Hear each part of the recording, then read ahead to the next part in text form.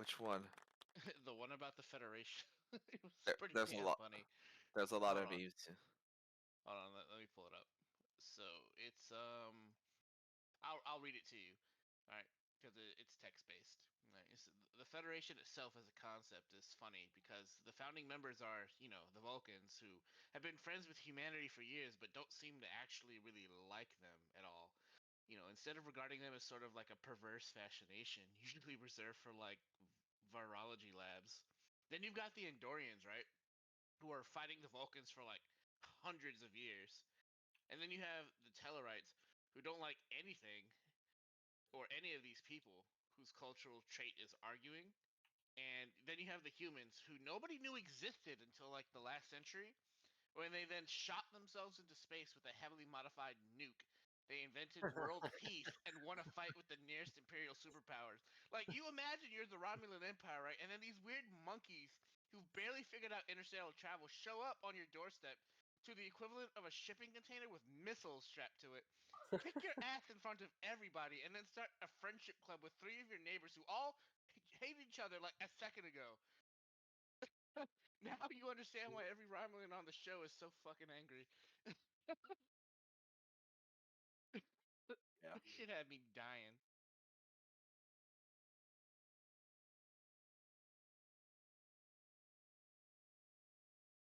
I asked a question yesterday, and not a lot of people answered. If you were to Depends. drive a Starfleet ship in real life, and you had to play a single song during that, which one would you play? Depends on what's going on. No, you're just like taking off for the first time. Taking off for the first time? Yeah. That's I don't know. An interesting question.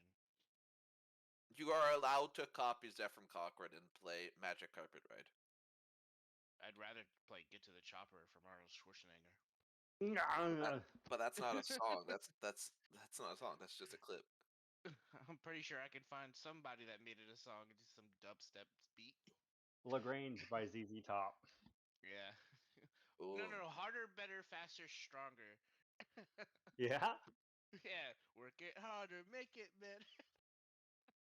Like, what are the remix versions? Somebody is probably gonna say like "Flight of the Bumblebees," like da da da da da da da da da da. That's Flight of the Valkyries, bro. Oh, fuck. The Bumblebee is the Terran Empire version.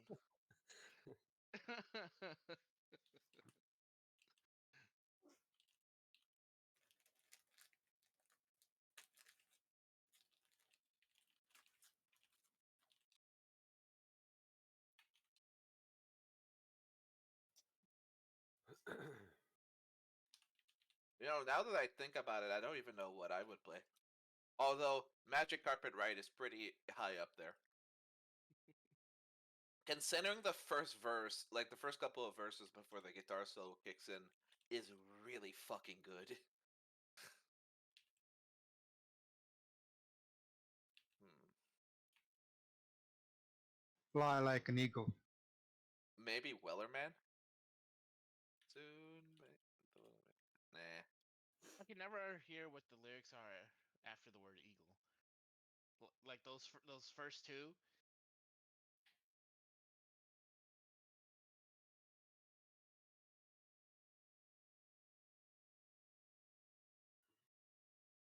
Hmm. Something like children don't get up to eat, and no shoes on the feet, and I don't remember all of it. Mm-hmm. Oh. Someone's probably gonna play the song from Interstellar. Hold on. I actually haven't. This one.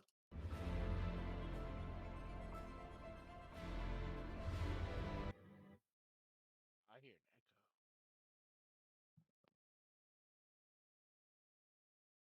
But the first time you reach warp from somewhere deep within your ship, you just hear this.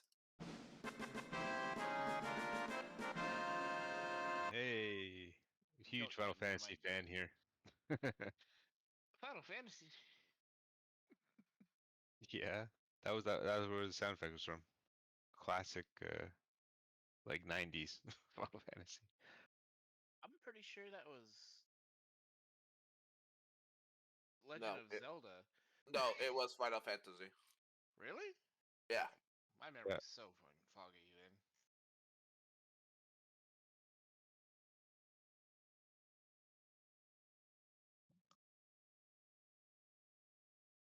It sounded like one of those 8-bit sound bites you hear from like the Legend of Zelda from the Ocarina of Time in the N64.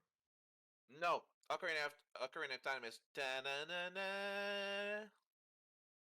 Yeah, no, it sounds like Ocarina of it. You know Time. what I mean? Like the technology of the time. I remember faking being sick so I could stay home from school to play that game. Bro, I saved up a quarter from my lunch money every day just to buy a fucking game system to play that shit. Good. I used to feel old, but now thanks to you two, I feel young. Thanks. You've single-handedly cured my depression. Imagine my parents like, I want a game system. Can you afford it? Yeah. In this Like, economy, where of where did course. you get the money? I You know what I mean? I used to buy Wii Point cards at the pharmacy with pennies. It was $20 each. I bet the cashier hated you. Oh yeah, she fucking hated my guts. It was like this teenager who was like, "How can I help you?" And I just dropped like a ton of pennies, and she looked at me, and I think she muttered the word "motherfucker." All And I was right, like, guys, "One we're Wii Point card." gonna get started now. We're about 5 minutes after. I just waited a little bit to see if people would trickle in. I'm sure more people will come in as they wake up or so. We had about 30 people respond, I think. So hopefully we see those numbers. Oh, 40. Oh, there you go. Are we gonna So hopefully record this? we see those numbers. Yeah, let's record it. Actually, Esday, you're usually the is Esday on? I got it. Give me a minute. Record it. Put it on YouTube. Yeah, Hi no. YouTube. Could someone screen record? Yeah, I got it. Okay, and then we'll put it on YouTube. Let me know when you're ready. Yeah, give me a minute. I gotta set it up. Go ahead and start your stream, Sarg, so I can hook it. Mm. Wait, are you actually playing Tarkov right now? No, that's just a wallpaper. Fate's always playing Tarkov. Off time starts Well, and then I work. he's actually playing Space Engineers. No, you turn around, look inside. He's actually programmed Tarkov into Space Engineers. Yeah, it's in a programmable block. But can it run Doom? Can it run Crisis? No. Settings in game, custom bitrate. Alright. Just giving Fate a second for people that just trickled in. He's setting up a recording for YouTube. If this was a like an auditorium and Sargonis was sitting in the mid, like on stage, like preparing himself, I'm the guy in the back just screaming, "Raise the PCU!" Yeah, The heckler in the audience.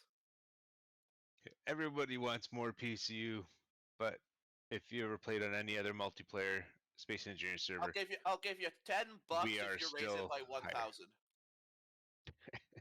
by I am 1,000. dead serious. I'm willing This to give you this 10 server bucks has for like the biggest ships of like any multiplayer server. Yeah, That's a lie. Well, I've been on Zio server. well, I mean, wasn't we at some point thinking about raising it to like 85, 90 just to start off and seeing how the server handled it? yes, we No were way. we were thinking about increasing the PCU, but I'm gonna segue into that as something else I because swear, Sargonis, I swear, if you've lowered it, I'm gonna be really upset. I know it don't matter no, much. I'm just telling you, I'm gonna be we upset. haven't lowered it, but we've been fundraising very slowly with our Patreons to fund a new box, which if we get the new box, then we could probably increase the PCU because we'll be running like latest tech. So we'll talk more about Patreon stuff later, but that would definitely help to fund the new server. Well then, your stage is yours. The lights are down. This is your talk. All right. Well, thanks everyone for joining. I appreciate it. Just want to let you know. I want to say first off, a special shout out to and thank you to everyone who has contributed in some way, shape, or form to this server, and that goes from anyone who's just to a normal player who has been here for a long time and seen all our growing pains and our changes over the years, to people that contribute by building for the server. Like a lot of people. Such as Dema has designed a lot of our NPC ships that you're going to be fighting in game. Um, this time around has been no different. People have come out and have helped us financially keep the lights on during our down period. They've helped us with builds like for NPCs, new starter ships that we're going to be showing you today, and as well as programming assistance. I'm just going to start off by saying special shout out to a few people just to have been actively really giving me a hand, and that's why we've been able to accelerate the development so much. DJ, he's been great. He's helped us a lot programmatically. I think DJ's on this right now, is he? Hello. DJ, yeah. So DJ's helped us quite a bit with our new safe zone tech that we're coming out with, as well as our new ablative armor, which he's going to demo later today too, which is really cool. Our Colas has been a huge help too. Our Colas is a 3D modeler, so he's helped us with several models. He continues to help us with asking for nothing in return. So one of the things we're going to be doing is helping give back to those people once we get more active and our Patreons kind of build up again, because we want to show our thanks to the people donating their time for free. The Dema, definitely, for all the NPC work he's done, all the chats I've had with him about balancing in a PvP aspect and battles, because he's really good at that, so he can provide a lot of input. He's also helped with some of the starter ships this time around, so he's been a really great asset as well. And also a special shout out to all of our admin staff, Esde, Rocking, myself. Who else do we have on our admin staff? We're kind of down a number of people now. Gray Owl, who's our new trainee.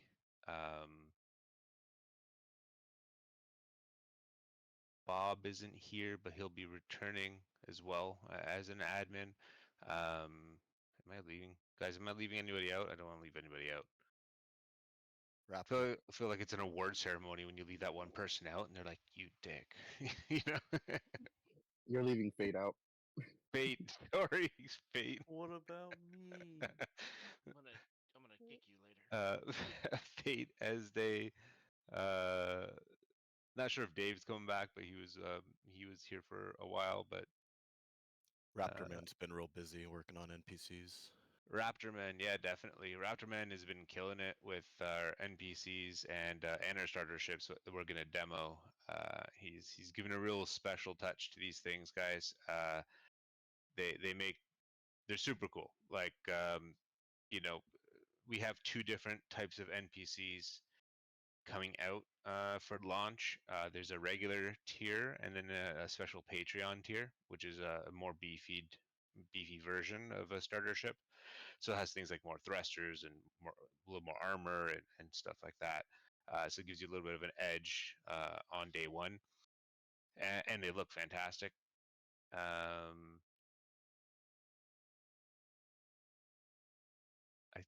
think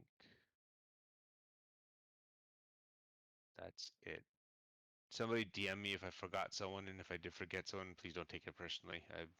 I've been working the last like 16 hours straight trying to getting stuff prepared to show you today in some sort of demo environment. So yeah.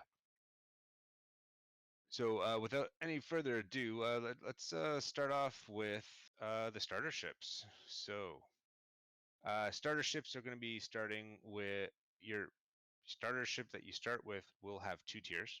You're going to have your regular tier, which is everyone can use it, spawn in with it. Then you have a special Patreon tier, which will be a more decked out version that gives you a little more of an edge when you start off. Not dramatically OP, so don't worry. I know everyone has concerns about Patreon, and a lot of servers are pay to win. Like, you're a Patreon, here's a million tech a day. Like, we don't really run that way. If you've been with us historically, you know that hasn't changed. Patreon system has been completely overhauled as well. So there are brand new perks. It is more lucrative to become a Patreon and support us. And you do get more benefits. Again, nothing dramatically game breaking, but you do get a slight advantage as you should for supporting the server. So we're gonna start off. So this guy here, everyone can see my screen, right? Yep. All right. So this guy here is the I think Daedalus class they called it, and this is the Federation basic starter. So this is what every normal player kind of would jump in game and kind of start off with as your starter ship. All starter ships, regular tier and Patreon tier, they're all spec'd to a certain spec. So they have roughly the same amount of armor blocks, the same amount of thrusters, etc., etc. So, there's no one advantage joining one race versus another. And all the starter ships this time around have been designed um, with expansion in mind. So, if you played in 2.0, we had some really cool starters as well. But when people learned that the Conestoga Federation class was pretty much the starter you want to start with because it was the most room to build and easiest to start off with, then it didn't matter what race you were, like what alliance you were, everyone just started with the Federation ship. So we didn't kind of want that, right? We want that diversity. And actually, you don't even have that as an option this time around because no matter whatever alliance you pick, you start in their territory, like their home or area. So you can't pick like a Romulan starter and be like, well, I want to start as a Federation person, but I want the Romulan ship. You would start in the Romulan area. There is no more starter zones. So in 2.0, we had separate servers for starters where people could kind of get their feet wet and learn and die to little Orions. Um, that is not a thing anymore. We wanted to make the game more organic and inclusive. We found that a lot of people in that system, they stayed in the starter zone for like months, and then they either never left the starter zone or they got bored and left because they didn't realize there was more of the game than what they were playing. So, to remove all of that miscommunication and make everybody part of the same game off the bat, we got rid of those starter zones. Now what happens is once you pick a race, so let's say Federation, you jump in your Federation teleporter pad, spawns you in a Federation ship, you will spawn around Earth. And when you spawn around Earth, you're going to be spawning with all your Federation friends. Everyone who wants to be Federation, you'll be spawning by Earth. So, especially on launch, it's going to be really cool because you're going to see tons of ships flying around, right? So, the universe is also dramatically smaller, so there's a lot more likely to kind of bump into someone or see someone. And we've included the new warp signatures, which we'll talk about more later, which is a really cool effect because um, you're going to see, especially when you're in your home world, right? Like if you're by Earth and people are like warping all around, you're probably going to see like their warp signatures fly across your screen. Oh, somebody just warped that way. Someone went that way. So it kind of gives you that immersion that you're playing on a server with someone. Sometimes, in Space Engineers, you could play for like 8 hours straight and you haven't even seen a soul. So we kind of wanted to make that feel more like you're playing with people online. So the warp signatures can be pretty cool, and it lends to Star Trek, right? Star Trek. There's always a warp signature. They're always tracking down a warp signature. They're always masking a warp signature. You know, that's kind of how it is. So it lends well into the lore as well.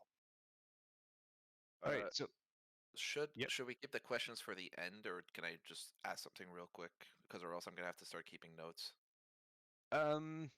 we can ask as you go. If it gets excessive, well, we'll keep them to the end, to the QA session. But you can ask for now. Okay, so I'm guessing these ships aren't atmosphere capable at the moment. Not No, at they all. are not. Nope. Okay, so they are around Earth, as you said. If you pick Federation, because I'm talking about the one we're looking at right now. Yeah. So They can go in Atmo, but then they will meet the ground. yeah, well, that could be said for anything. That's called gravity. Um, but since there's no starter areas, oh wait, actually, never mind. I forgot about the threat detection thing. Never mind. I just think I just solved my own question. Okay. All right. So that is the Federation basic starter. Then we got this guy, which is absolutely beautiful. Raptor Man did a really good job on this. I gave him Picked the my kind of favorite ship with a wipe so far. I gave him a design that I liked in one of like the Federation ship styles, and I was like, this has to be a starter. It's Orion class. So this starter ship lends itself really nicely because again it has interior space so you can expand. It doesn't have giant nacelles, so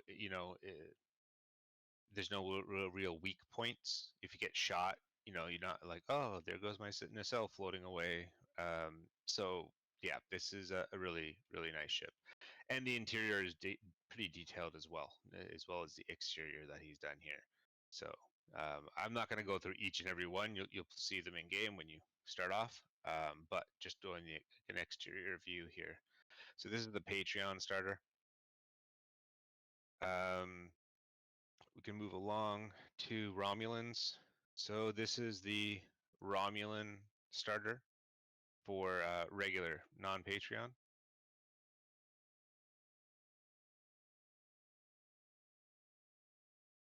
Nice. Yeah, he did Nice. a really good job. Even a little on the fin has like a looks pretty cool. Then we got this one new. This is the Alachi.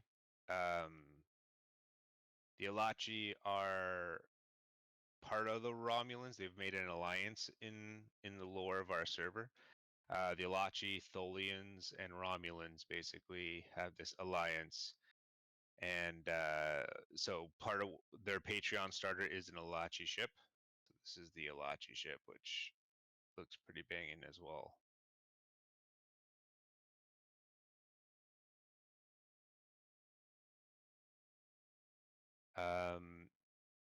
We moving on to some of the Klingon starters. This is the Klingon non-Patreon starting ship.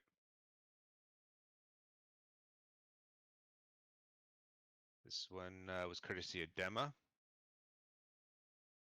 Go inside the belly. Nice and beefy. What's that? Poke your head inside the bottom.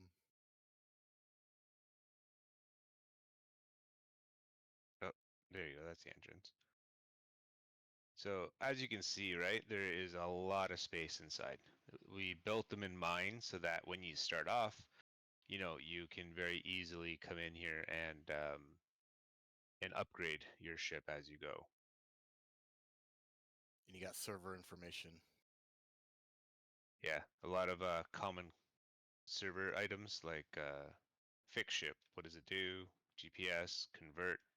So a bunch of these commands are all listed here as well in your starter ship. We're going to be adding LCDs with that information just for people that start for common things they're going to be using. I like all the dead people. I just noticed that. Then Klingon. yeah. Then we got the Klingon Patreon starter.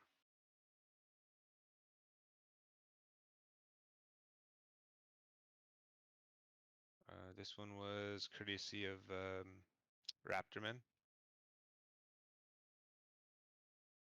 So that's that guy, and what was the Ferengi. The Ferengi ones look really cool too. The Ferengi basically are the Marauders.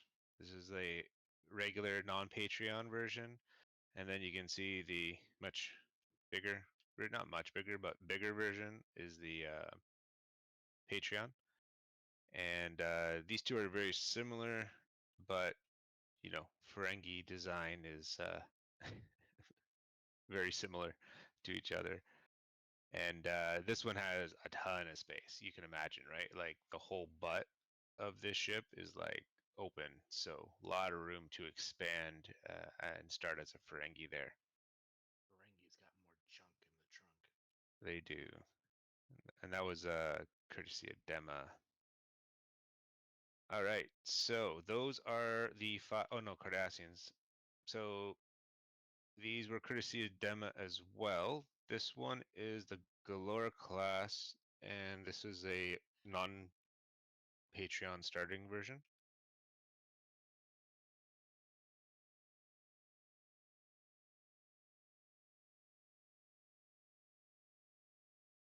And this one is Escort. I'm not sure what the class is on this one, but this is the Patreon version of It's the. somewhere between a Nornin and a Galor.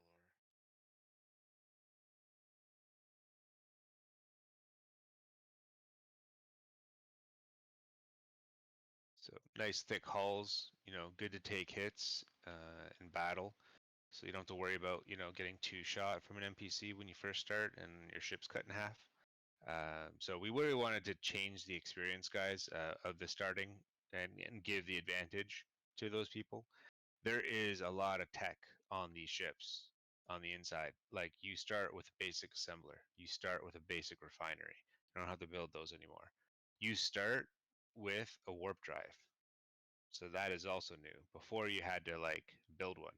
You have a warp 0 drive and a scrap reactor. The scrap reactor and warp 0 drive are you can't build them. You can only repair them if they're damaged um, to a certain point. And they basically, if you grind them down, they grind down to scrap. So you want to be careful with those drives. They'll give you a maximum of I think it's warp 1. Oh, sorry, this is a warp 1 drive. I lied. You call it the warp 1 drive. The warp 1 drive with 2.0 is not warp 1, it's now warp 2. So this is the new warp 1 drive. It'll give you warp 1 speed, which is 1 kilometer per second, and it will it's fueled using deteriorated antimatter. So deteriorated antimatter is a new fuel source, and the only way to get that is through voting. Your daily votes will give you some fuel. So when you vote for the server, which takes 2 seconds for you to do that in a day, that will give you some fuel to power that reactor, as well as the Patreon rewards will give you additional fuel.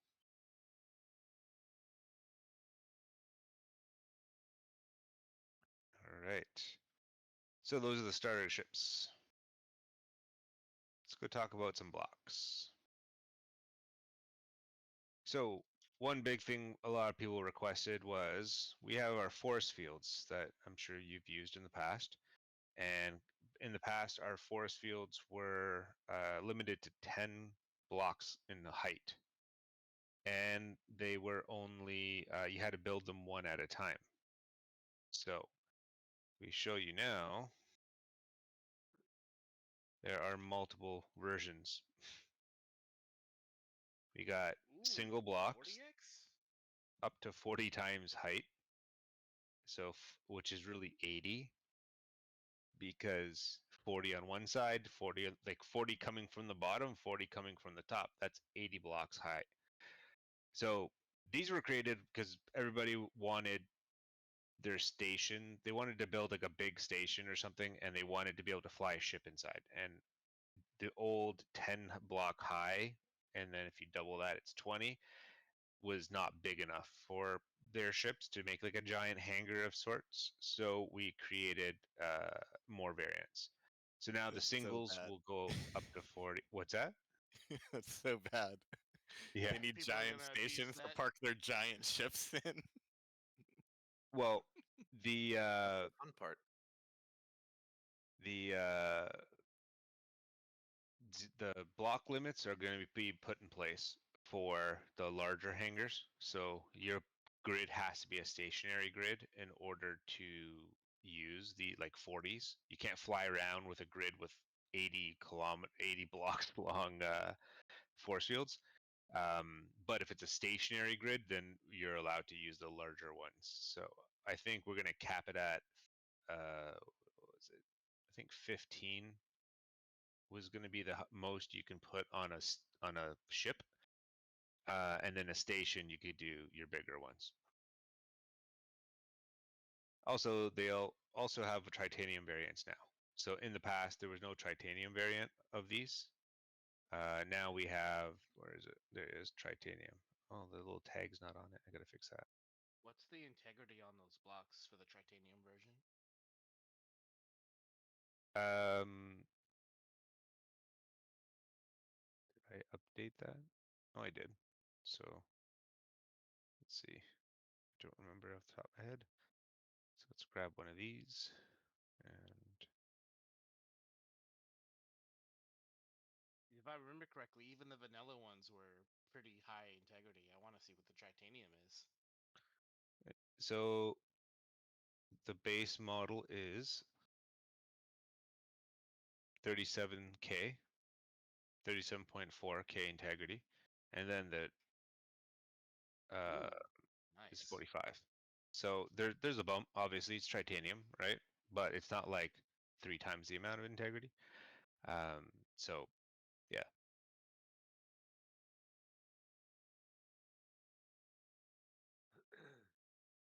And just so for a visual of how big that actually is,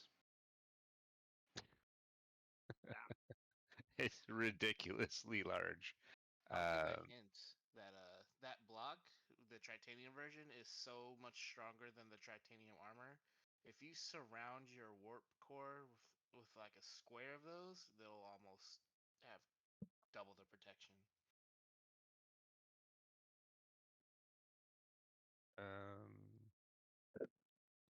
Titanium it's the same block. thing if you A surrounded titanium your block is warp core and 27. refineries. Yeah. If you surround your warp core and refineries, it'll like never get killed because they have like 400,000 integrity.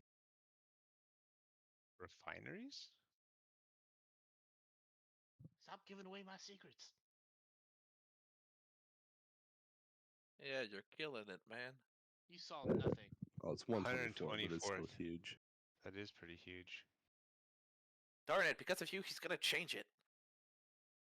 That's always been like that because these are vanilla settings. This is a Why we can't vanilla do the Yep, cost same. it's for a been like that refinery. forever. Yeah. So, well, imagine you had a titanium version refinery. 250,000 integrity. All right. So that is, yeah, that's that. So next up, I'm going to skip over this one. We got our teleporters. These are still being worked on. We demoed them last town hall, but I'll just quickly kind of go through it again. It's very simple. You set this up, you click on where you want it to go under your actions. So you pick the next teleporter you want it to go to. So I said trophy room. And then I walked into it. Now I'm in the trophy room. And if I want to go back, oh, yeah, this No, is no still whooshing developing. sound effect from Star Trek. Yeah, it's coming. These are all just placeholders. That's an explosion sound effect you heard. And, That's the spirit. yeah. So And then there's like a little particle effect. That's a wormhole right now, but those have to be changed. This is still in development, but that's the concept of what these do. You just basically walk in these magical arches and you teleport to a specific location on your ship. So you would set these up in a way like a chamber room, and yeah, a sound effect like that. So you'd walk into a, like this takes you to like a chamber with like 5 other doors, and you just walk through it, so you can instantly go to anywhere in your ship basically with like 2 seconds by just walking. Wouldn't it be Um, technically more Star Trekky if you made them round? Not the arch, but like the block itself round, so it looks like a teleporter pad. well, we still have the turbo lifts, right? Yeah, That's but so we it's have those, and we still have the transporter pads.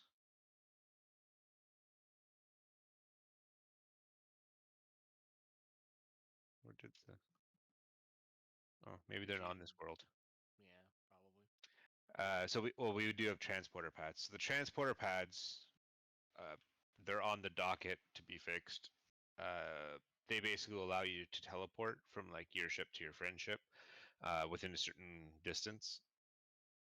Or if you're like in orbit of a planet, you can teleport from your ship to the surface of the planet and back. So lends well to Star Trek. We had it before. We had to take it away because there was a bug that we couldn't get fixed. But I'm hoping that we can get that fixed before we go live with 3.0. So the end to further answer your question, so this design is actually designed after um, Star Trek. So if you look at the site-to-site transporters in Star Trek, like Star Trek Picard or even Voyager, anytime they're at like a Federation home base headquarters, they have these arches, right? And you walk through the arch, you see like lines of people going to work. It's like their subway station, right? They just walk through these, and then they end up on the other side, and like at another designated location. So that's what these were designed after. And again, this was just a basic design. We can always enhance it. I just need to get something out there. All right, so that brings us to our trophy room, guys. Trophies. What are they? Oh, look, this one's upside down. So these are basically all different trophies, these ships that you can get, and you can display them in a cool trophy room. And more will be added eventually. And there's a big bar of Latinum trophy. And these are basically for achievements. So every time you kill an NPC, that NPC will drop a certain amount of, we call it trophy dust. That trophy dust you can use to create trophy matter. No, hold on. You gotta remember how I did this. Trophy token. So you'll get trophy dust. That trophy dust you can then turn into trophy matter, and that trophy matter will create you a trophy. So for no, I lied. So let me say that again. You get trophy dust when you kill an NPC. That trophy dust you then turn into whatever tiered trophy token you want. So if you look at the screen here, these are all tier 1 trophies. So the tier 1 trophy, you need 1,000 tier 1 trophies to make this trophy. And I think it's like 10 dust per tier 1 NPC.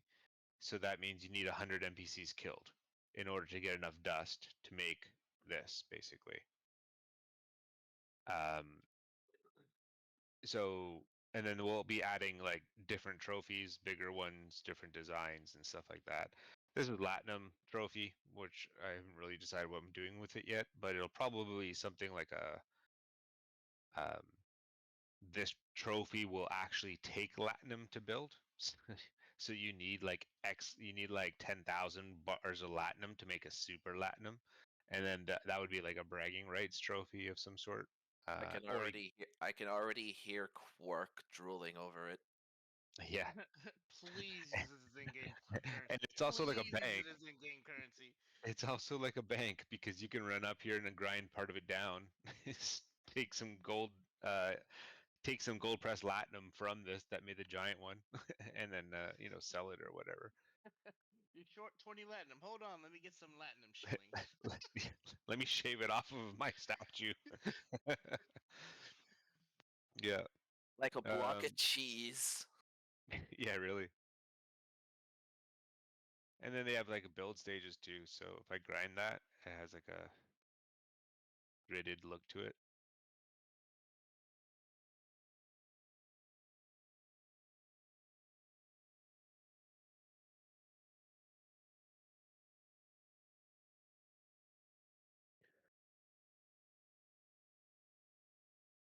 All right, so that's basically our trophy system. This is just again getting something out there for launch so that we can start massing that those tokens or the trophy dust, so that you can start making these. And then I also took in consideration, like some people are like, well, I'm not able to fight a tier 3, but I really like the tier 3 trophies, even though I haven't designed them yet. They're like, but I want a tier 3 trophy. So you can still make a tier 3 trophy if you get enough dust. You can turn your dust into tier 3 trophy token. Um, but the ratio is like ridiculous. I think it's like goes up 10 times by each one. So you would need to kill, like, if you're killing tier 1s and you wanted a tier 3 trophy, you would need like 1,000 or 10,000 kills or something like that. It's a lot. It goes up a factor of 10. So it's an option if people want to do the grind, but it's primarily there, and the big gap is there on purpose because if you want a tier 3 trophy, go kill tier 3 guys. They'll drop more dust, and the more dust they drop, the faster you can build those trophies. So essentially, what I'm thinking is these trophies would be. I may keep the same models and just enlarge them. So the tier 2 maybe actually like a uh, 3x2 or something like that, or 4 maybe. And then you can like shove them inside your hangar. You can make a Maybe you complete could make hangar. it. Maybe you can make it so that the higher tiers are like rarer ships for each of those factions. For example, for the Romulans, like the tier 3 could be the original Romulan warship we see, well, warbird we see in TOS, and like for the Federation, it'd be Kirk's ship. I mean, I don't know, maybe adding. I'm just throwing some Or lore out next. there, Yeah. because I feel like a modern trophy would be something you see every day, but like a rarer trophy would be like something really legendary and then important to whatever faction you just decided to wipe off the face of the map. And Yeah. the trophies will have some use later on into the game. We may or may not require them as like an entry fee to like an event. Like say you wanted to fight on the NPC side of an event, bring this many tokens and we'll let you play on the opposite side.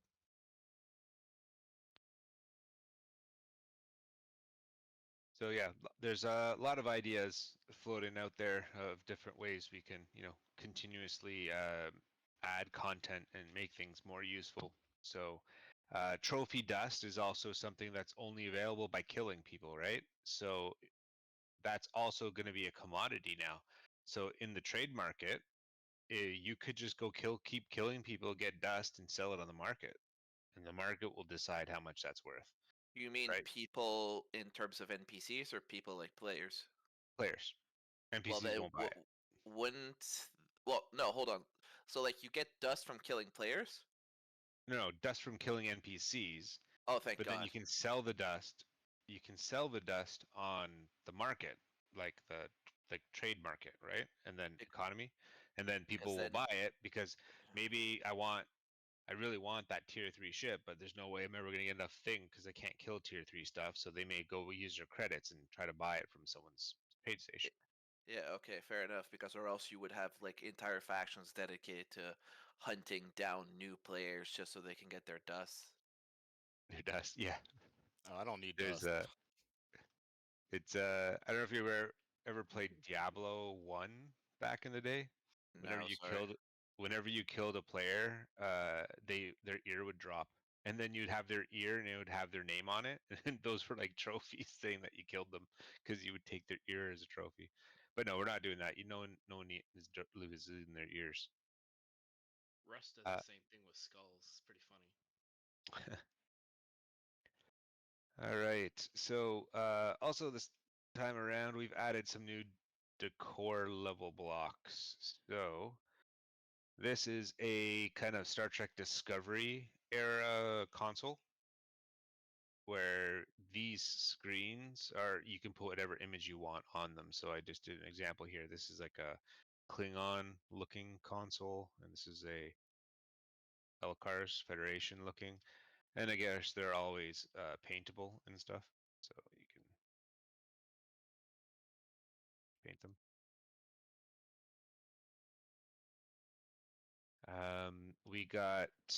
We added a few new stuff from Quarania's Star Trek pack that he's graciously allowed us to kind of pick and choose what we wanted to use. So we've added this console. If you watch Star Trek: The Next Generation, it may look familiar. It's kind of the one where they would put their hand on and start the self-destruct sequence. These are all individual panels, so you can actually put whatever image you want on these. So I just put various images here of different things, but you can put whatever you want. This also works as a cockpit, I believe. Yes, so if I click on it, I'm actually in it, so it's actually like a cockpit. It's a control station. These are part of Quarania's pack as well. He made a bunch of like Klingon kind of themed consoles. So probably not be white, but oops. Oh, well, you'll probably also notice that I am a Klingon here. So we've also added those to the game. Everyone will there'll be a bunch of skins you can choose from now that are Star Trek oriented. So you can be a Klingon, Romulan, an Orion, Federation, Bolian.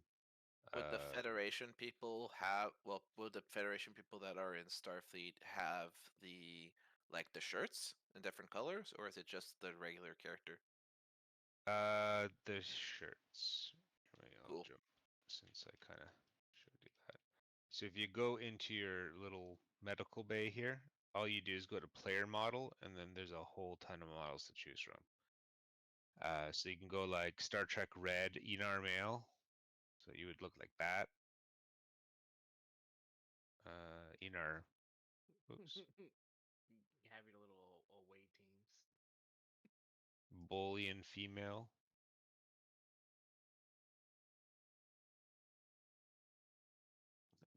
Tellarite. Oh, sometimes they don't click right, but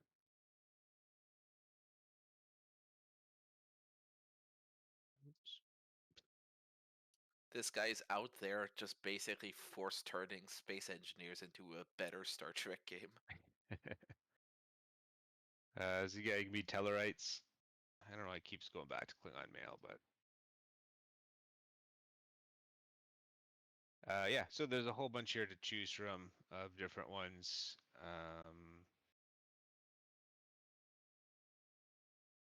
I am missing one of the packs. So there's no human version. I gotta add that. So there's like a human Federation version because these are just aliens.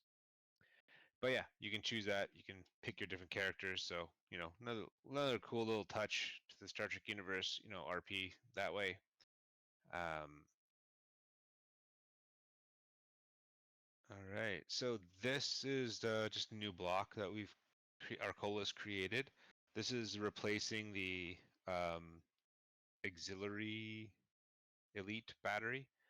So we used to use Quarania's model that he had for his elite batteries. They're just a replacement for that, so it virtually works the same way. It's a battery.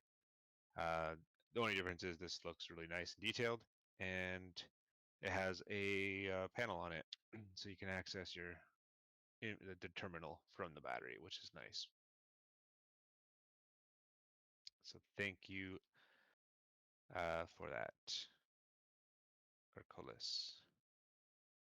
All right, so this, I honestly didn't want to waste the time on a drive that's a scrap drive that's only on beginner ships. So this is really the scrap antimatter reactor. This is what the starter ship starts with. That gives you a little bit of power. It's powered by deteriorating antimatter as fuel. So again, that's the fuel you get by voting for the server or Patreon rewards. Or piracy. We don't judge. Mm-hmm. I can Well- see min max people like saving this and then like merging it to their ship in the future to get that extra little bit of power. Or that pirate that goes around trumping people just to get fuel and being a fuel vendor for that sector. That's Well, true. So there's the only way to get them is either voting or Patreon. Well, not the blocks, but the fuel. The fuel, yeah. Okay, well, that's one way to advertise your server, I guess. So It's a starting unit. It grinds to scrap, so that you don't use this end game. This is just to get you started because warp drive takes a lot of power. So you need a power source to fuel that. You can build regular nuclear reactors as well. You know, you're not stuck to using this. This is the free one we give you. It's a free with your spawn ship. It's free warp drive when you start the game. You just vote and you can keep it fueled. So it's and if you really don't want to vote, which is only going to hurt the server, then build a nuclear reactor and then you can fuel your warp drive. But again, once like soon after you like progress, you are going to progress to different tiers of warp. You have a warp 2 drive. Your warp 2 drive is the same model as what we had back in the day, right? This used to be the old warp 1 drive. This is your warp 2. This is going to give you double the power. This is the warp core. This will give you double the power that this gives you.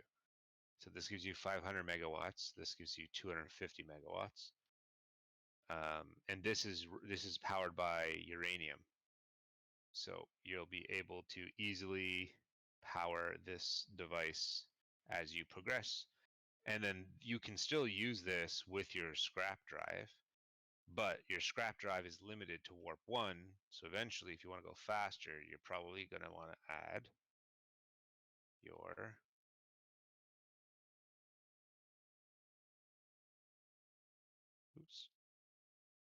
warp 2 drive. And your warp 2 drive is going to give you a faster speed. It'll allow you to travel to. There's no cap on that drive. All right.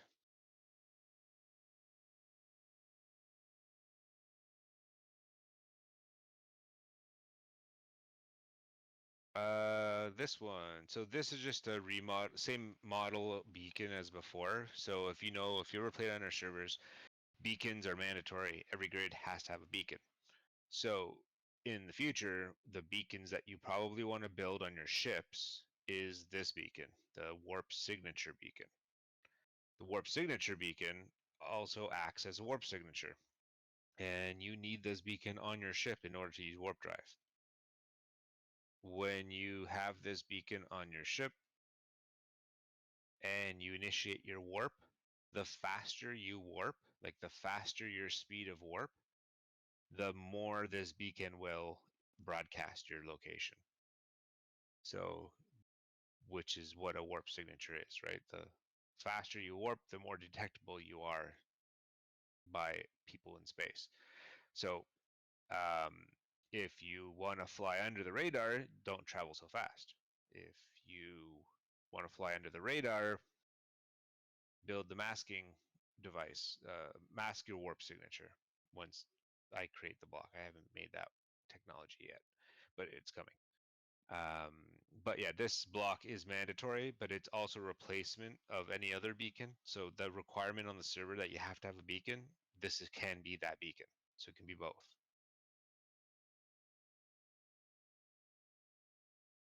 You also cannot initiate warp without one. So if you try to warp and you don't have that particular block, it's not going to work. Yeah, you'll get a notice across the screen. It'll say your warp drive doesn't have a warp signature or something like that, which prompts you to go build one. So this is our Intrepid class warp drive. This nothing new on this device other than the fact that I just changed the animations. Before, the animations were using a different engine. Now I'm merging everything to something called animation engine.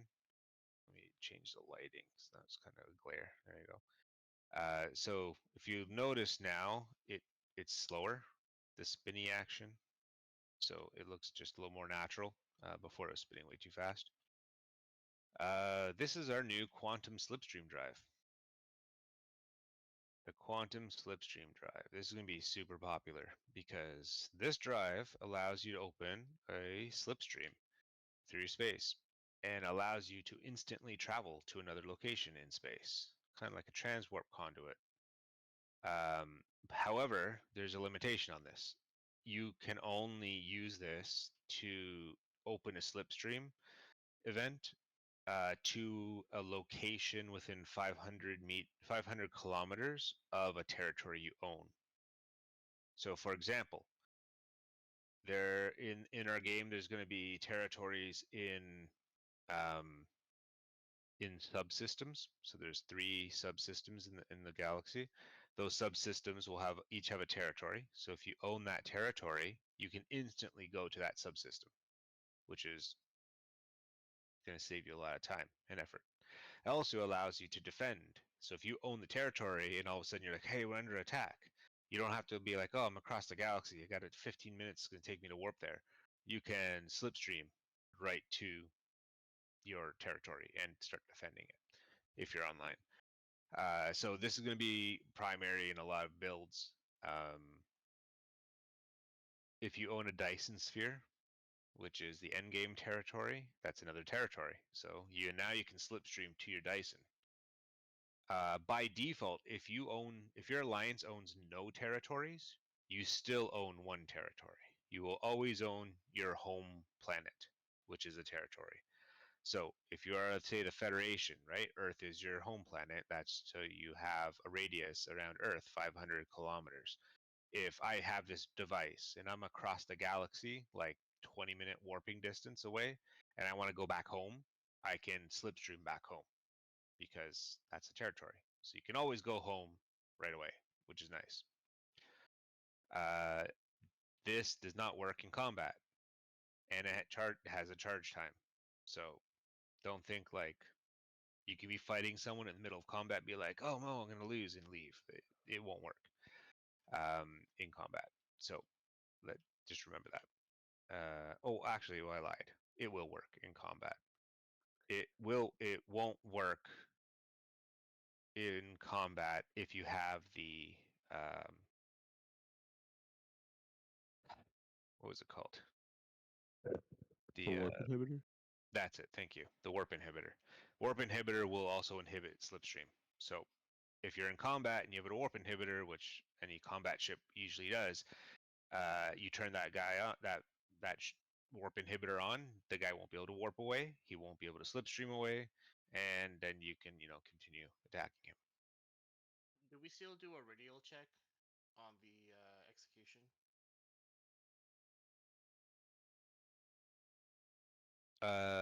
For warp, For the slipstream.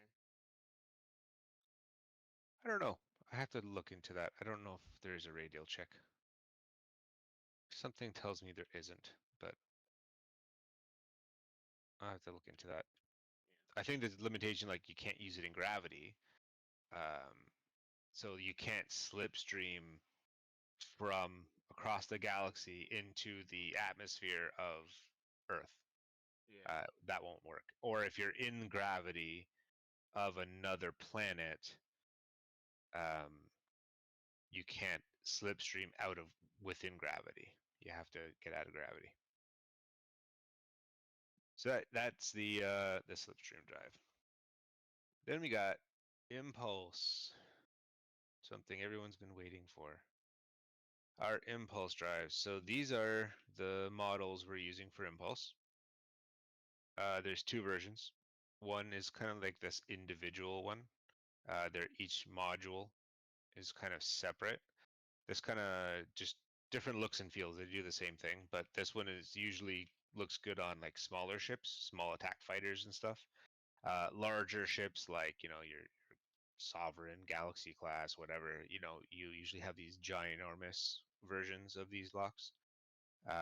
So and it's solid looking. So that is what these ones do. Right now, if you notice, they're dark red. That's because they're not powered up. They're not fueled. If they were fueled, they would go a lighter red. So this Hold on. guy, Oh shoot! I was gonna ask questions about the impulse. yeah, Are these atmosphere or are these just space? Both. both. What's the PCU on them right now? They're still being balanced, so subject to change. Oh yeah, they're 15, so they're definitely subject to change. Okay. Is this intended to replace the gravity drives? This is going to replace probably all propulsion systems. It's Is a it direct upgrade to any thruster you can get in game. is this going to what's the damage radius on it? Like you can't put a iron block in front of the hydrogen thruster, or else you lose the iron block. Oh, you mean the burn distance? Oh, Yeah. yeah. Not that far. This one is right now it's not that far. I think it's like one block, but it's going to be increasing dramatically because I don't want these inside ships. They should be outside of the ship. Oh, then this is gonna make my life a bit more difficult for the Montreal. Damn it. Fine. Yeah, okay. we'll be retrofitting a bunch of stuff. Mhm. Yeah. A lot of people will be retrofitting for this because I'm going to show you a demo today of the drive, so you'll see it working. Yeah. It's more of a questions of because since I'm working on my own ship in single player, I was like, oh, how am I gonna power this? Originally, I was gonna be like, I guess I'll have to hydrogen it and wire everything. But then I heard about the impulse drive. I was like, oh, I can put those inside the nacelles, and I'll be able to have a nice looking ship. But if the burn distance is gonna be like 25, I'm gonna have giant holes going You through can my nacelles. technically do that. You can use one of the 1x1s in the nacelle and just have a long line go through it. Wait, there's 1x1s?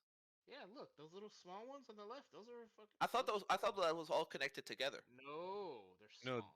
these Oh, are jeez. all Oh, these are sweet all Lord, one by one. Sweet Lord, baby Jesus, you just saved my life. So the system is modular, Yeah, right? you can make whatever you want. I can make it this long and then put, Yeah, it's so. like that. This is would this be your replacement for the thruster stuff that the original I wouldn't Trek say it's pack? a replacement. It is a direct upgrade to the end game level. What's nice about Yeah. this though is if you are designing a ship, you can make the burn profile whatever you want. If you want it to be a cross, you want it to be a dash, you can do whatever you want. Yeah, You but don't have to conform. On I was- launch, this yeah. is only available Elite Tech upward. Shit.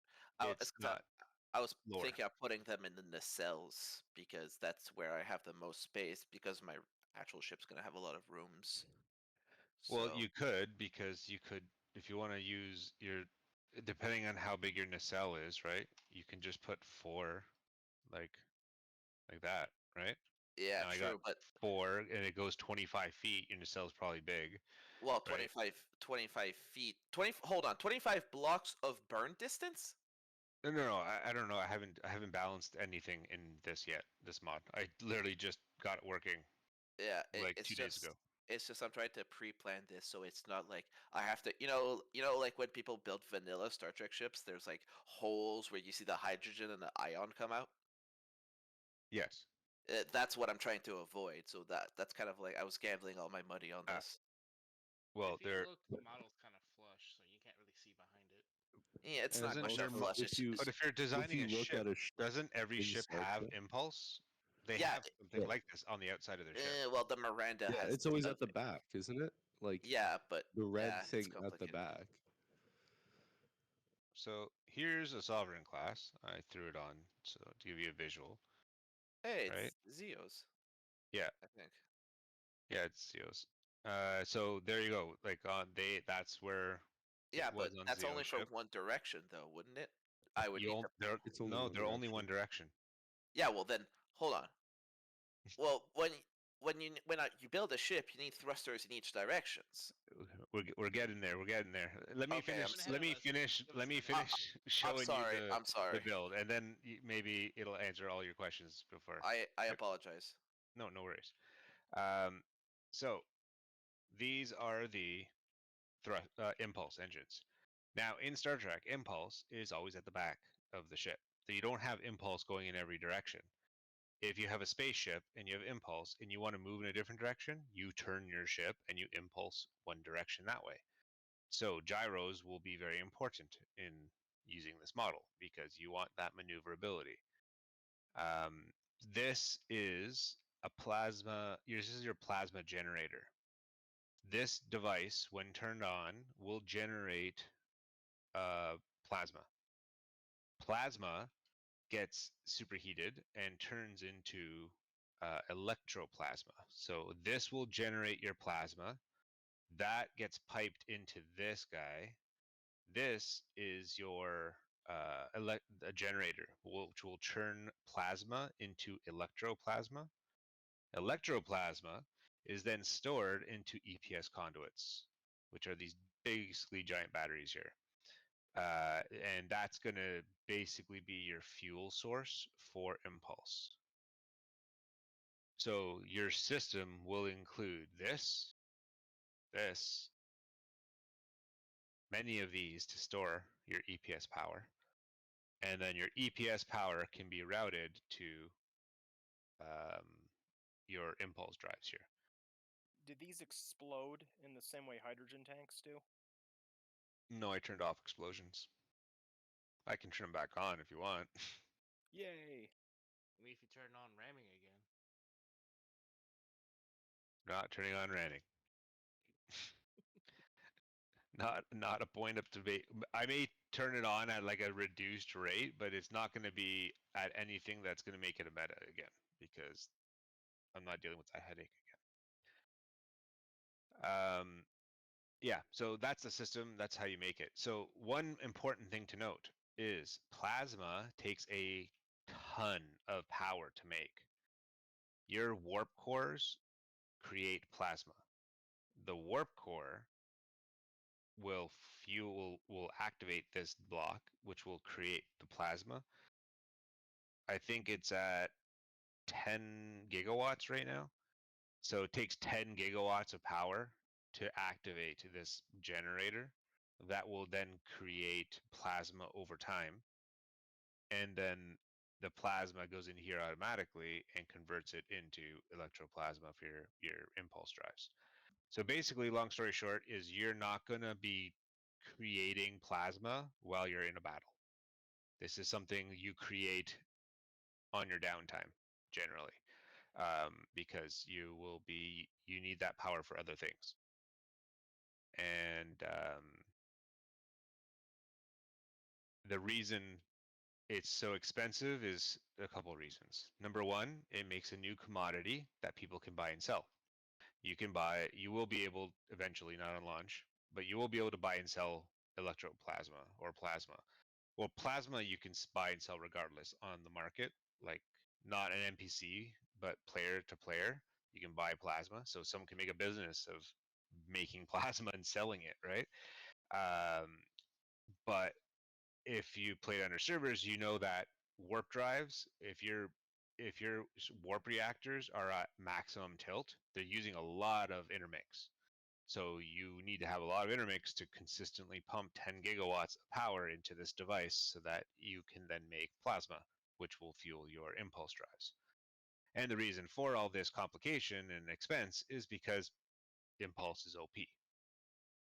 For So- those who are curious what the number crunch is on 10 gigawatt reactor output throughput, for 10 gigawatts, you're going to need about 5 elite warp reactors and 4 of the tier 2s to produce that amount. So it is definitely No, an insane thing. elite is you can have 5 elite, isn't it 5 elite? Yeah, you can have 5 elite reactors on a grid. So that would be 5 times 2 because they give 2 gigawatts each an Intrepid class. So that's 10. So a full elite setup of reactors is what's required to power this thing. If you don't Yeah. want to have elite yet, well, but then again, it's right now it's locked down to only elite tech. So you need elite tech to build an impulse drive system or impulse engines. So you're gonna have elite to power it, right? So it kind of works out there. However, you don't have to. You could supplement it. You could use proficient and then supplement it with a bunch of other reactors and solar panels and stuff. I'm also curious to see what people will try to find. What is the cheapest way for me to make plasma? You're gonna see a ton of solar panels, max out that. Swear to God, if I see you that. know. Oh yeah, people will do that, right? Because then why not create a station that all it does is stay on and generate plasma, and now that plasma is I can just dock up to that station and I can refuel all my impulse ships or whatever I want. And gigawatts worth of solar. Yeah. Well, there is a block limits on those too. So, but yeah. Anyways, long story short, that's kind of how that works. Now, around that impulse is one direction. So to answer your question, we have our new RCS thrusters. These thrusters, courtesy of Arcolis, are what you're putting all around your ship. And these basically will give you super inertia dampening. Well, they don't give you, they'll help with the inertia dampening.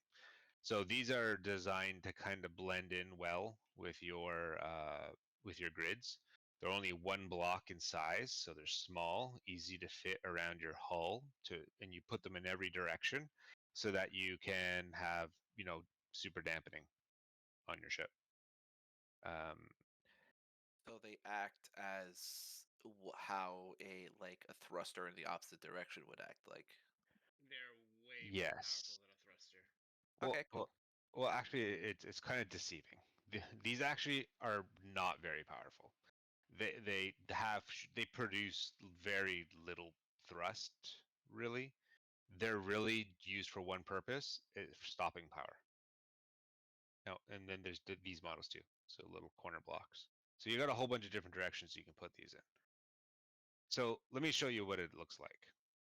So I kind of threw together a quick build, and I threw it onto this ship, which is Zeo's Sovereign class. Now, this Sovereign class is ginormous, and this ship would probably never be actually on our server because it's way over like PCU count. If I do a quick copy, let's see. 212,000 PCU. So yeah, we have 80,000 PCU limit. So like ship is ginormous. So I just want to put yeah, I just want to put that into perspective for you, okay? So that on this ginormous ship. Now, I added gyros to the ship so I can turn easier, right? So turning left and right. If I strafe, so how you normally would play this game in Space Engineers, right? You hit the A button. I want to go left. Look how slow it's going. And go right. Doesn't do much at all, right? That's not how you fly with impulse. Impulse is directional. So if I hit forward, now I'm cooking. And if I want to change my direction, I just move my ship in that direction. Think of it like a jet fighter. Okay? That's how you fly. Then all of a sudden say, I want to stop. Let go. Look how fast you stop. So with impulse, do you maintain momentum or not? If you have the Yes. dampeners If on, you you would, yeah. turn off the dampeners, like right now, my dampeners are off. Right? If I turn my dampeners on, I come to almost to an instant stop. So that is essentially how impulse works. It's a completely different way than your typical. So I'm going to show you now. Oh, something broke on that. There must have been a gyro loose and grenaded somewhere in the ship. I love when that happens. If you love something, let it go. If it comes back, Yeah. It's Impulse yours. touch. So I'm going to make a copy of this ship.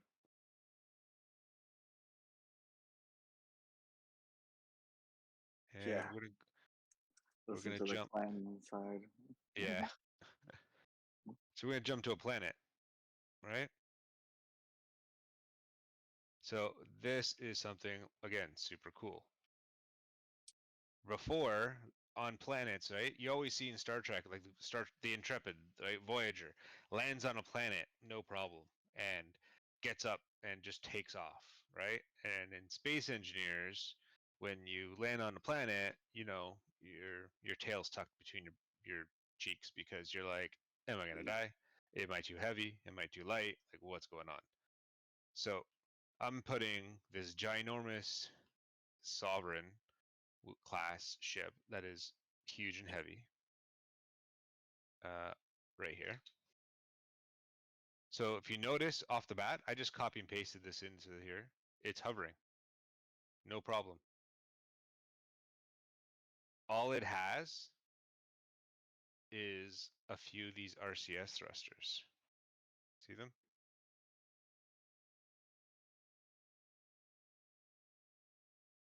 Could you hide those inside the ship, or do they need to be outside?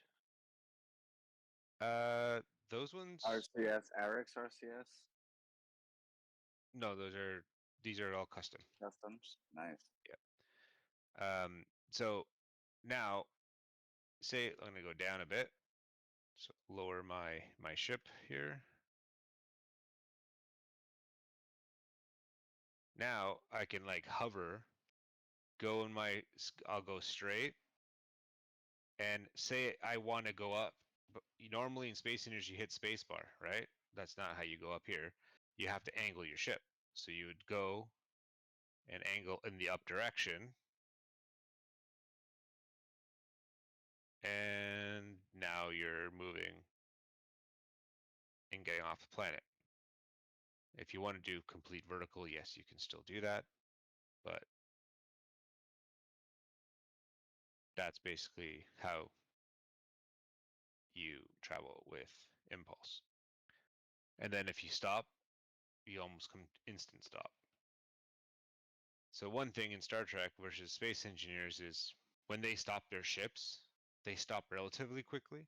They don't travel another 5 million miles because they're, Star Trek technology, super dampening. So that's what we added basically with these drives, is this super dampening ability. I'll ask the question most people are probably thinking, but not saying. If you run out of plasma while you're hovering in atmosphere, will you drop? No, you won't drop because your RCS thrusters are powered by your regular power, like warp reactor power. Your impulse, which are the red things that go put you in one direction, that's what propels you forward. That's what is that's what you won't be able to move. So essentially, if I'm hovering like this and I like stay here and I run completely out of impulse fuel, I won't be able to move. I can stay in this direction, but if I try to like go up, it's gonna go down. So what basically, you're I'm saying stuck. is that I can build a ship as big as I want as long as it's within PCU, and as long as I have those dampeners on, I don't have to worry about crashing. Nice. Yeah, because the impulse you have your dampening. So you could use that as a base hovering above the planet surface, right? However, I wouldn't recommend it because Space Engineers does do funky things on server restarts where it doesn't load the thrusters in at the right time, so gravity will probably drop you to the ground and you'll still blow up. The rule in Space Engineers period is never leave a ship hovering in gravity on a restart, because Definitely. you will probably lose your ship.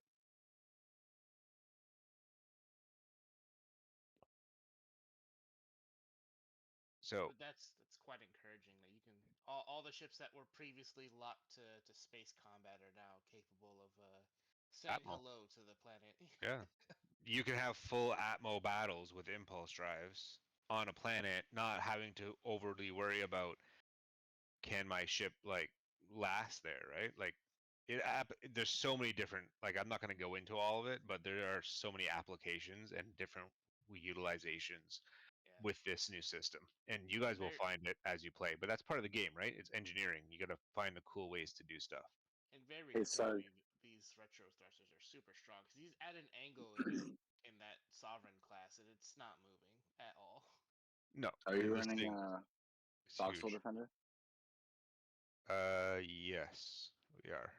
Okay, So sweet. if you crash into a voxel, Yeah, I was just thinking, because if not, you should be, because what might help is, I know Sim loves to take tank when Voxel and Grid meet at high velocity.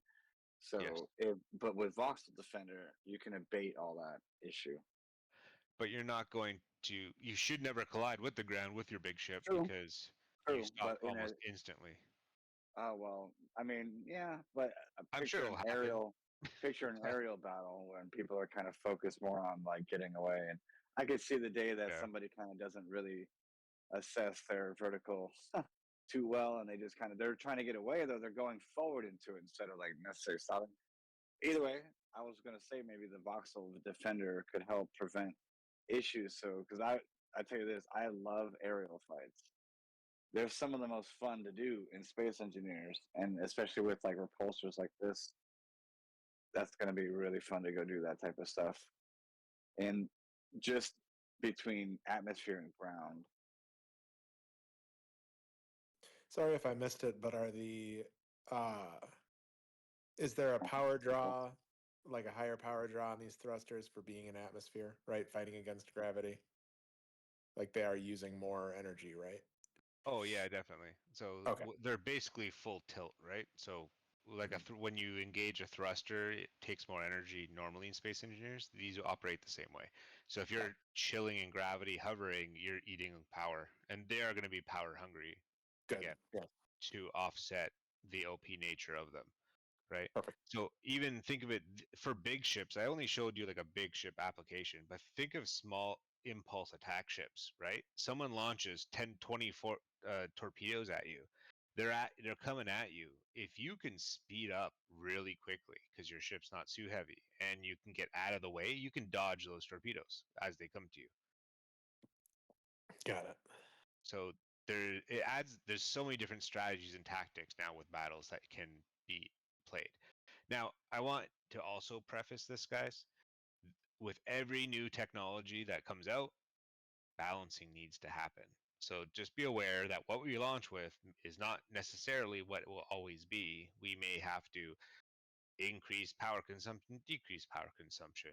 Maybe plasma is too hard to get. We have to, make more plasma generate per second when it's powered or not, right? Like those are balance things that just come in time, and player feedback is what's going to drive that. So please bear with me in this, because again, this is new. No one's really done this stuff before. Oh, there's also one more thing. So let's go back to our little platform.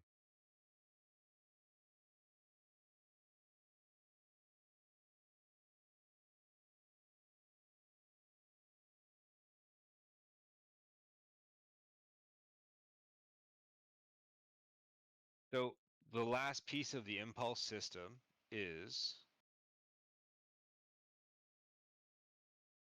oh, I didn't put it on display, is this guy.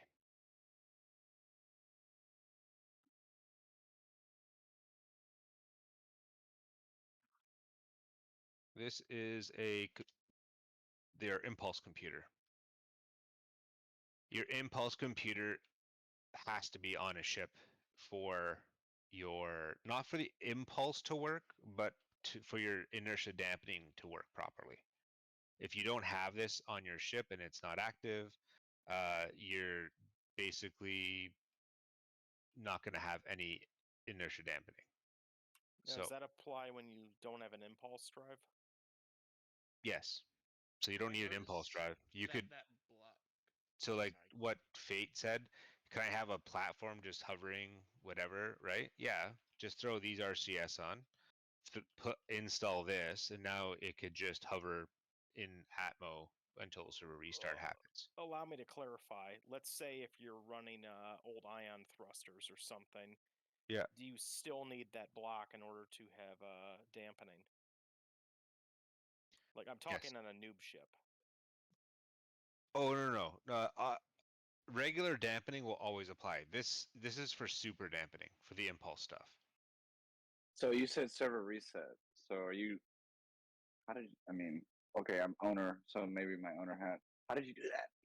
Because is that just an exemption with concealment? Oh, that things drop out of the sky. Yeah. Yeah, that's a space engineer's thing. I think it's concealment or the way No. I things mean, load up. Is that what you did to do? Is it actually stopping the thing from falling with that feature in there? I honestly I haven't tested if it fixes the feature of stuff Okay. It dropping most out of the likely will sky. not. Stuff but- drops out of the sky because it's like loaded too early when the server's starting or whatever. So Yeah. Well, the grid concealment. loads Yeah. before dampeners actually or thrusters actually start working. So then Yeah. it just out of the sky. Yeah. So and you guys are gonna ask, well, do I have to use these like on my ship? No, you don't have to use these nice, small, cool-looking RCS thrusters. If you wanted, you could put these normal vanilla thrusters on your ship, right? Like you could put that on your ship in that direction. That will also dampen you. If you have this computer is an upgrade computer, it'll upgrade all the thrusters that are on your ship. So it doesn't matter what thruster it is. If this computer is installed on your ship, all your thrusters get super dampening. So easier to retrofit if you want to keep some of your old stuff on there. But again, why wouldn't you want a nice thruster that just blends nicely into your ship? That doesn't require piping. Yeah, that doesn't require piping. So yeah, that is that. Now, do the impulse engines require piping for this plasma consumable? Yes. Good question. Didn't go through that. So behind all of them is your ports. You have to pipe.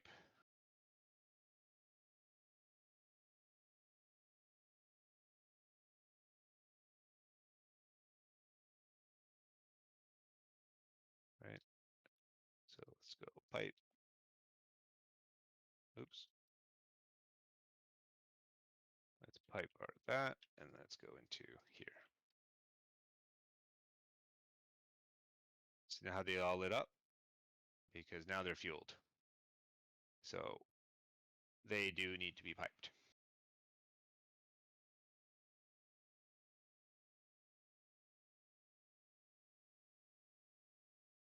That's gonna make the engineering of my ship very interesting.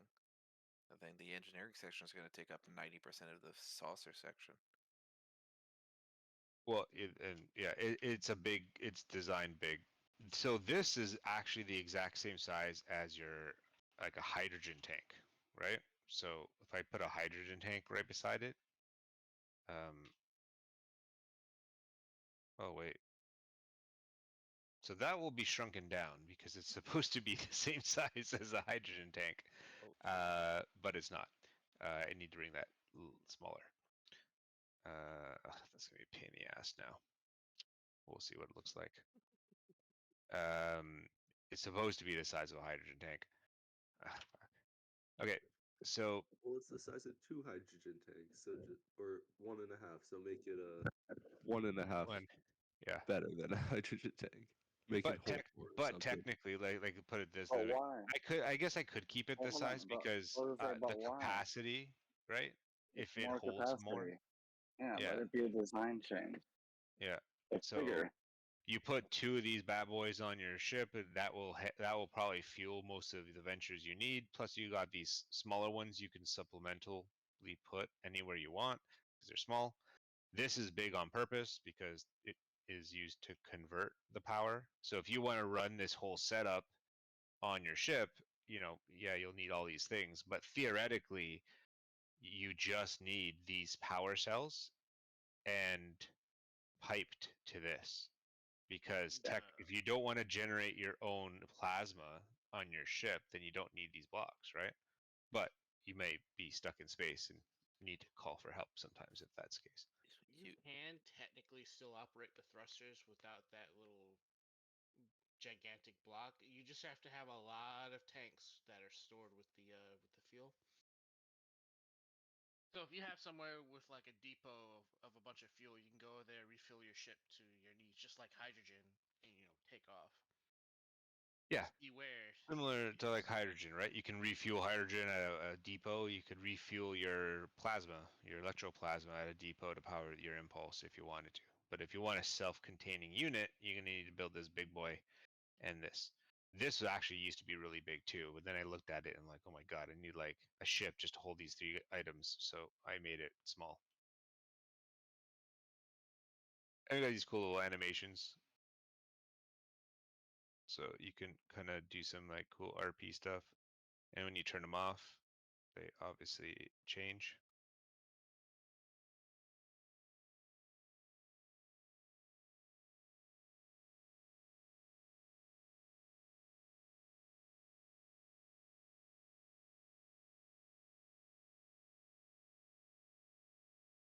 All right, so that is Impulse that everyone has been waiting for. I know until you play with it, you may not be as stoked, but I think it's pretty cool and I different. don't know, man. Atmosphere fights are pretty freaking cool. I tried it once a long time ago, and it's Like, crazy. It makes your ship feel like a Star Trek ship. Yeah, Yeah, it's yeah. pretty Once you fun. play with it, you'll see. Like right now, I tuned it to like work with like an 80k piece, like a smaller ship, like a normal ship you'd find on a server. And it handles like a beast. That ship was like 10 times larger than any ship on our server, so and it still handled very well considering it's ginormous. So again, but additional question is now balances this, right? subject to change. What's that? That opens you up for lore. You know that, right? Because you could imagine the day coming where a particular field exists that restricts your dampening because of the environmental effects of whatever it is that they're going into. That would happen how many times in Star Trek? That's a good idea. Yeah, that would be cool. Just saying. Something that destroys your dampening. You don't know until you get on the planet and crash. And how many episodes of Star Trek did we watch of them getting that issue, or they knew about it, right, or whatever? But yeah, that opens you up for that. How do you do that? Interdict Like a the like a mining planet, so you actually have yeah to go down there and risk being in the well. yeah interdict the whatever repulsors. You can NPC block it if you want to. There's all kinds of different ways you can do it. Get clever. So yeah, that'd be kind of fun. It would be. So yeah, it opens up. There's tons of different things we can do with it. I'm really curious to see what builds people make and how battles go play out, and different. Rather than sitting there getting my phasers auto firing, right? This would engage in maybe a different kind of combat where people are like, I want a more nimble ship because when those torps come, I want to be able to like sidestep them, get out of the way if I see them coming. So it'll add a different look and feel to that.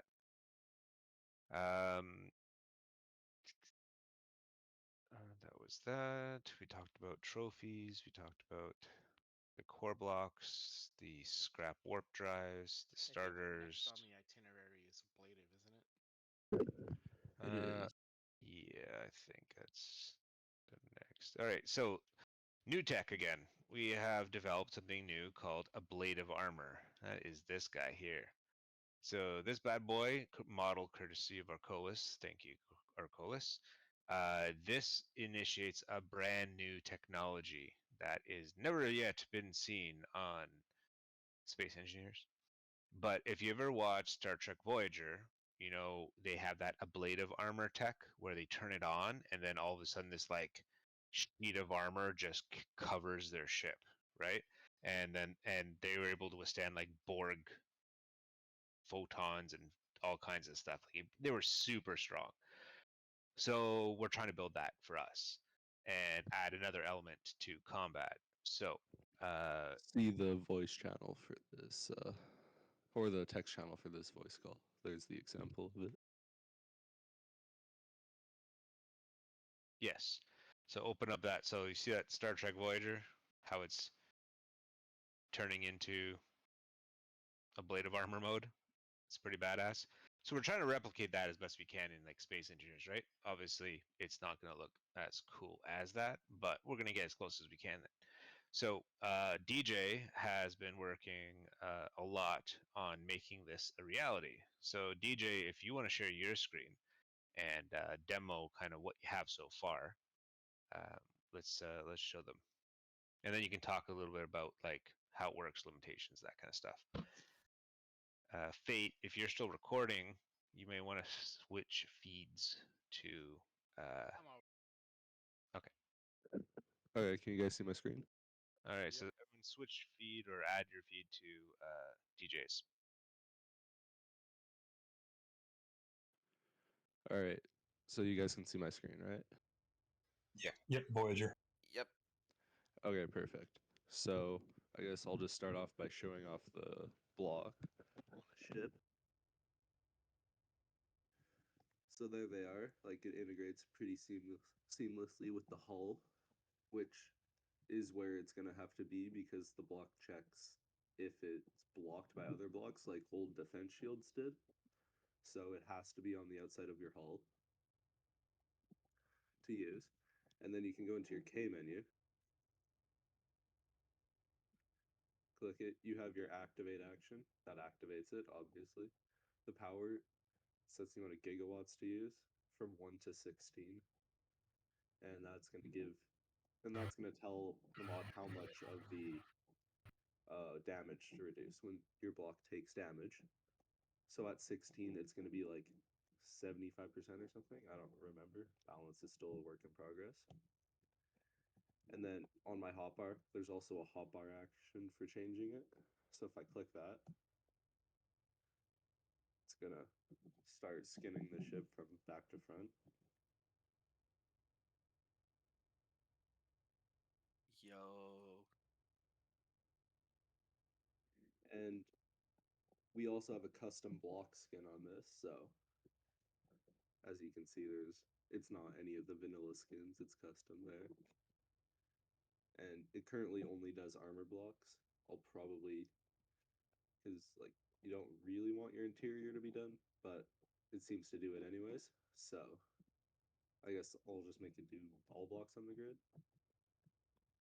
So that way you don't have stuff like this where your windows aren't the right color. And of course, you click it again, and it'll retract it. And that's the key part, right? Goes exactly back to every color and setting that you had before. Yeah, so all of your block skins are returned to the original state. So that way you don't have to repaint it or anything. It's cool because number one, you'll be able to easily identify that, hey, that ship just turned on a blade of armor because you have a custom blade of armor skin that's custom to Star Trek, to STC, and it turns the color dark, so you know that, oh, the guy has a blade of armor on. I'm gonna look to see how intensive it would be, but add some particle effects to it. So like you see in the image that DJ showed of like the flashiness. I'm gonna see if I can do something like that, some sort of flashes as the blocks change. I was thinking like particles on the generators themselves, because obviously once it's activated, people could reduce like 75% of incoming damage to their ship at the cost of a lot of power. So you want that's why the block has to be on the outside of the ship, so that way it's not encased in like 5 layers of titanium armor or something like that. Yeah, So and you're just it's on like the a- outside, you're a and walking maybe brick. like in the screenshots, it showed the particle. It showed how they were like bright because it's a projector. Maybe it should do that here too, so you can easily identify where their projector is, and then use painter mode or something to shoot it off. But I haven't really got that far yet. Quick question: You can make the block itself glow like a bright red color. does the speed at which it makes the ablative armor go across your grid a static length of time? So Yeah, like it's if I every 15 ticks. Every 15 ticks is a new so row. like larger ships, for example, would take longer to apply the ablative armor.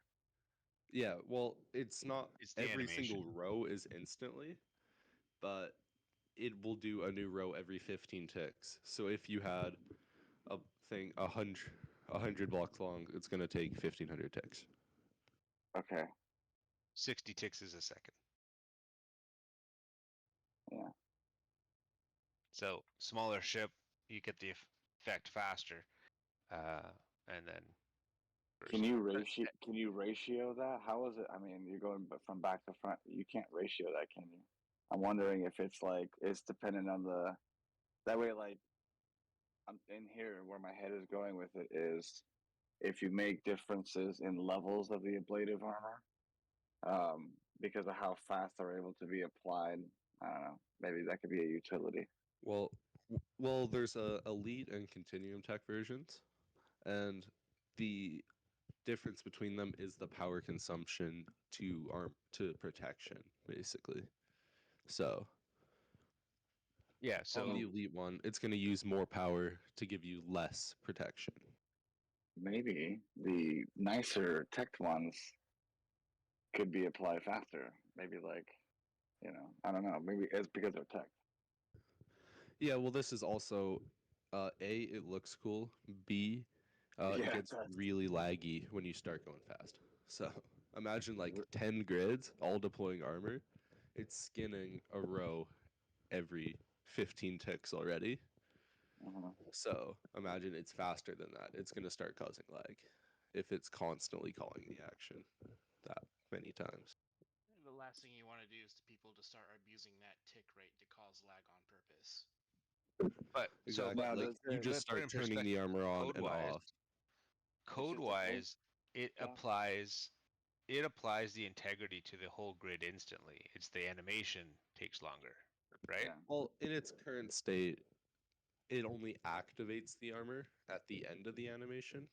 Oh, okay. So I could change No, that, though, that's actually but good though. I think it's better.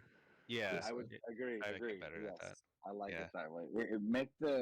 You would say make the burden of combat be learn the system, right? I mean, Yeah, and you don't want someone spamming on and off, right? We're gonna put a cooldown also on that, so that people Yeah. don't try to crash a server, get 10 of their friends, and everyone start spamming the button on and off. well, so that's my curiosity on the lag. Have you really had any latency with it though, or? I've done some tests. It when I started spawning like 50 grids all doing it, it started dropping sim speed. 50? Yeah. See, what 25 on 25? So we're good. Sorry. Yeah, 25 I on mean, at least 25, all doing it at the same time. That's like what 25. I tested. It's probably less than that it would actually start dropping sim speed at.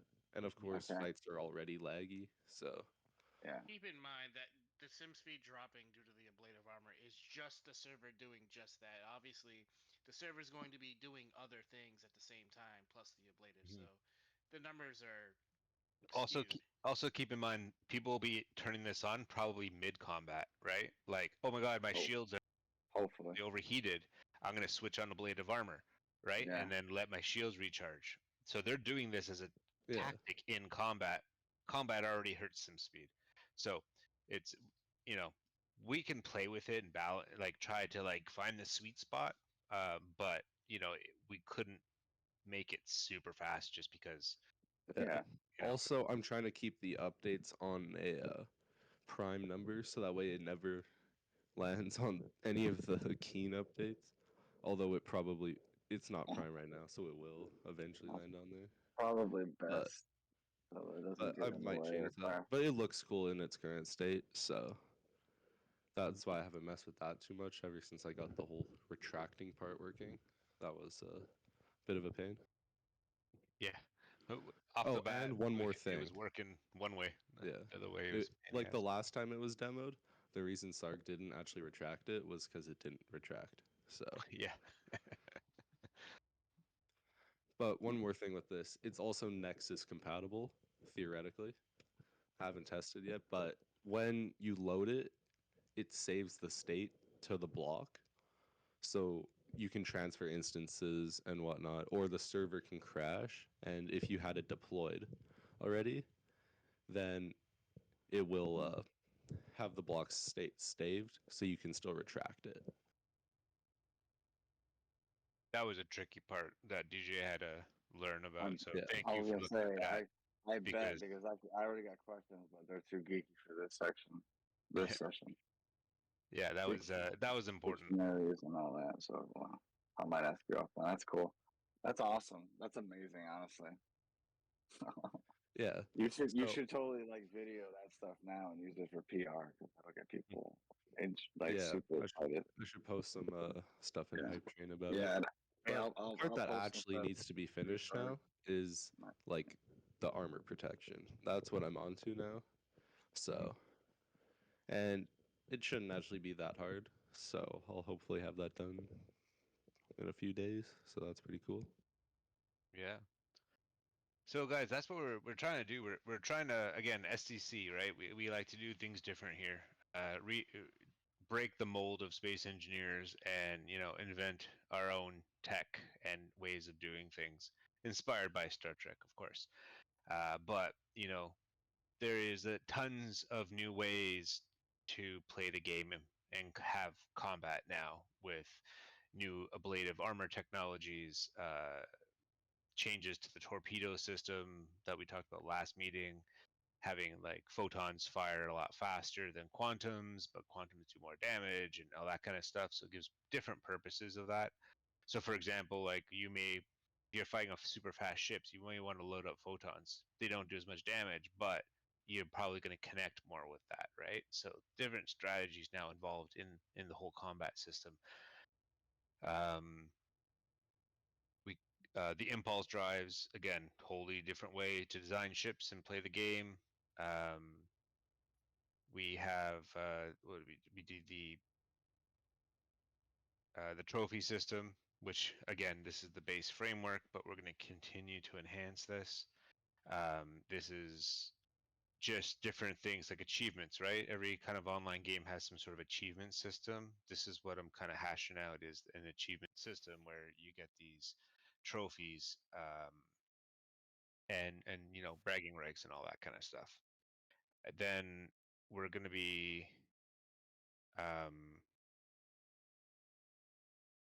again, not ready for launch, but I am going to be working on like a whole quest system. So you'll be able to do like daily quests or daily missions and stuff that will basically give you special stuff like special credits.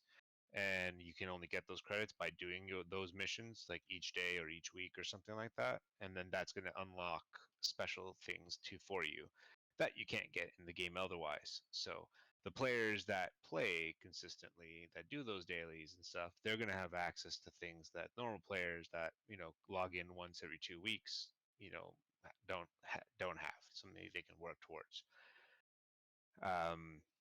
So that quest system would be pretty good, based on the contracts. Like, it could be something simple as, hey, haul this ore, haul these people, fight this. There's a fight these. Like this fleet of ships is waiting for you at these coordinates. Go there and kill them all, and if you do, that's the mission.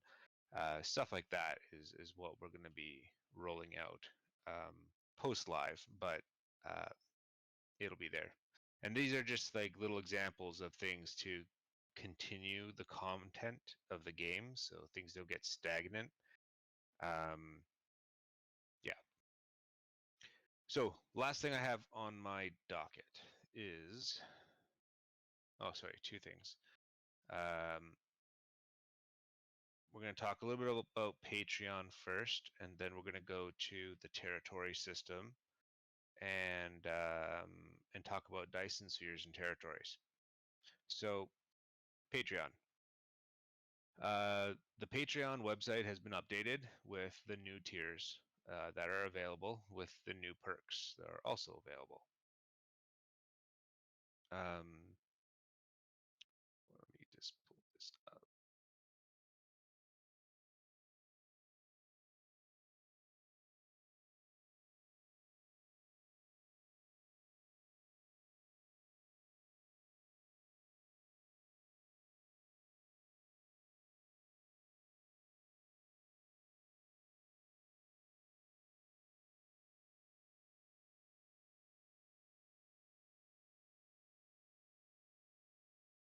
Oh, well, that's good enough. Okay, so the different tiers. There are the tiers have changed, and the perks that come with those tiers have changed. So we have our first tier, tier 5, the ambassador level. That tier remains the same. It's $5 a month. That just says, you get a special Mark, discount. you're still only streaming Space Engineers. Oh, let me adjust. You'll have to start and stop again.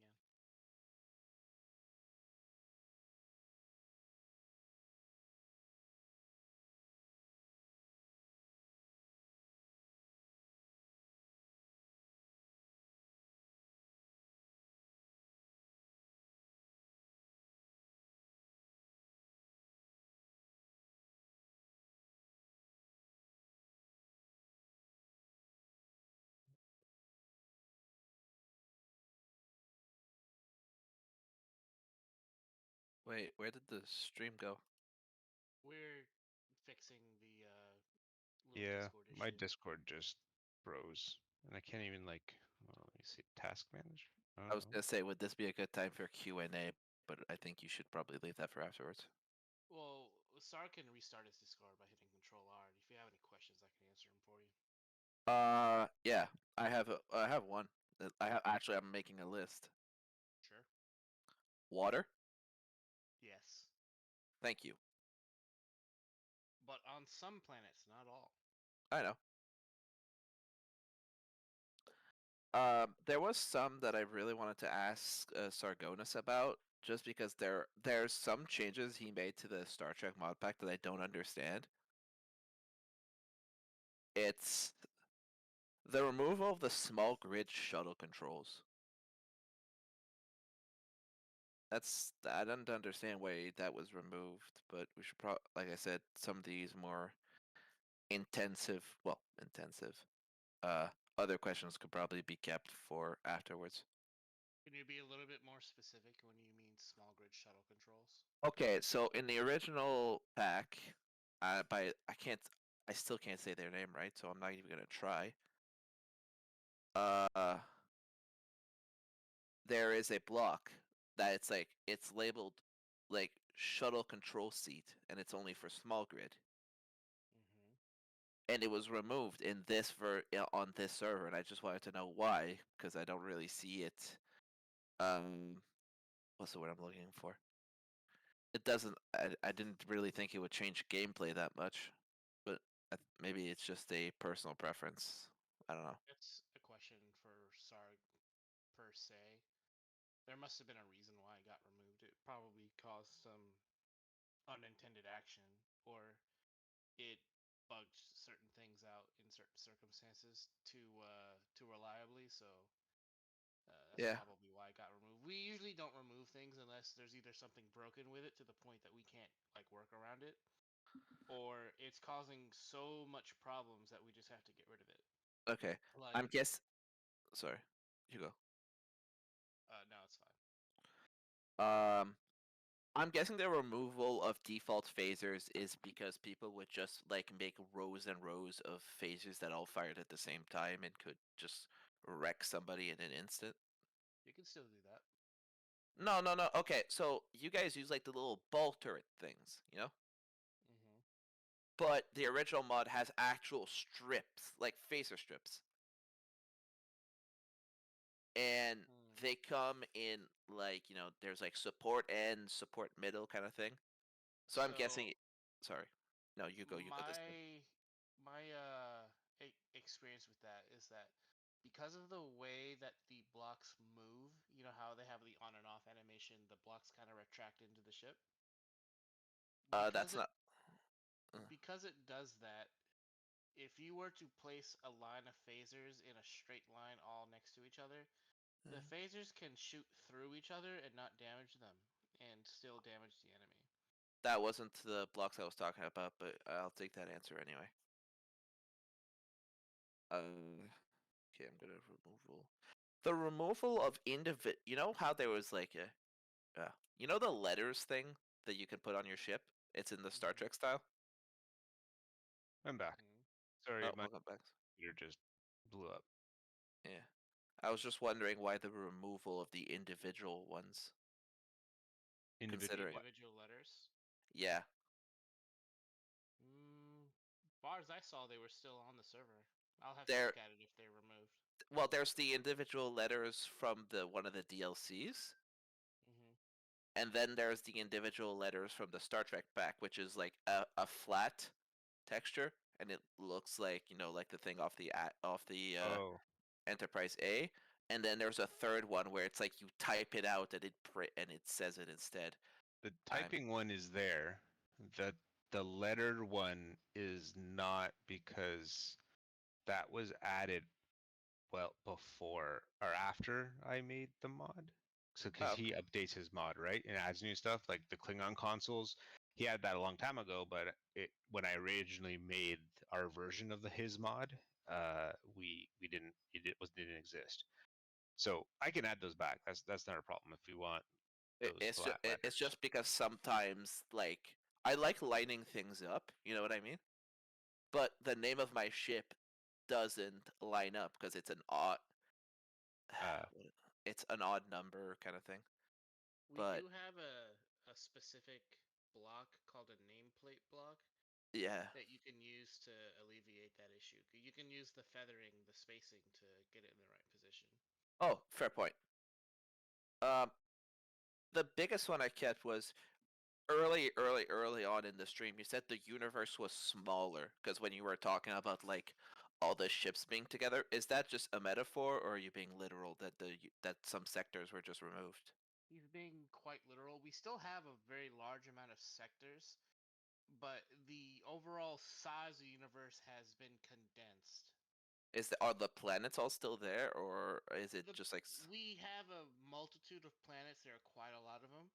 So for content-wise, you guys will not be bored. Trust me. It's the spread that changed. The quadrant currently are like super far from each other that you have to use gates to travel between them. So like, just be careful about the area is too much. going to be the same. It's just there's not going to be giant gaps as far as yeah. The entire galaxy now is about 714. It's about 15,000, 16,000 kilometers. The entire galaxy now. Before, the entire galaxy was like 100 million kilometers. It was huge. Only 15,000 kilometers. I think the best way to describe it, if you're having Well, a that's hard actually time good then. Yeah. getting it, is imagine 2.0 but without S99. What's S99? No, there's still deep space. Oh, I get it, but you don't have like that huge gap between. It's smaller, but also warp is way slower. Yeah. So it still takes the world is you proportional. a while to get places. So it's like it won't. Like for example, getting from sector 1 to sector 2, you won't have to fucking fly 30 kilometers to get to the sector 2 warp. Well, that's the trick, right? I think that history shows too big is just as bad as too small, even in content. Okay. Yeah. Okay. So like Sector 1 and Sector 2 aren't the best examples because that's not in 2.0, that's not the real server. Those are the starter instances. So Yeah. So number one, you start with warp drive off the bat. So you're already traveling at warp. You're traveling at warp 1 kilometer a second. So you can get places quick off the get go. You don't always have to run sublight. Okay. The galaxy has been built in proportion. So like if you travel at warp 9.99 and you go from one side of the galaxy to the other, I think it's like a 25-minute flight to get there. That feels a bit small personally, but are we talking in 2.0 or 3.0? In 3.0. 25 minutes at warp 9.9, which is I think it's about Dude, 25. right now you can go anywhere in 2.0 in like 5 minutes. Less with a okay. fast ship. Last question I had, if my brain can just come on, brain, don't lose the train of thought. This was important, and it's gone. All right, if you remember it, write it down. I'm just going to continue, and then we'll do. Yeah. I'm Q&A sorry, I didn't want to after. interrupt you. Keep going. Okay. So I'm sharing my screen now. You can see our Patreon setup here. So we've changed our Patreon. So initial Patreon for 3.0 Ambassador is the same as 2.0. It's a thank you for helping us out, and you have access to like a general Patreon chat channel that we discuss special things not to the public there, and you get a little a Discord designation that you're an ambassador. Then previously we had the $15 Patreon, which is now changing to $20. And the reason for that is you're getting a ton more. So number one, you're going to get your captain role. You get this level is where you get your special Patreon ship to start the game. You get access to the Patreon channels. You get one extra Oops Restore for the month. So if everyone here is not familiar with an Oops Restore is I made a mistake and I smashed my ship into an asteroid. It blew up. Can I get my ship back? Yes, you can. You get an Oops Restore. You get an extra one. So we graciously give one Oops per month to all our players for those mishaps, non-PvP related. And if you're a captain, you get an extra one. So it's a very manual process and tickets and intensive for our admin staff to do, but it's a huge perk to the players because accidents happen, especially in Space Engineers. We're actually going to have in-game decorative blocks this time around. The first block we're working on is actually like a cabinet to put your trophies in. So those new trophies that we just showed you. One of the first blocks we're working on is just like a cabinet storage, like Star Trek style, where they have those ships on the wall angled, in the ready room and stuff. So we're gonna design something like that, and then a bunch more of special decorative blocks that are only available to Patreons. And you get an asteroid. So your own personal asteroid we will place in the game for you within your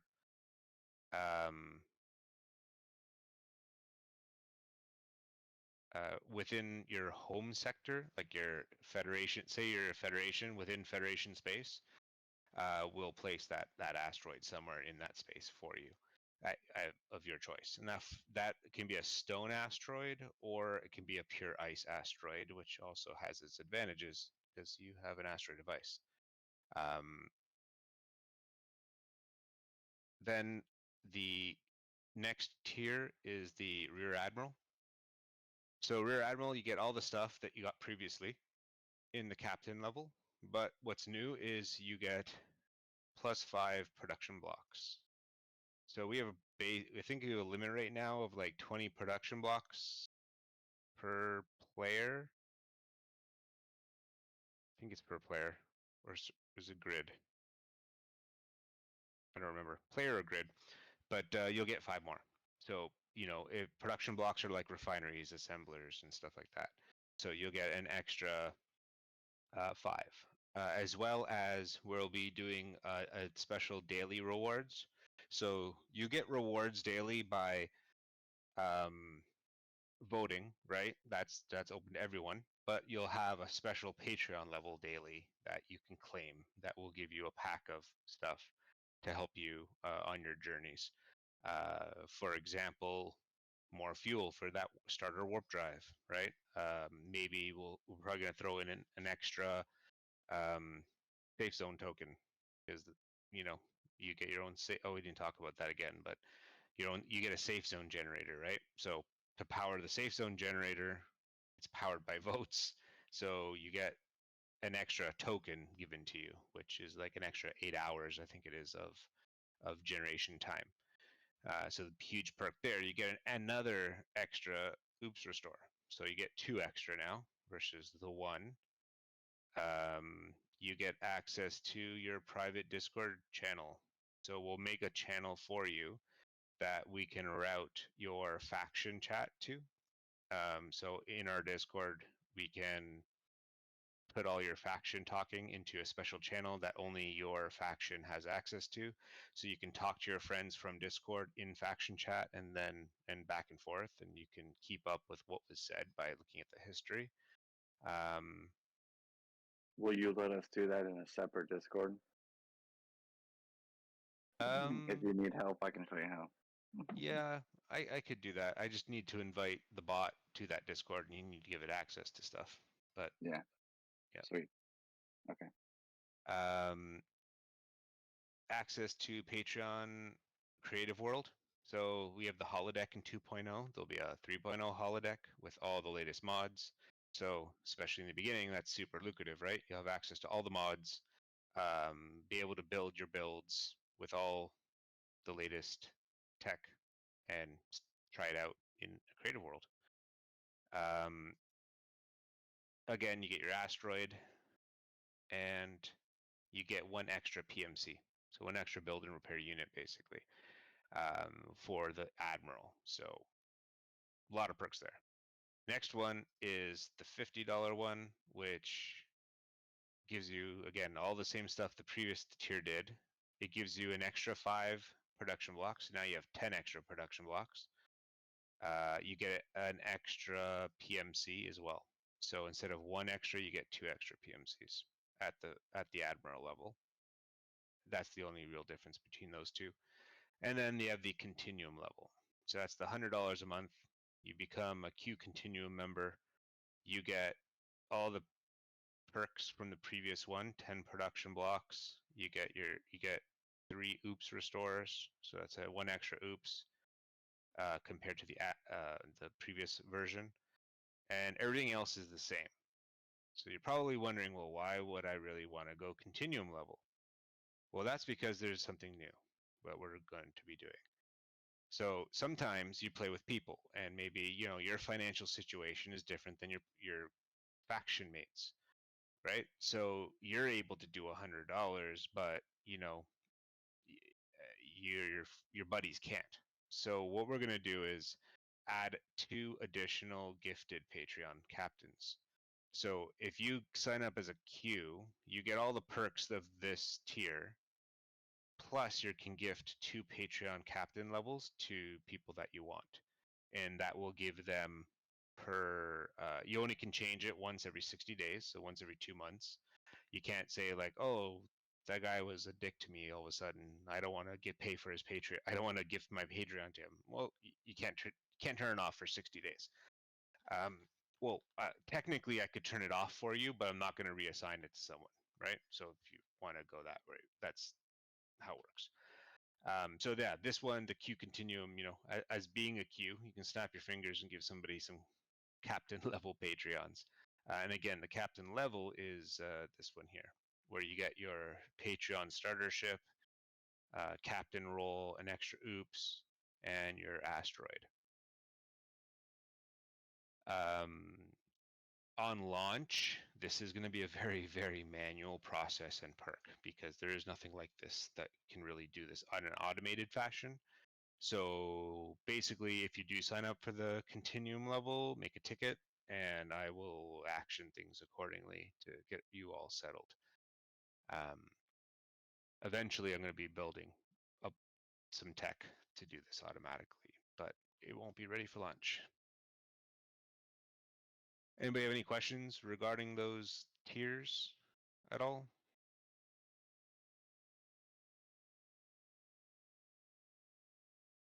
Okay. So again, I had a quick question, Sarg. sure. Assuming there's rules like not abusing it and changing it, more than X amount of time. If I wanted to sponsor another player directly with a Patreon ship outside of this, so for example, if I'm in a leadership role and I want to maybe pay for 2 rear admirals, is that something that is allowable? Can I sponsor someone in their name paying full price for that particular status? Yes. Okay. Yeah. And again, if that's the case, if you want to go that route, like could just buy a subscription for someone, then make a ticket and I'll action that with you to get that done. Can we also say that Patreons are subject to potential RP events? The only Yes. thing that you can't do with the system is you can't have an alt account with Patreon, or at all for that matter. So if you try to get like multiple accounts at the continuum level and it's an alt just so you can get more production blocks, that's not gonna fly. That's the only thing that you can't do. Yeah, regardless, our server has a strict policy. There's no alts. No alts in game. And no alts technically in the Discord either, but harder to police that. But all the IPs are logged from people that log in, so we can see if you log in with multiple accounts. And it's not permitted on our servers for obvious reasons. So one of the things I want to mention is what exactly is Patreon? Like, what does that do for us? Number one, Patreon historically is what has funded all of the servers that we've used to play the game. It funds all future upgrades that, like right now, we're saving our Patreon funds to buy a new server so that we can have a top of line server, and we'll virtually have 2 top of the line, or 1 top of the line and 1 last year model server, which will you can't get a better experience in Space Engineers, we'll say, without those models. So basically, your sim is going to be the best it possibly can if we can put our funds towards those things. Also, a lot of people volunteer their time, and that we're very thankful for that. But we like to give those people kickbacks sometimes. So, um, Crunch is doing us a huge solid right now.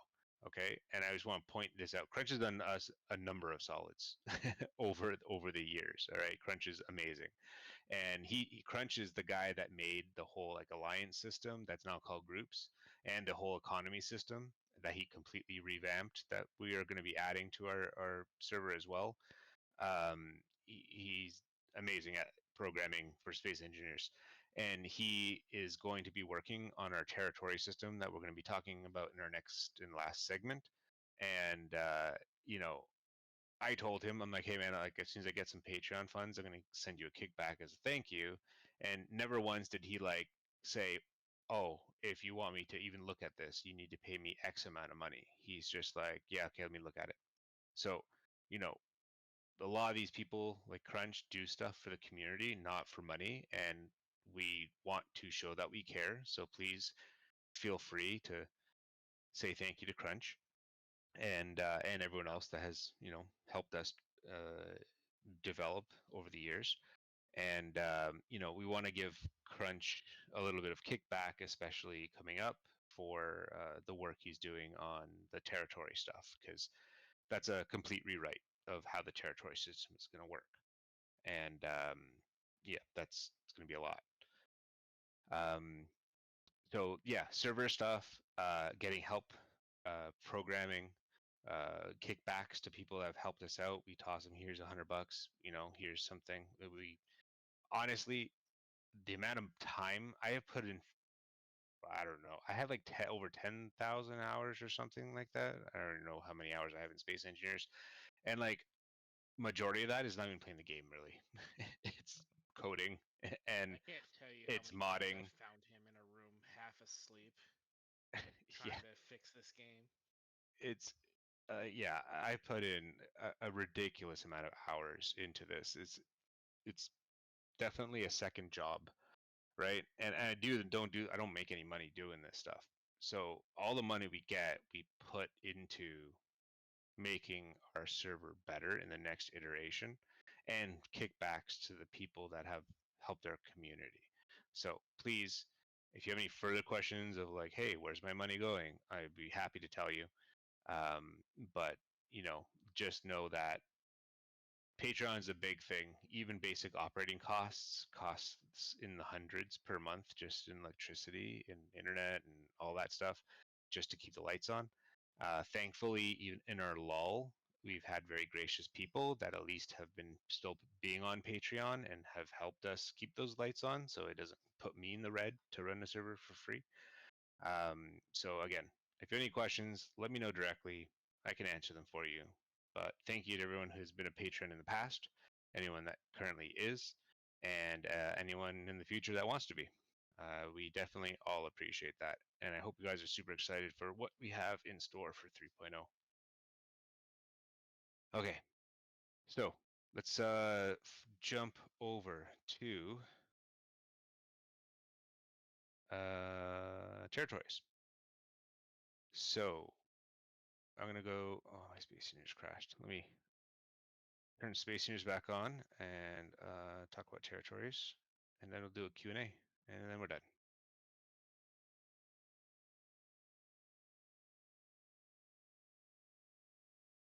Wait, if players start with warp cores, won't that mean that enemies can instantly attack them?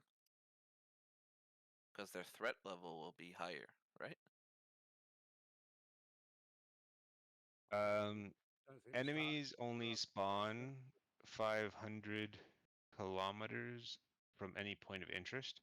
So if you are 500 kilometers from Earth, no enemies, no NPCs will spawn.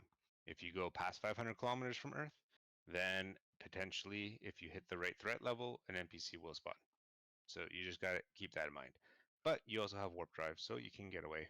And entry level NPCs are not gonna have inhibitors or anything like that. So you'll be fine. But won't they have phasers though? They But will they have phasers. Yeah. won't spawn in weapons range immediately. Yeah, they usually spawn out and then move towards you. And there's a sound effect, right? There should be that red alert sound effect if something spawns. Or blue alert. All right. While Sarg is getting his stream back up while we're talking on NPCs, a lot of the players from 2.0 were concerned about the lack of threat some of the end game NPCs had when you had an elite tier ship. So we did a little tinkering with the 2.0 ships. Um, Basically, we've made them so they're not cheesable, but they're not super hard for new players. So from tier 0 all the way up to tier 3, the NPCs will remain how they have been. At tier 4, we're going to start adding, extra things to the ships.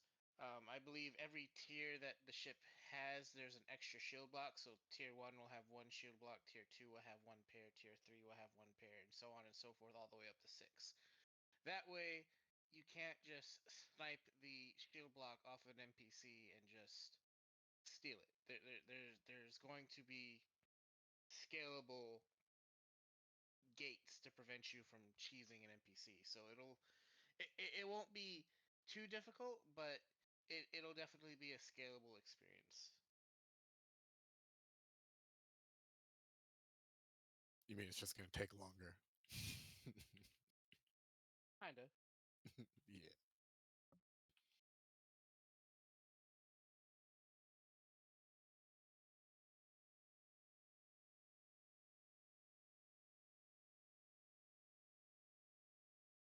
Because I know myself personally, while I was in game at the exotic tier. I'm able to take down a tier 6 NPC in 30 seconds and steal it, and that's just way too fast. So High tier I jumped NPCs back need to in come and tried it in after a packs. month. Yeah, I tried it after a few months and managed to steal one in like 2 minutes. Yeah. So that's a bigger thing too. Like once people learn the meta, and the meta was, let's take down the shields, throw a nanovirus on it, and just wait till it auto hacks everything, and you own it. So we're trying to get away from that meta. So it's going to be harder to hack those blocks, as well as shields have redundant shields. So if you do take out that shield generator, there will be a backup generator that will bring up those shields. So basically, again, it's not going to make it impossible, but it makes it a lot less easy to do that kind of stuff.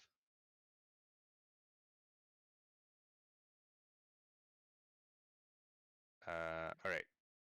So, oh wait, there's one more block I want to talk to you about, a decorative block. So we're still working on this block. This is the first iteration, but so one of the things was asked was, I have a starship, and you know how like you look at a starship and like the Galaxy class, and from a distance you see the windows. Some windows are on, some windows are off, right? That kind of look. So we kind of developed some blocks like that, which are these guys here. So you have these little like blocks that have these emissives on it, as well as a cover. So it shows like this one's off, this one's on. If you come up to it, you'll notice that the light is not super glaring, but if you move further away, they turn on.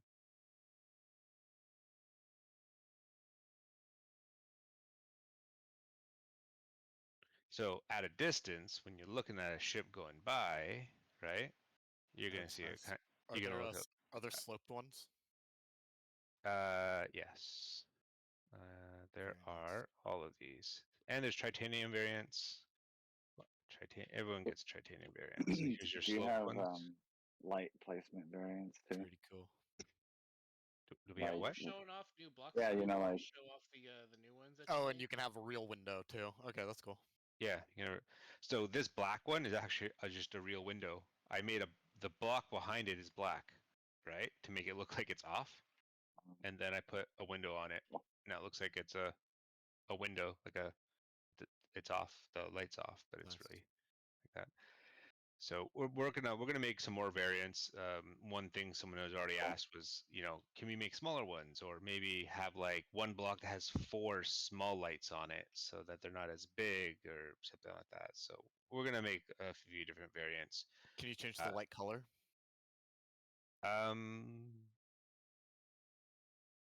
If we could do it that if you painted it, it would change the color. But then if you paint it, the whole block gets painted, right? So like even the frame. So you'd have to paint it and then lay the window layer over the top. Oh yeah, you could do that. So you could make the block paintable, and then you put a silver layer on top of it, and then you could do it like that. Is this your model, Stark? You can This make one? it in empty. No, Arcolis started making this, but we can easily adapt it. This model is not very hard to build. Well, yeah. Well, I was gonna say. I mean, knowing Blender, there's a way, and I could chat with Eric about it. But there's a way to prevent the whole block from being colored if you just want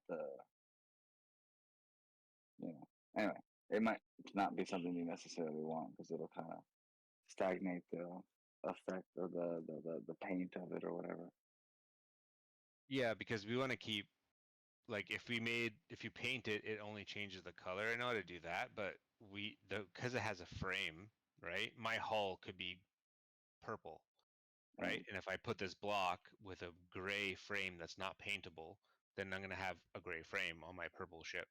So it's kind of difficult in that sense. So you'd have to do something like this.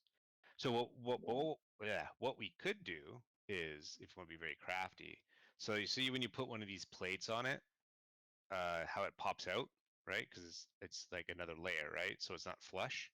We could make the block actually just that much smaller, so that when you place this block, it places it on the other. block. Like a cap. Yeah. Like a window screen. I mean, honestly, at this point, it'd be easier to just get blues to just get some emissives on there and color it. Yeah. Perfect color. Or what I might do, I could, it's probably easier. I'll make a program that'll change the colors. So like that would be easy to do, dude. Just blues. Seriously, I don't know. Alright, just because all these blocks are labeled the same name, right? So we could just say programmatically, anytime you see one of these like window blocks with an emissive, change the color to purple or whatever color you choose. We could do something like that. But I just wanted to show you guys because something that people are asking for, to make their ships look cooler. So could you not set it up like? Could you not set it up like lights where you can change the color of the light? We could, but lights are very PCU intensive, like they're server heavy. And if you have a billion lights on your ship, then it's going to cause lag. So I would keep it as an, and then lights have glare. So you're going to have like lights glowing everywhere. Yeah, if these are false windows though too, we still have the glow blocks, and if you have those window cutouts, you can still place over the glow blocks, and you can reduce the saturation or the brightness of the glow block too, so it's not so crazy. And you can probably get like just about the exact same effect by just putting the caps over that block. Yeah, that was what I was thinking. See, this is what I'm talking about, guys. We build the cool stuff and we see what the community has, like ideas they have. There you go. So now you got and you can take that blue and you can reduce the brightness of it too, so it still looks. Wait, what did you do? You just placed another light on top. So now all we have to do is just make that's a glow block. It's a glow block behind the thing. Change nothing. Awesome. Yeah.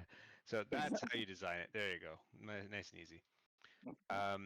So yeah, that was that. Where was I going? Oh, the Maelstrom. So the Maelstrom, the new territories, right, are the Dysons. I'm gonna send out a video, audio clip that explains kind of like the lore of the Dysons that we made. Pretty sure there's an entire Star Trek episode on why this is a bad idea. Yeah. Well, so bad things did happen. Basically, Scotty showed up. We have built these Dyson spheres with these giant shields around the Dyson.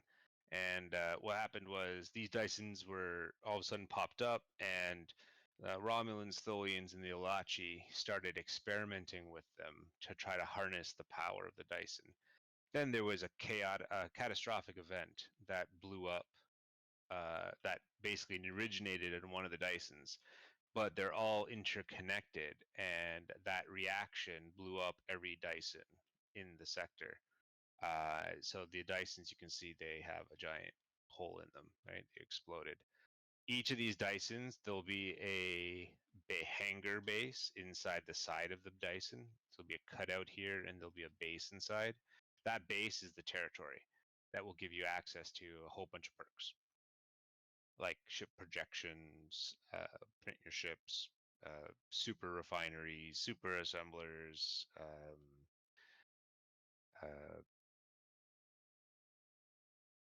yeah, there's a lot of perks. Then so what happened was the Dysons, which are located in every 4 corners, there's 4 Dysons. So the next Dyson is somewhere around here. Anyways, so oh wait, let me go to the map view. So this way you can see the galaxy. Bird's eye. There's a galaxy, guys. So your Dysons are right here on the right. And there's 4. 1, 2, 3, 4. The experiment caused a chain reaction that cascaded to each one of these and caused an explosion which ripped through space-time, and a giant maw in space has appeared, which is like a cut or a hole, and the space around the maw has become like the maelstrom, which is chaotic space. There's tons of space weather, which can damage your ship if you're inside the nebula, and some other stuff. So the nebula.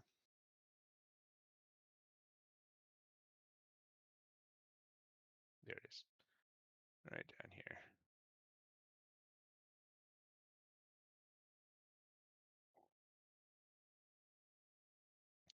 So the nebula is at the center of 4 Dyson spheres. And the nebula turned out pretty cool, actually. I was happy with it. It is super dark and dense and like fluffy. So if I go in, so there's the nebula. And as you go into the nebula, you'll see how it like goes around. So you actually like fly in. That was like 3-dimensional. So like you're in this thick ass nebula right now.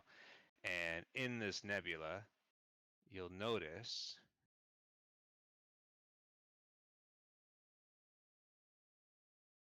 there it is. So once you're flying in this nebula, which has all this chaotic space, look at this. There's the fissure. See, I was like, I'm gonna have to put an epilepsy warning for the flashes, but there's your fissure in space. See how it's like in space but not? And as you get closer to it, you can see it's like a hole ripped in space-time. And now, once you go, you can actually enter the hole. And when you enter it, there's a giant flash. You hit the core, and wait, let me do it this way. There we go. Hit the flash, right? You enter, and here is the eye of the maelstrom, the maw. And in the maw is where, again, lots of weather, very chaotic. A bunch of materials was ejected from the maw, and that is all these kind of asteroids, which have tons and tons of rare ores and minerals that you can mine. But if you notice, there's not a tremendous amount of them, and it's in a small area, so it's a very PvP. It's gonna be a PvP hotspot for people.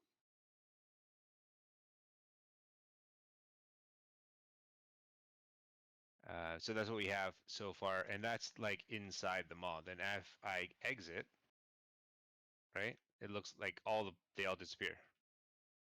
So it's kind of cool effect that you actually enter this rip, and then everything appears.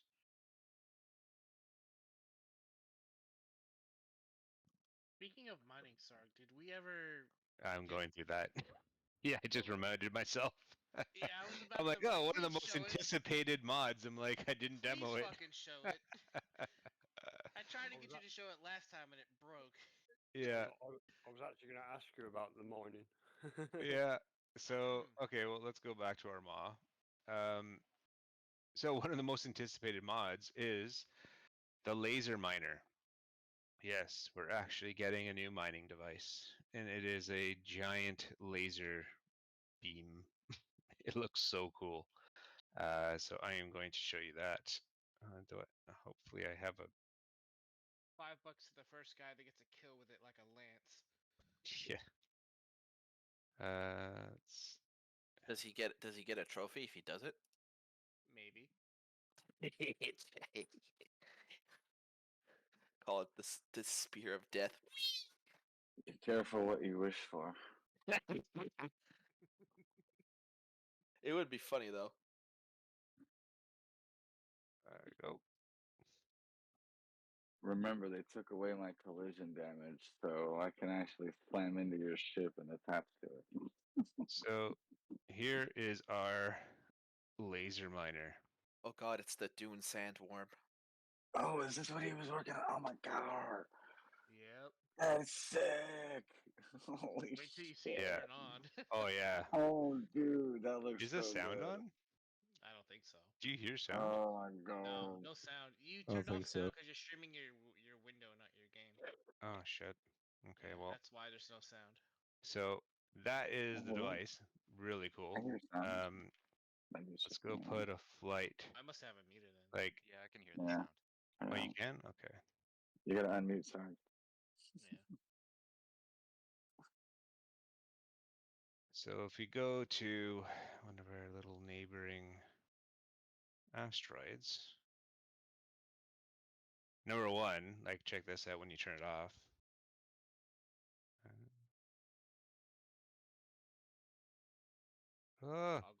Toggle it, maybe? No. Did I break the mod? Come on.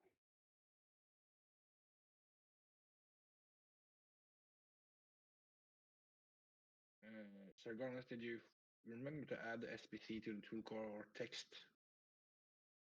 It seems like it's not initiated. Yeah. Let me see. And maybe Probably this was a duplicate. Maybe this is an old one. Hold on. Let me see if it's in my G menu. Laser. Drill. Test laser drill. Hold on. Let me check the SBC files. Technical difficulties. Yes.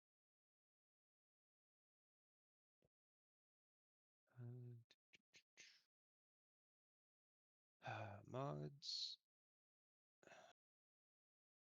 Core mod. Did I integrate it in the core? No. Data. Well, you can just hold the block out and see what mods it's part of. Oh yeah, that's true. That would be the easy way to do it. Yeah. There you go. You could also Mining make drill it a tool depend. core. You can also make it a dependency on Steam. You gotta do it on Steam. Yeah, I thought I made it a dependency. Let me see what I broke here. Or Is ma- the yeah, world maybe is tool the core world dependency. yeah. Should always do that with toolcore mods. Make them dependent on toolcore so people don't have to remember to actually add it. Yeah.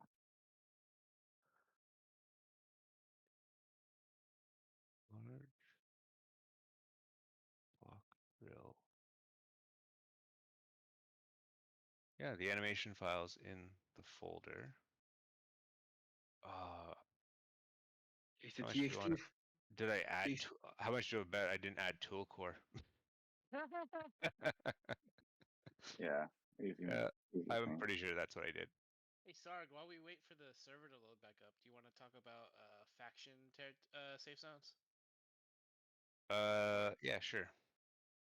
Let me just see if I.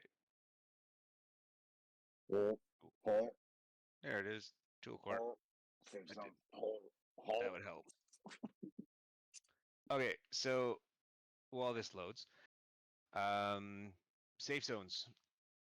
Every faction will get a safe zone. One. And that faction safe zone can be deployed anywhere within 500 kilometers of their home planet.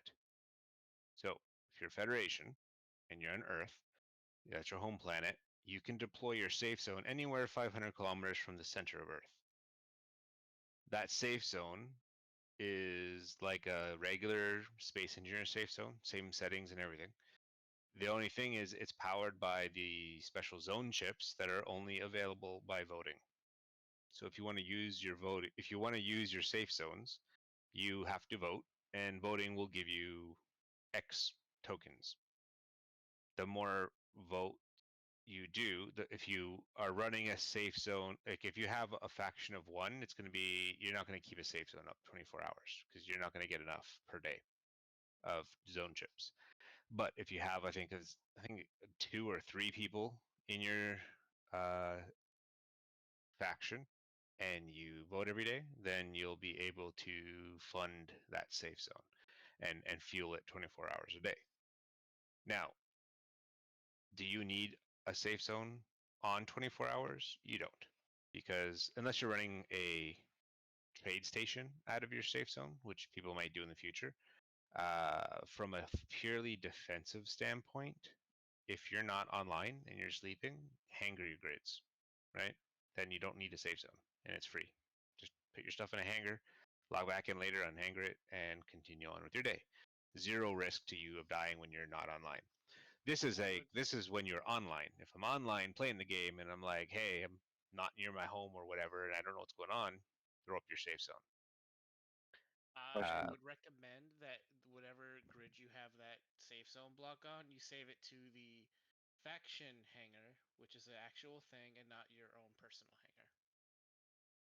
Factions do have their own hangar. I think they only have about 1 or 2 slots in there, but factions do have faction hangar.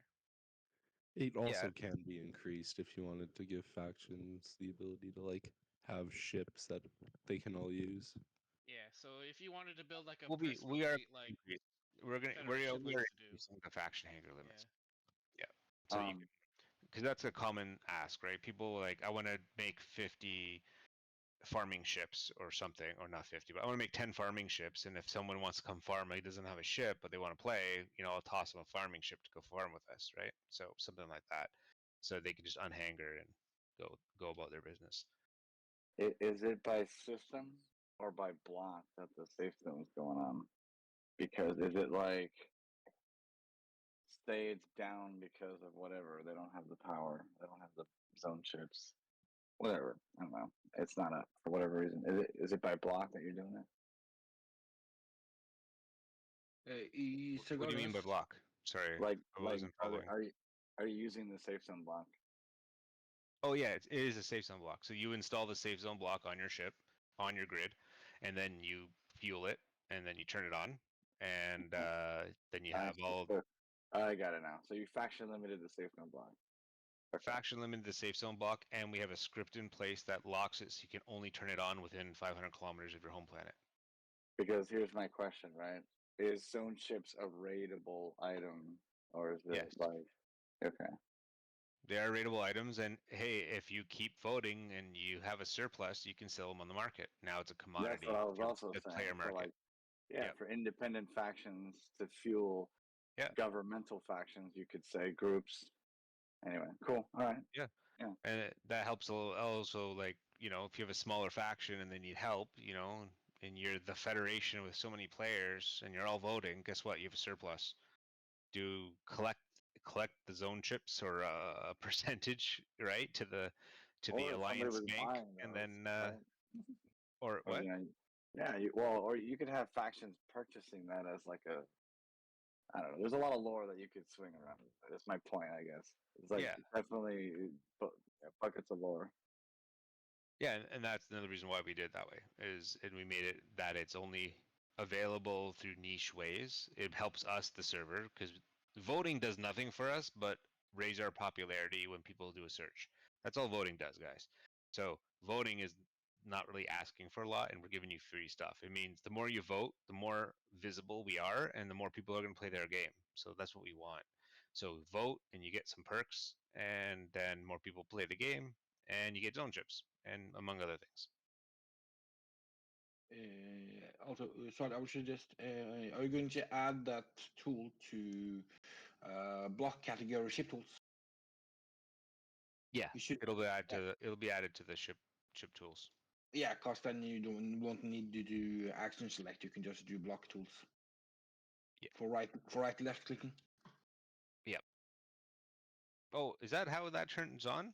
The left and right click is block tools? Yes. When you add it to ship tool category, block category, it automatically gets added as a block tool. Oh, I was wondering why it wasn't working. I was like, why is the left and right click not working? Okay, well, thanks. That solved that issue. So yeah, I will put it on left click and right click, so you can use it like that. So right now, when you turn it off, right, it has a really cool effect. So like right now it's off. You turn it on, it starts up, and then when you turn it off, it kind of like flips back to its original form. It's kind of cool. So you turn it on, you go find your asteroid. and start playing. You can't see because of the mall, I don't think. Oh, the nebula is breaking it. I didn't test it in the nebula yet. So in space, with a space background, it's fine. But when you the nebula mod, it for some reason shows up on top of all particles. It's weird. I have to see if I can get around that. Does anybody know about the nebula mod? How can I get the nebula mod's particles to be like secondary?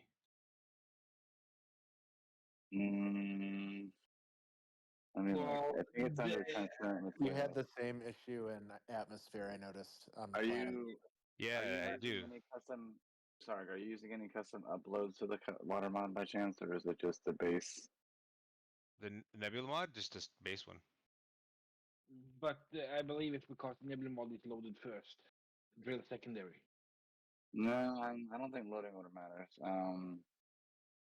It It's should like be something. it's like because it's particles, I think, right? So it's got to be particle Yeah, priority or particle something. issue. Yeah, it's a If particle that's priority doing that to problem. particles, it's gonna have some weird effect on the lasers or So phasers. it's because you can hide particles. It's the reason why engines can be put behind a block and you don't see them, but you can see the light reflecting. Yeah. So there is a way to order it. It's just I gotta figure. We were Gotta researching figure that. out. Yeah, I was researching that with blues too because we were messing with adding support. Are you using any custom engine packs? No. Okay, sweet. Because then that means that our mod will work with your server 100%. We're creating a engine color mod, and we're supporting the consolidation thrust. I mean, it's starting to work now that he's closer to the roid. Yeah, Oh, when the cool. nebula is not in the background, it works, right? So basically, Yeah. you turn it on, it has this giant beam that goes out X amount of meters, and then it grinds down and cuts through. So right now, So that drills and everything. Hey, you know, can you swing that? Do you guys, is there a tractor beam technology being thought of or conceptualized yet here? It exists in Weapon Core, and it is not terribly hard to make one. Because it looks like you guys got a really good modder over there who can do that for you. What's his name? If you wanna make it and submit it to us as like a Not me. donation, we may or may I'm not. I'm talking about Raid over there, buddy. Get ready now. Yeah, no. I'm busy. I'm busy. Come on, Mayfire. You can do it. yeah. Oh, so anyways, obviously we're still the mod all works. All the mods have to be are in the balancing phase now, so that's why it's not really mining so much. Like that's what we're still working on is all the balancing stuff. But are you gonna have the effects are tiered there. The mining effects lasers? look cool. What's that? Are you gonna have tiered mining lasers? Oh, there you go. Now it's kicking in for a bit. I gotta look into that. I don't know at this point. I think I might keep the mining lasers to elite and above because I want some progression, right? I know everybody wants to play with the new stuff, but like I don't want like everyone can make a tier 1 version of everything, impulse this that and the other thing, and then all of a sudden what do they have to look forward to? Just a more powerful version versus you have to look more powerful to the fact that you get to use the One or new two people should super have it. techs. That could be good. What's that? No. No, I was just thinking about the treasure of more of like a few people will finally get to that tech level. And then it's like, all right, either you employ them to do the thing within the group because they've got the tech and then focus on something else. So if you look at advanced tech like this as like a career in MMO, there's such an extreme level you got to go through to get to that final. Okay, you are the carpenter, you are the medic, you are the whatever. You know what I mean? It's like Eve. Like once you specialize Yeah. in something, you can basically, put yourself out there in the yellow pages. Like, hey, I got everything elite tier. You can hire me as a mercenary. I'll help you with NPCs, or you can hire me as a logistics personnel. I'll mine for you. I've got the best stuff. What do you want? Well, hang on. Who said that? You can do that. In Eve? Not an Eve. You're talking about Space Engineer? On this server, yeah, like you can offer your Oh yeah. services. Yeah, but Like, definitely there's not an nothing Eve. stopping. Yeah. There's no way that's happening in Eve. No, you'll get jumped. Because 20-year game going, the only way to get good at anything in Eve is to have the time and the skill in a specific skill. And the diminishing returns.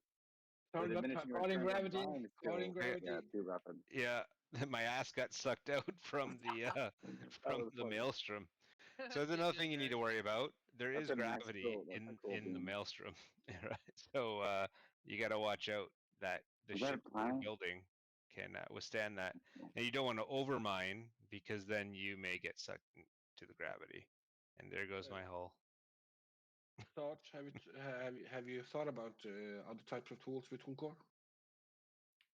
I thought a lot of things, but just I want to replace the PMCs from the build and repair tech mod and to using Toolcore, and then I'm gonna make the PMCs have particles that kind of show up, and that when the particle shows up, it's basically creating the block, and Yeah, then but it creates the block that way.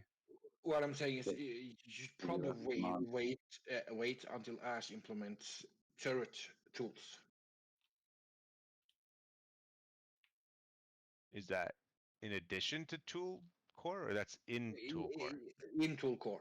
It's essentially, she released it November last year, so it's not that old, but she's working on making turret tools that actually aims at the projection block for you, so you won't need a Oh my script to do god. it. Tell her to finish my fucking request on Weapon Core first. That's been old for like 5 years. There's no documentation. Dude, I already did twice. There's no documentation on block sizes. Shinobi. I know, there's no, Dead. listen, block sizes and ship sizes and all that is built Never into Weapon used. Core. Never used. Never used. Why not? It's in there. What's your It's not idea for documented. Weapon Core? Well, so check it out. In the Weapon Core, there's a server config file called Server Core.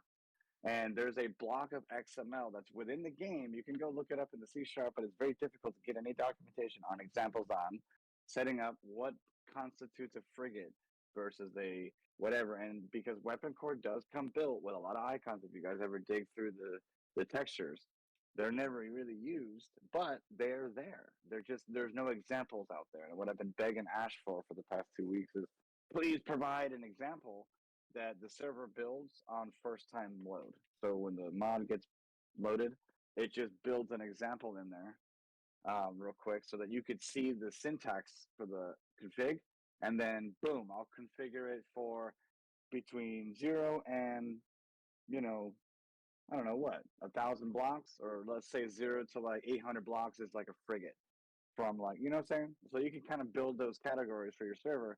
So when someone targets you in game, a vanilla effect is a different icon, a larger looking thing. So you're like, oh crap, that's a battleship. Get the hell out of here, or whatever, right? Because of the icon from a distance. Yeah. Also, Sarg, in the text chat, we have people asking for when the release date is, since you did say you will be releasing that today. Oh, sorry, say it again. I was Just reading a check. message. Just text the text chat for this channel. When is STC 3 launching? That's what I asked. Sure. I'll tell you. So right now, as long as things progress the way they're progressing, we're planning to launch. It's a two phase launch. Again, another perk for Patreons. 2-day early access. So Patreon early access begins on March 30th, which is 2 weeks from now. Non-Patreons will have to wait a couple days. April 1st, April Fools. They get it'll launch to the rest of the groups. So all Patreons will have, have to give me their Steam IDs. I'll whitelist them all. Then they'll be able to access the server and join with those Steam IDs. How do you want us to send you those? You want us to DM you on Discord or what? Yeah, if you're already signed up alongside Patreon, then just DM me. If you do a new sign up, make sure you connect your Discord to Patreon, because that will automatically give you the special Patreon roles.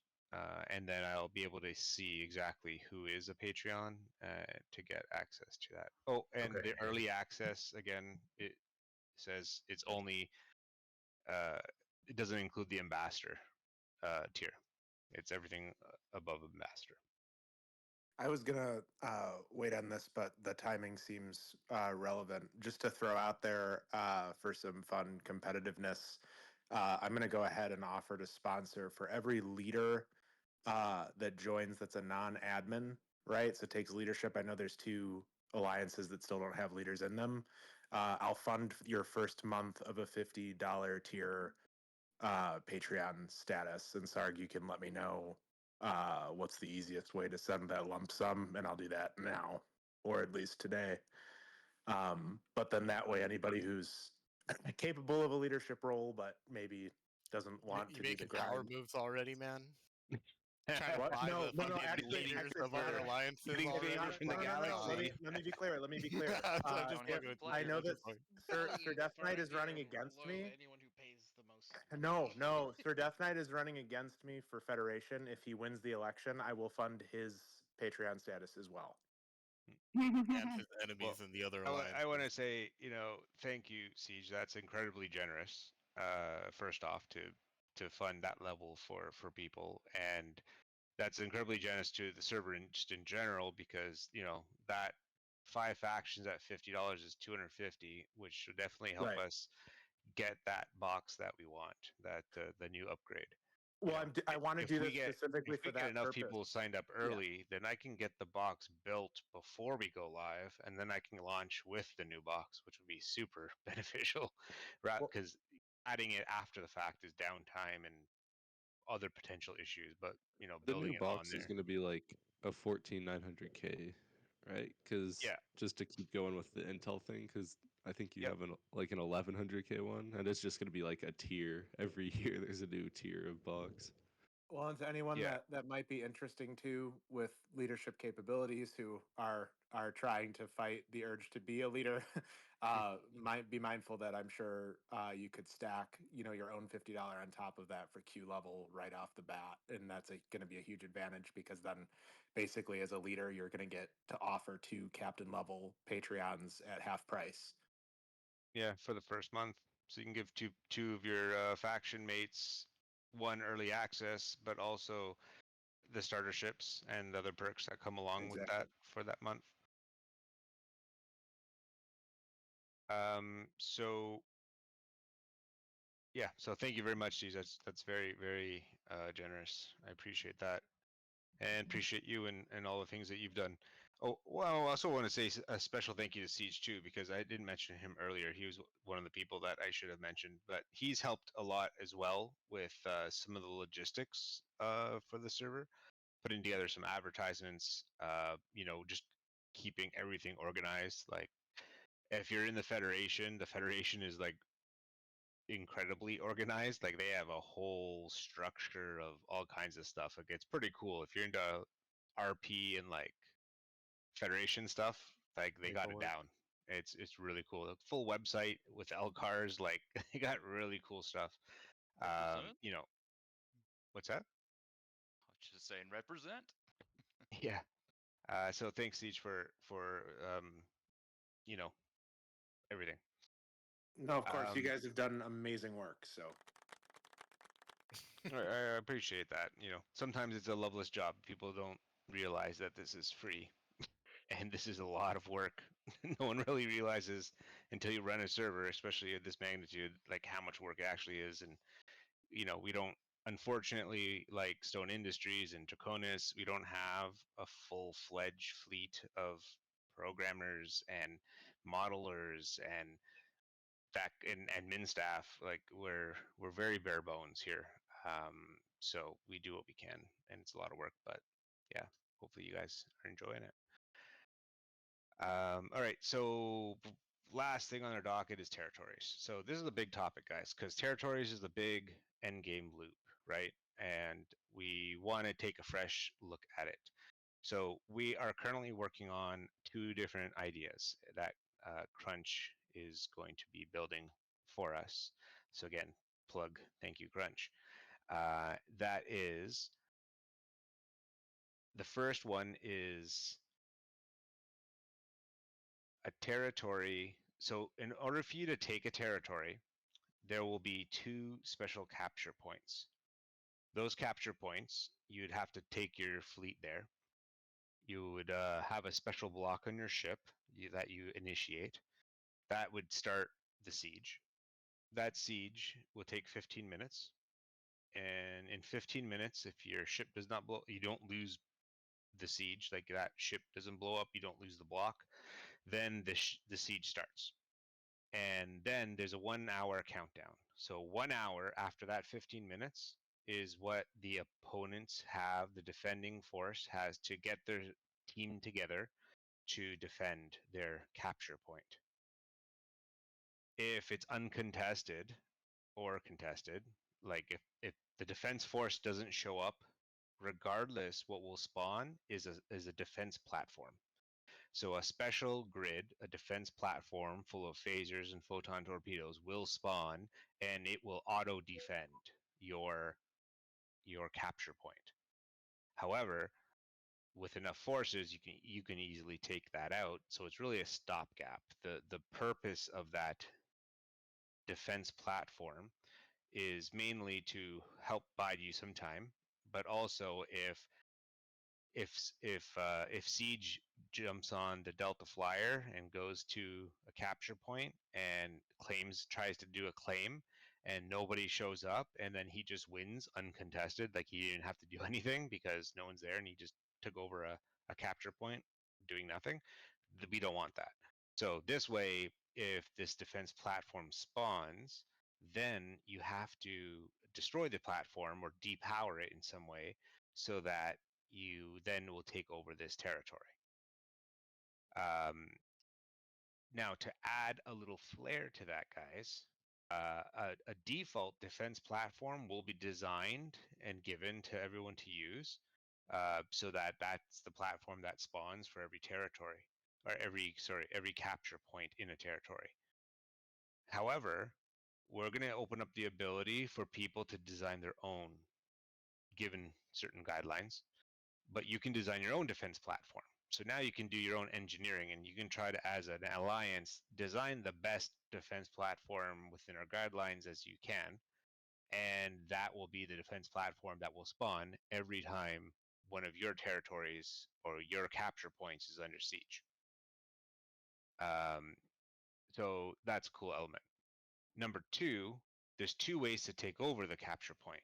The capture point has to either be destroyed, so that defense platform that auto spawns has to be completely destroyed, or completely depowered in some way. So all the power blocks have to be destroyed or turned off.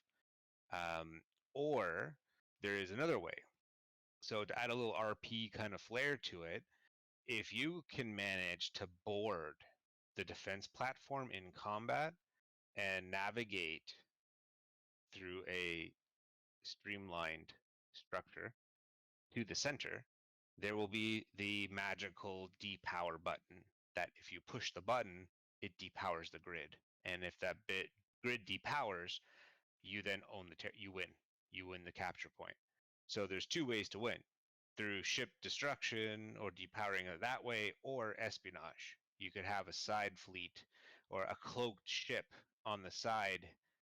When the shields go down on this defense platform, this cloaked ship is like right beside it and kind of like tries to cut its way through the hull into the center without dying, and then navigate its way in the defense platform, taking out interior turrets as they see them, etc., and then depowers it that way. So 2 different ways to win, which will be 2 different styles. You can use a blend of both, one or the other, whatever. But I thought that'd be a really cool way to go about it.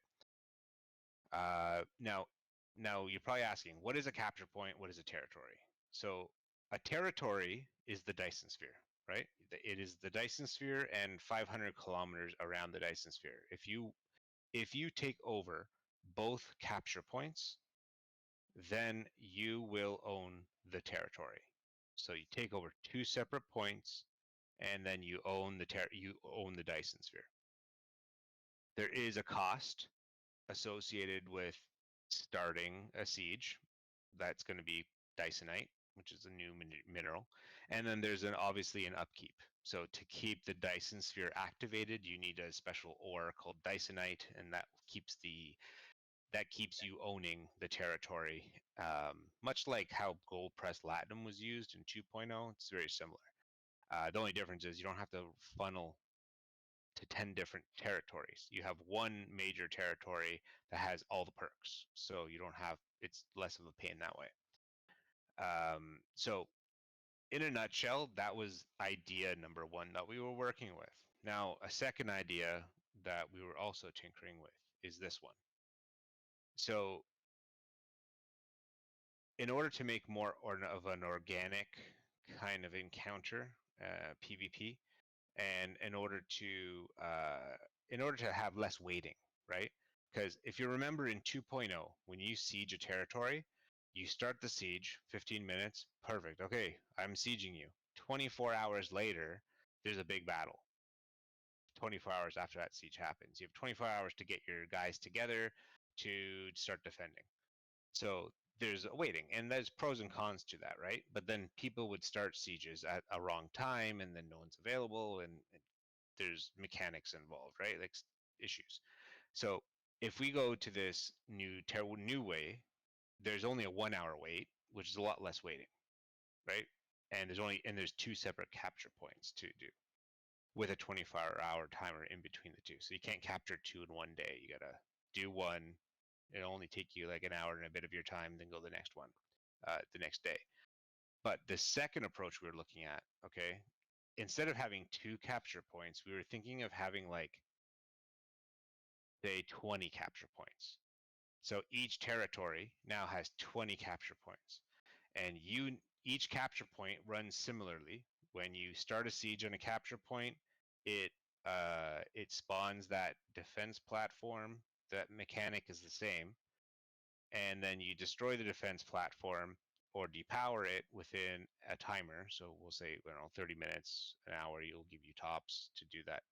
And then if you do that within the allotted timer, then you will take that capture point. And the difference is we have 20 of them instead of 2, and there's no waiting. So it's you and your buddies can come with your fleet of whatever, 10 ships, go to a capture point, start the siege, 15 minutes, boom. After 15 minutes, you started the siege, the encounter starts. And then that defense platform spawns, you start battling it right away. If you kill the defense platform because you're super powerful, no one's there to defend, and you can do it in 5 minutes. Or hey, you just took over that territory in 5 minutes. Perfect. Then you have to go to the next one, and there's going to be 20. However, you don't need all 20. You need, like, say, 50% of them. You need 10, or you need 15 of them that you have to take. If you're the majority owner of all the capture points, you then win the territory. So now you have 10, 11, 15 mini encounters that you have to run through to take out this territory, but they don't all have to be done the same day. You could go take 5 today, and then tomorrow go take 2 more, and then the next day take some more, right? It can be done over time. But as soon as your alliance owns the majority of them, that's when you now own the territory. So that was the second approach we were looking at. So that approach has no waiting periods. So this one has with the 50. so this multiple to the 20 or so territory one, is it spawning a defense platform for each defense? Yes. Okay. If the attacking fleet's big enough, there's no way that defensive tower means anything anyways, right?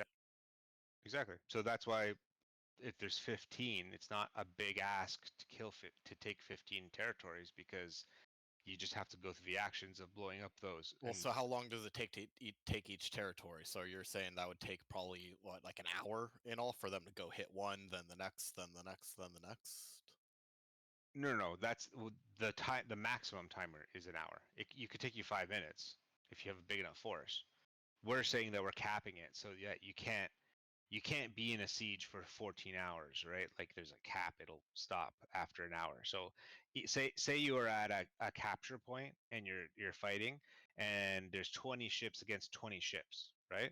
Say the battle goes on for over an hour, then you lost because the timer went off. Like you they only have have to an take hour. all of those, or the majority of those territories within that window. No, just the one that you activated. You have 1 hour per window. So you can do this over a course of a long period of time. You could take 5 And tonight. so assuming it takes 15 minutes or something like that, right? Because you'd have to sit there and siege it or kill Right. the tower, so 15 minutes each. So that would still be like a couple hours, but the defending side would have to be online and wouldn't have any notice. Right. Exactly. No note. Well, the only notice the defending faction would have is like Discord messages, right? They'll have a Discord notification saying you're being raided, like you lost a capture point. Notifications will go out, so they'll know what's happening. But if they can't get online, they can't get online. And if you take all of them in one night, you can take them all in one night if you have that 2 hours to spare at 15 minutes each. Or you do part of them tonight and you do the rest tomorrow. But when you come back tomorrow to do the rest, they may have tried to take back a couple because nobody was online, right? So basically, it's constant fighting. The Constant. cooldown creates a window where people have an opportunity to reach out to other alliances, try to get backup, whatnot. If we do it with these multiple territory things and somebody gets a big enough fleet, then it's just steamroll. No, they just catch you when you're not even online. 20 ships go in, they just take your territory. That's pretty much the same with the other system, though. You just have an hour to wait. But the other system has a 24-hour window where everybody knows that they're going to get sieged and they're able to fix ships, get ships staged, prepare, and then there's a battle. Oh no, they don't. They have an hour. No, he was talking about in between. So in the other model where there's only 2 capture points, right? You have 15 minutes and then it starts, and then you have a 1 hour wait, and then that's when the actual encounter starts. An hour after that point, then that territory, the other territory the other capture point for that territory, you can't go after for 24 hours. So once you take the first one, you have to wait 24 hours before you can take the second one. That enables the defending force to get their shit together and try to take back the one they lost, or defend because they know 24 hours later they're going to go after the second one because they want to take over the territory. Is the first one re-siegeable by the defending force during that 24-hour period? Because I feel what we it talked shouldn't about be. is yes, they are. They That way shouldn't the be able to attackers have to be on exchange their it. toes, but the defenders, if they want to rush and try to push them out, they should have the opportunity. Okay, but the defenders then can just take it back while whatever the attackers are sleeping, and so you can attack. You see the there's still but then the whole then territory. they can just wait for them to get offline. No, and it's then take it's the 24 person back. hours for the territory. So But if you attack a didn't you capture end the point, offline check already?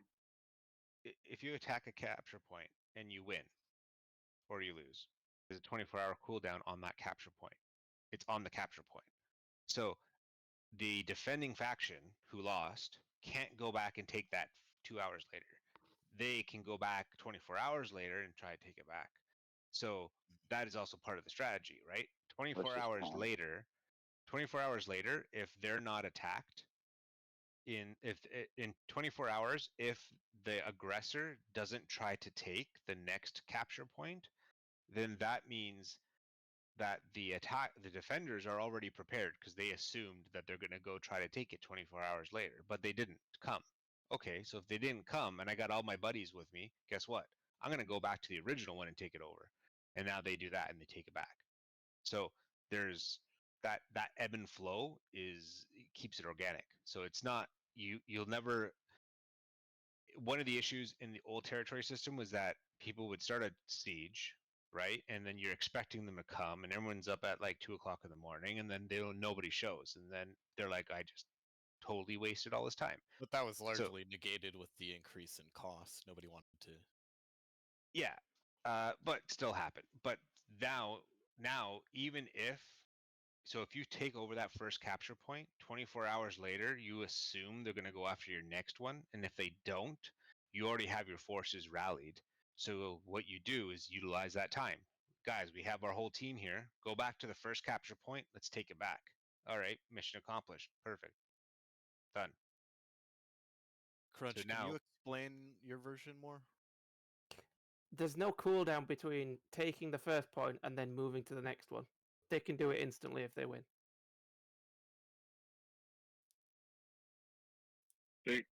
so in Crunch's model, that majority, there's like 20, and you have to take over the majority of them, and then you can do them consecutively. There's no cooldown between each one you take. So you could do all 15 in a night.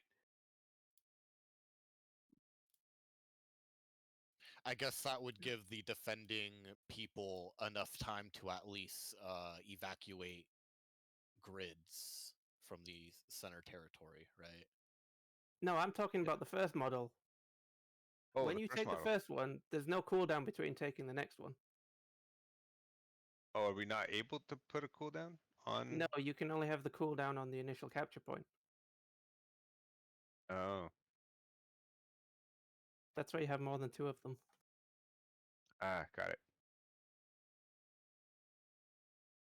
Well, as long as within, like, what'd you say, like 24 hours, the other, like the defending team, for example, can come right back in and try and take their territory back, then that's not horrible, right?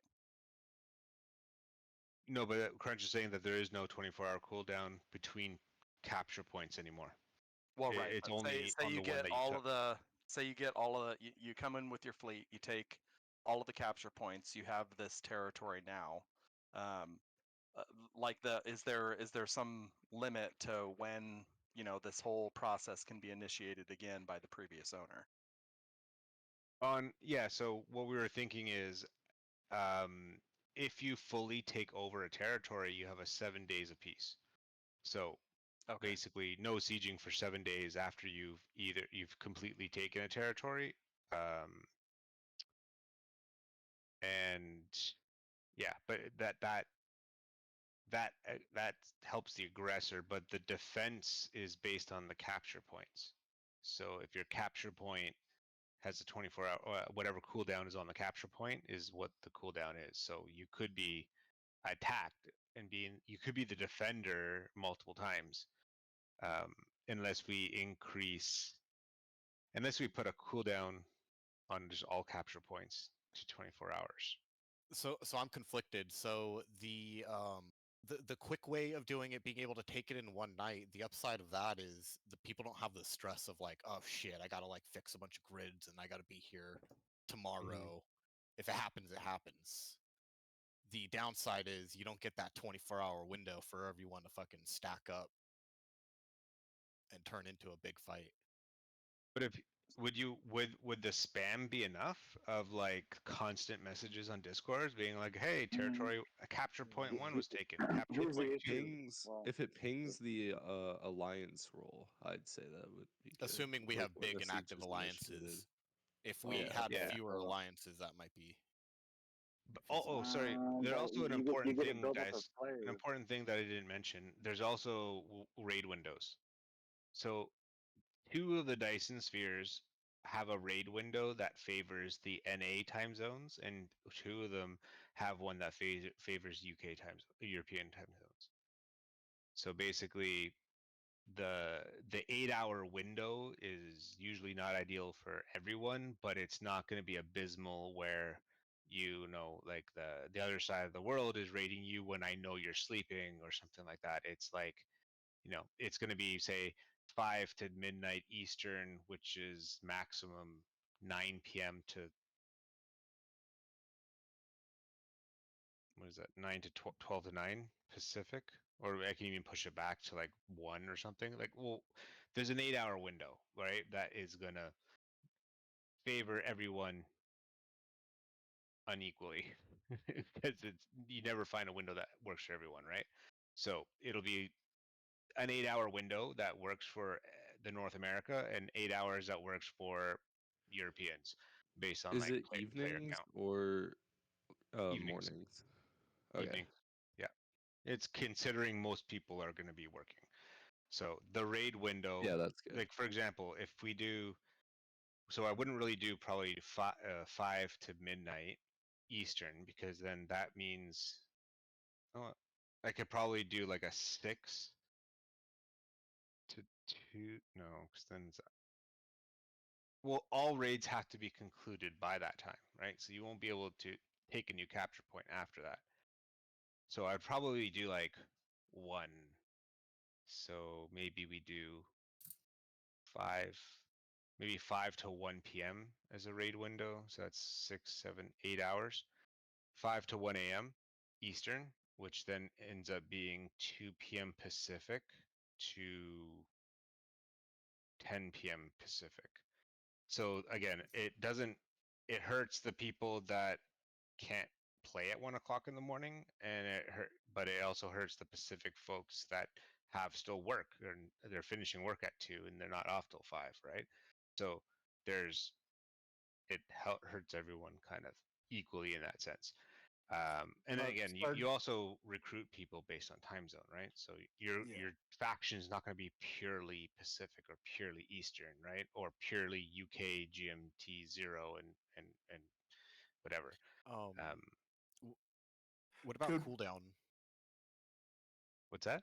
What about cooldown for this one where there's like say 20 territories and you take it in a night? Can they come immediately back and take it, or is there a cooldown? I think he said like a 7-day cooldown right after you take the territory. Yeah, once you've that was taken the first version, right? Would Crunch's version be that as well? I guess I don't know. What do you have envisioned, Crunch? Do you think do we keep it completely open and people just can nonstop raid each other anytime, all the time, so it's always changing hands, or do we put a cap of a period of peace after a territory Like is let taken? the victor have a few days of productive. I think cooldown's gonna be more popular. I'd Be just do the careful war with too much declaration of that it. gives them 24 hours before it can actually start.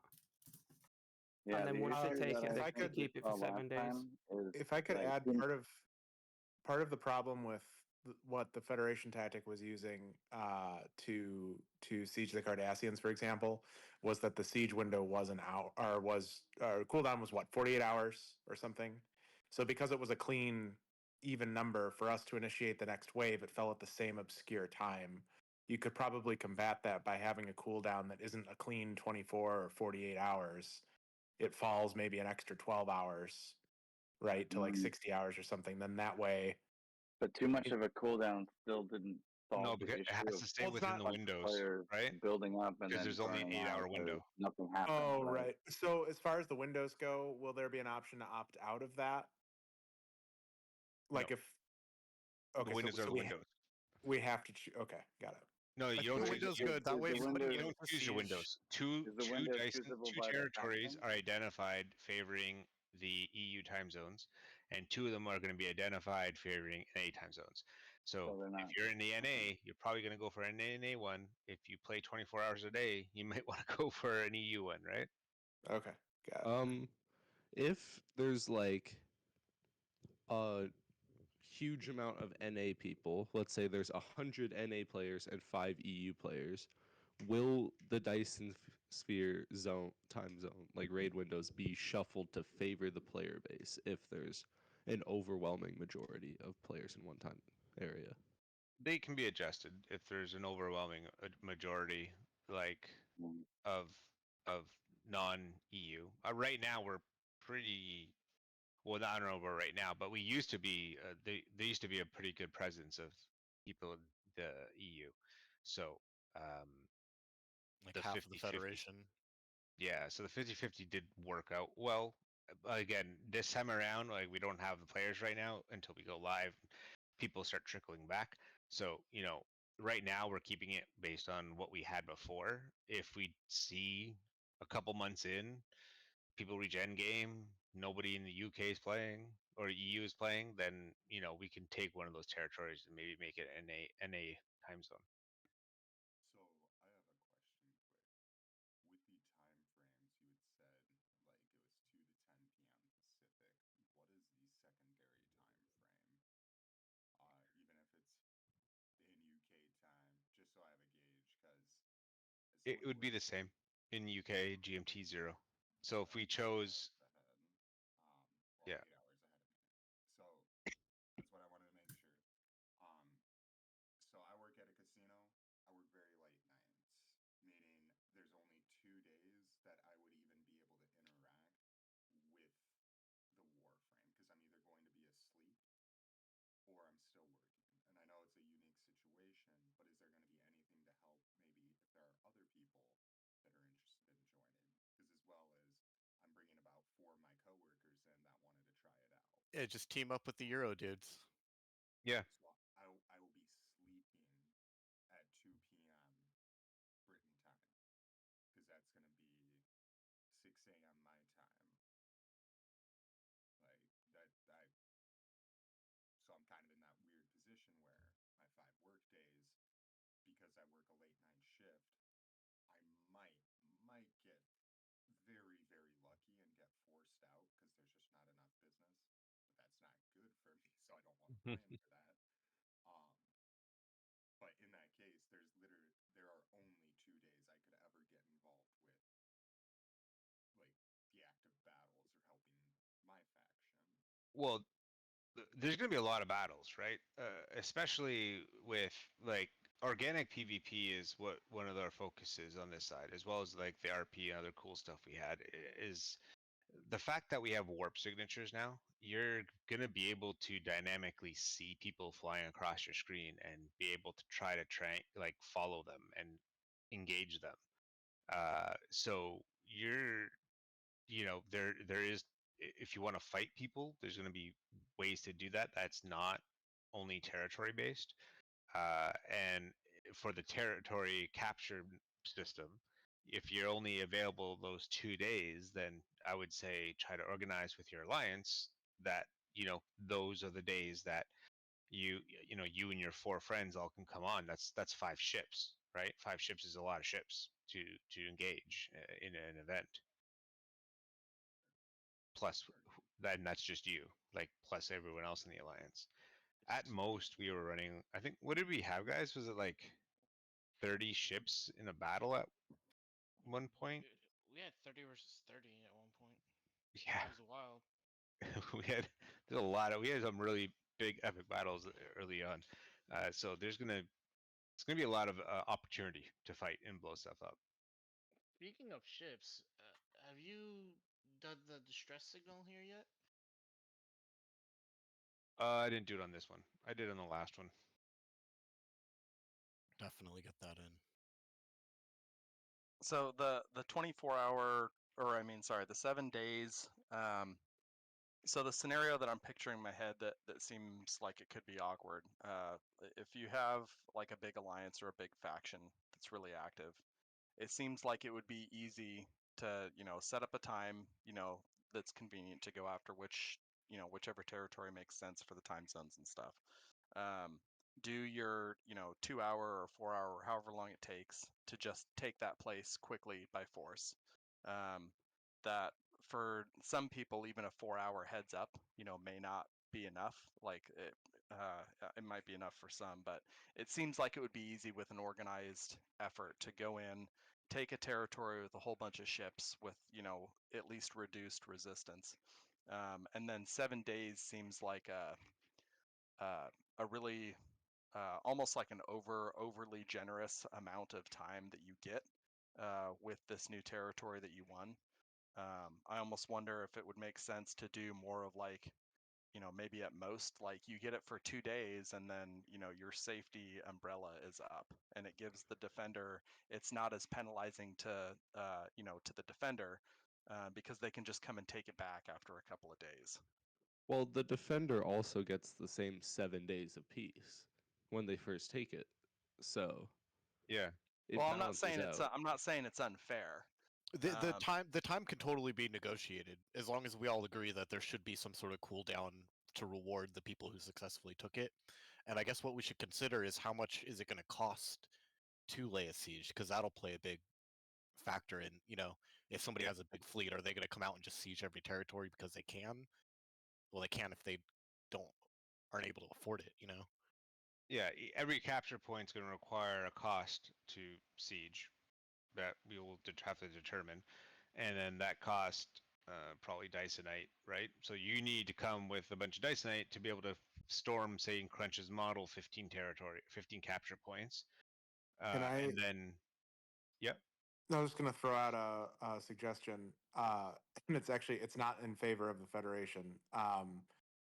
What can we associate that cost? Can we tie it to head count per alliance? So, for example, if Ferengi Orion have like 5 people, it's much more affordable for them to siege than it is for the Federation if we roll out with like 20 to 30.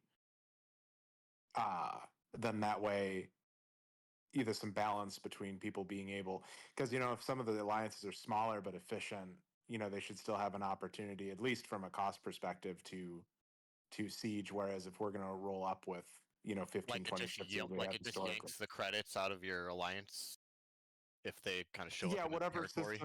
whatever system makes the most sense. But then that way, it's like the Federation's we've got more people, we've got more weapons, so we've got to plan you got to pay accordingly. more for the logistics of sending the attack force or something like that. Yeah, it makes sense. Yeah,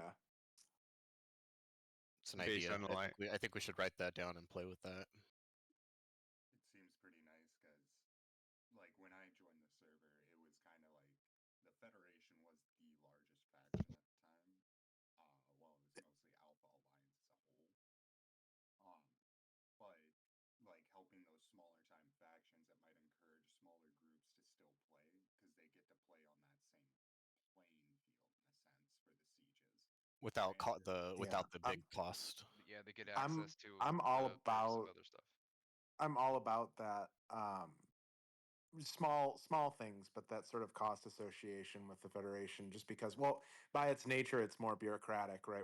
We're intentionally designing it that way, so we've got our own struggles to worry about, but having that sort of balance where it's like, if there's a higher cost for us to siege, and even though we have 30 players, we're having trouble coming up with that, that tells us, maybe we don't need all of these players. I kind of like it in the sense that if you can RP it too, in the sense that you're like paying for the logistics of supporting that attack force to be going into another It justifies region, attacks, it justifies rather than we paid money to drop your shield because right. Yeah, we could do that. Whoever initiates the siege, it does a player count of how many players are in the alliance. It would have to yank them as they came in. It would just have to credit it automatically or something. Yeah. So it would be like whatever fee, I don't know, 10,000 credits per person. Yeah. And then it just yanks that out. I don't know. Yeah, as long as it comes out of the alliance fund. The alliance should pay for it, not the individual. If there was a pitch battle that was going one way or the other, you might not even want reinforcements to come in if you would have to pay for them to enter the field late. Right. I don't know. We'd have to toy with this one. It would be kind of difficult to do whoever enters the area, the additional cost goes up versus upon siege, it does a count dynamically of your alliance. I'd prefer that. And again, the reason being, everyone one of online. the things, not necessarily online, everyone in the alliance. And again, I'm not saying that that's the way we should do it. I'm just what about the floating ones that show up a minute later? Well, that's why I'm saying it counts the total count, a flat rate based on head count in the alliance. So if you have people that are not contributing, you may not want them in your alliance. Because one of the things we deal with in the Federation all the time is lots of people who maybe hear about the servers and want to try it out. They come and join the Federation, and then we never see them again. Yeah. And it gets a little tricky cleaning house. So I know for myself, one of the things I'm going to be focused on is like, yes, we want to welcome everybody, but we also want to place you somewhere, ideally in a member faction that's specialized moving forward. But then for future leaders or for any other leader that might start, it would be helpful in driving them to say, okay, look, we need to be a little bit more selective about membership because there's a cost associated with you being here.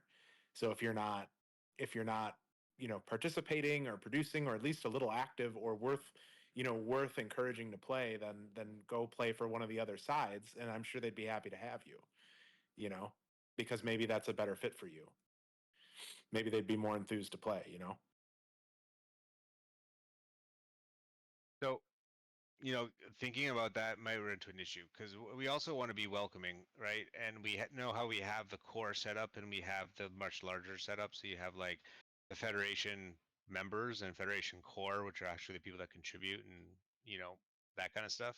So maybe towards Dema's point, it should be based on your current online player count versus It would how have many to be people you have. dynamic though, because you just have everybody wait offline, Exactly. initiate That's the the siege. problem It would with have that. to count them as they come in. Or not I guess allowed this to is go all in. Crunch's department too. Well, I'm try- the way that we have it set up now, with the way the alliances work, we have a script that adds people to the alliances. So like you could run like a check exclamation point alliances, and it'll drop a list of like who's in that alliance. I'm sure we could come up with some way to where we could just have that alliance or territory system check who's on that list and be like, okay, there's X amount of entries in that alliance. Let's use that. Well, So one that thing way you we could are do is collaborating. do active members instead. Pull anybody who's logged in the last 2 weeks, and then base the number off of that amount of players instead of the full amount. Because if I have, let's say, 30 people in my faction, that's another 30 people added to the alliance, and if only 2 of us play, that's an extra huge amount of cost for nothing. That's a lot of overly complicated programming for something that you could just task the alliance leadership of that alliance to just manage themselves. Because that Okay, problem so would fix it. Yeah, but then what if instead someone I doesn't tell log in the for a couple alliances say weeks and they then have all of a like sudden one you player. boot him and he loses all his stuff and then he comes back and he's freaking out because he wants to play a month later. Like we don't want to piss off the players that players come and goes. Like they take a month break and then they come back hard for 3 and then you'd be like, oh well, you weren't here for a month. I kicked you out and you lost all your stuff. Yeah, but I would debate that's where the alliance structure comes into play, right? Like if you aren't an active member, I know Raptor and I have talked a lot about this, and Raptor's a big proponent for, when people come in and they spend time and they earn stuff, they've earned their place. If they want to leave, and come back and they've contributed, that should be recognized. And he's sold me on a lot of that, but I think to a certain extent, like if you're non-communicative, if you're solo playing and on your own and you've got all this nice stuff that you made, but you're not contributing to your alliance at all, like I just don't have a lot of sympathy, because it's like, yeah, you're welcome here as a person, but you're not contributing to the greater good as a whole. And especially on the Federation side, that's what it's all about. So my argument would be, the Federation might not be the best fit for you. Maybe you're better off with a faction or an alliance that does reward independent gain, right? Like the Klingons are, having your clans and that sort of thing. Like maybe that's a better fit for you because it is a themed server at the end of the day.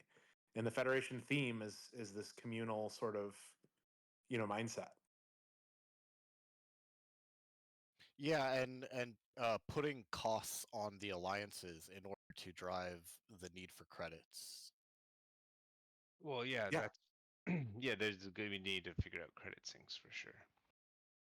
That's gonna be a difficult one to put like a check and balances on specifically.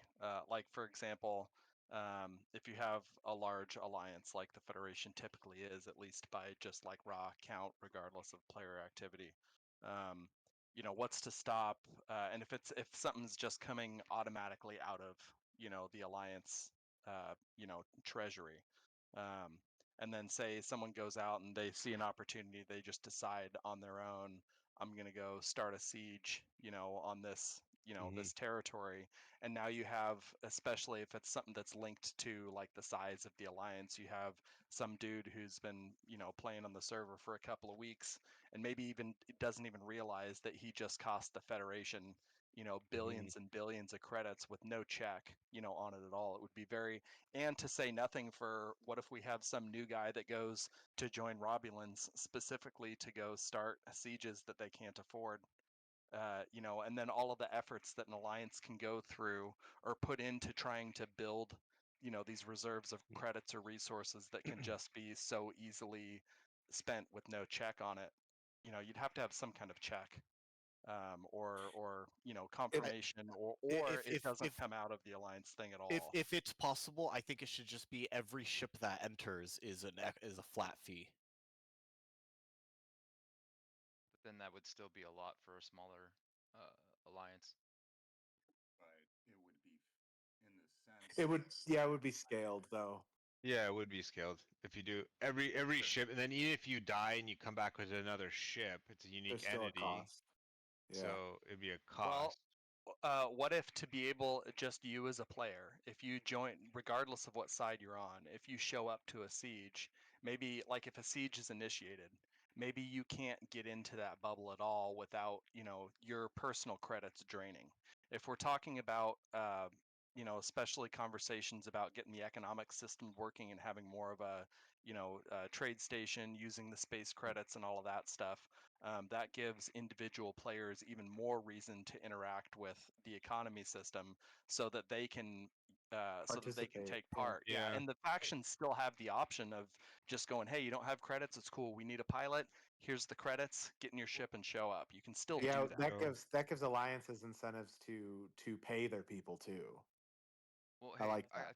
think I have Like a good just idea for this. Why not That make it that to would be a where- lot easier programmatically to just do it based on the person that enters that vicinity. They get dinged X amount of credits at a flat rate for every Right, person that just enters. $1 million to go into Pay your the way in. combat zone. Yep. Yeah, buy your ticket to the battle, right? And if you don't Well, and have the money, then you should go to do the economy stuff, get money, and go in It the battle. also solves the problem of unuseful players. Yes, If they're saying, that's- "Oh, I can't get in, I don't have the credits," it's like there's a reason you don't have the credits. Can I borrow some? No. And it's an easy You know? crunch command to like send people money if you really need to. Yeah. Like, Hey, and that's I had that's a ton easier programmatically than everything else we just talked about. Well, just something else I was thinking about as well. What if it was something like there was an alliance shop and it's a token that they have to have in their inventory, much like the latinum for a siege block or whatever else, where they have to have it in their ship in order to participate. Otherwise, like if it was like it throws them out of the area, like it That's a good passes through a idea. field. Passes through the field like the siege safety zones when you're defending or otherwise. Yeah, you could tie that to votes too. Have it like Yeah. you get one of those a day or something, and maybe Well, it's and- 50 that's to cool. be able to participate in a siege. Ooh, I Well, what I'm love saying that. too is That's a good the idea. alliance leaders can pass those out to the respective ships that say, Yeah, "Hey, that's Captain, I want to be yeah. here. I want to So the participate." alliance leadership, yeah, it's a good idea. The alliance side, alliance leaders giving out a special token that if they have the token in their ship's inventory, then they're allowed to actually start that siege. And then that can only be given to trusted people, so that only trusted people, because then you get like some dick that just starts sieging other people and griefing them, and that wasn't representative of the actions of that alliance. It was just that dude was being a dick, right? Can I make a crazy ask? Can we What else? make those tokens stealable?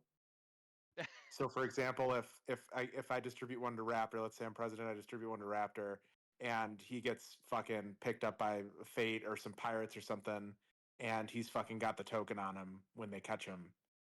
Now he's got a Federation token that can be used to like initiate a siege on behalf of the Federation without our knowledge and cause all kinds of problems. That But I would think be you might- interesting. But I think the problem that we run into is like, would just a token from the Federation count as heavy as one from any other location, right? Because Well, no, that's when we use gold press latinum. Yeah, I mean either way, the idea being that like if Federation's allied with somebody and someone stole one of our tokens. Well, because credits you have to keep in the bank, but if you had to pull gold press latinum out and bring it, then you'd have to bring, for various things, maybe there's stores that take gold press platinum. You could buy Well, what things I at a would say reduced would be rate, but interesting. you have to actually have it. Sorry, Demo. What I was No, gonna you're say good. too is, well, if it's stolen, then maybe all it allows them to do is pass through like that larger field around a siege point, so that way the pirate or whomever can, mess around with whoever's sieging, and, like attack them for funsies or otherwise. Well, and more be involved. broadly in the world, they'd function like data cores. They'd be like something that's valuable, but you have to get them having them out and about. They can get stolen from you because nobody can steal your credits, except for Yeah. with the surrender system. If Sarg got that working.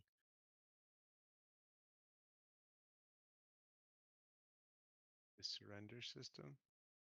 What were we talking about with that?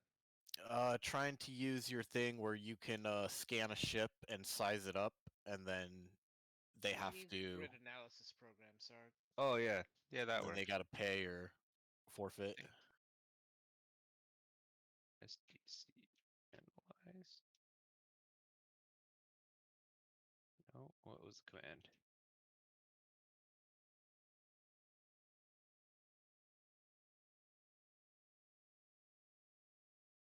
I can't remember what my own command is.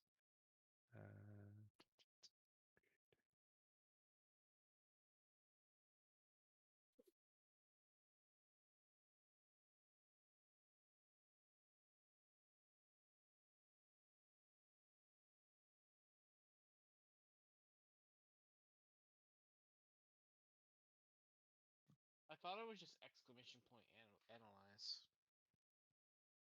No. I don't remember. I don't remember what. Yeah, it works. I just don't remember what I renamed the command. I gotta go look that up. But yeah, it works for inventory and grid count. So then you can scan a grid, find out what it's made of, see what's in its inventory, stuff like that.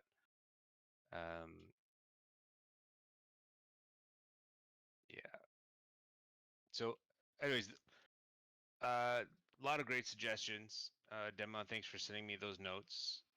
We have this recorded, so I can go back to it as well and try to take any additional notes of ideas and stuff. But we need to come up with something, especially if we're launching in 2 weeks, at a bare minimum.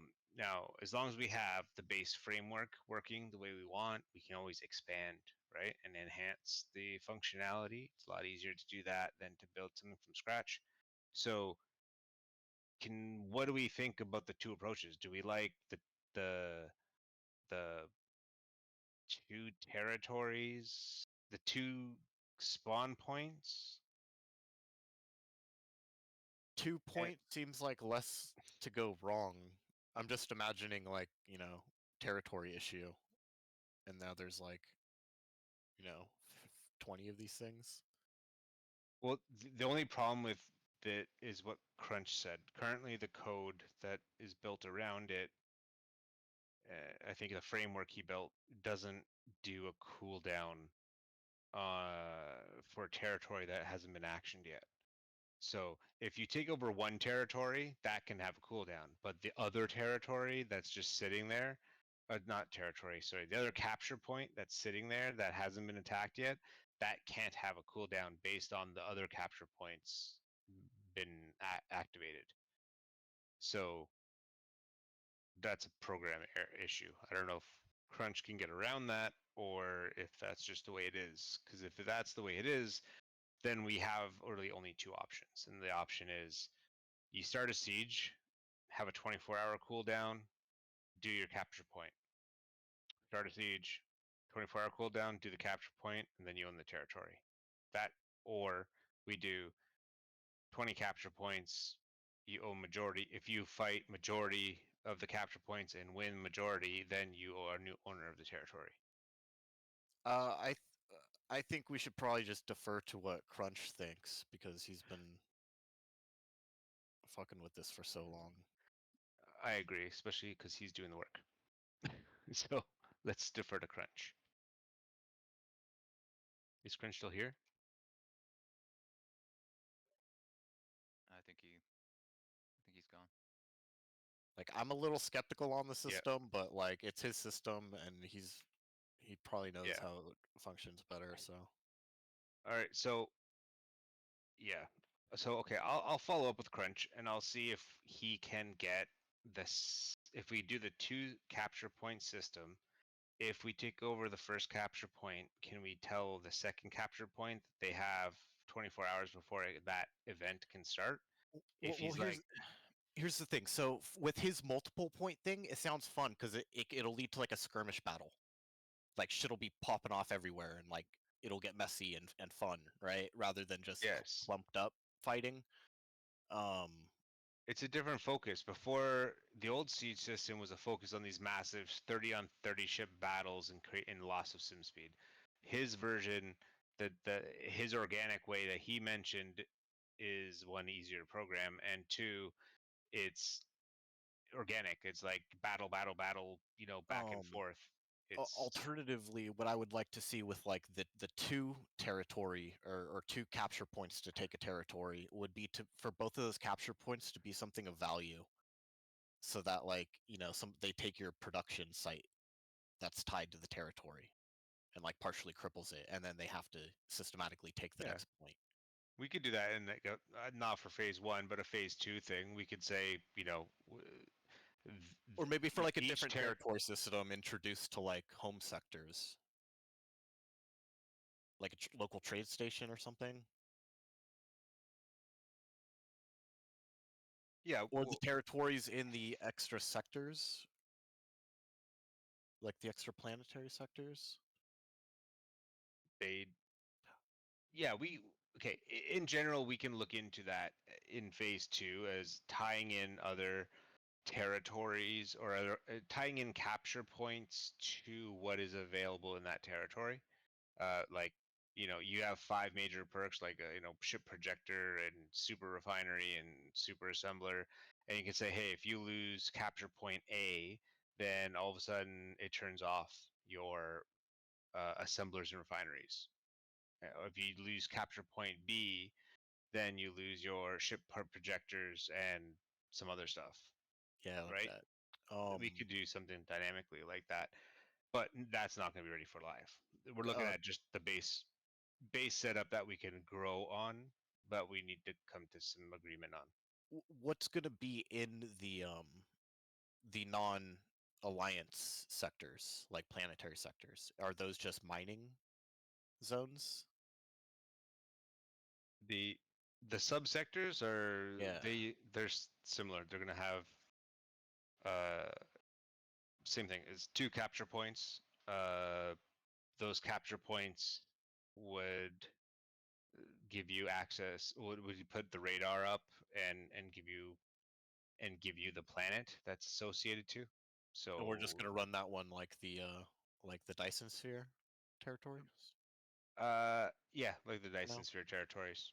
It'd be similar. If we want to make it easier, make it more fluent, we could say there's no defense grids on those. It's just straight capture point. Be there to defend. So this way, those territories are always changing hands, right? Which might be kind of cool. Because generally you're not building. You don't have a safe zone in that territory in the sub ones. You only have the only safe zone you get is on your Dyson. So really, if the change, you're not gonna like have stuff buried there that you're potentially gonna lose because you never have a safe zone to begin with. So your stuff should be anchored if you're not online playing. So we can keep those fast paced and dynamic, and those ones are primarily for Dysonite, right? The way to get Dysonite is on those planets in higher concentrations, which is what's going to be used to fuel your Dyson.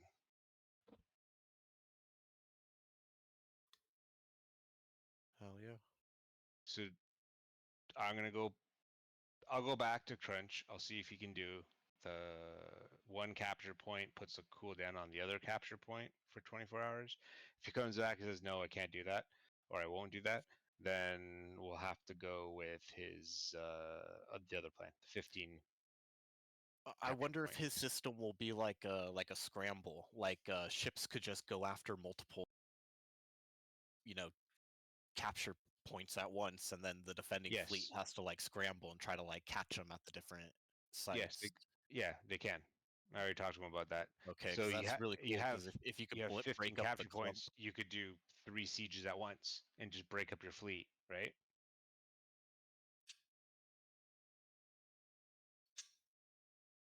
yeah, that sounds really interesting. It's I like his idea because it's along the lines of what I wanted to do about keeping it organic and fast paced. That would be a skirmish where we have to like warp all over the place rather than we all just stack up. And the Right. interesting In one thing about spot. warping all over the place is that you can be intercepted too. That's Yeah, the cool shit thing. gets.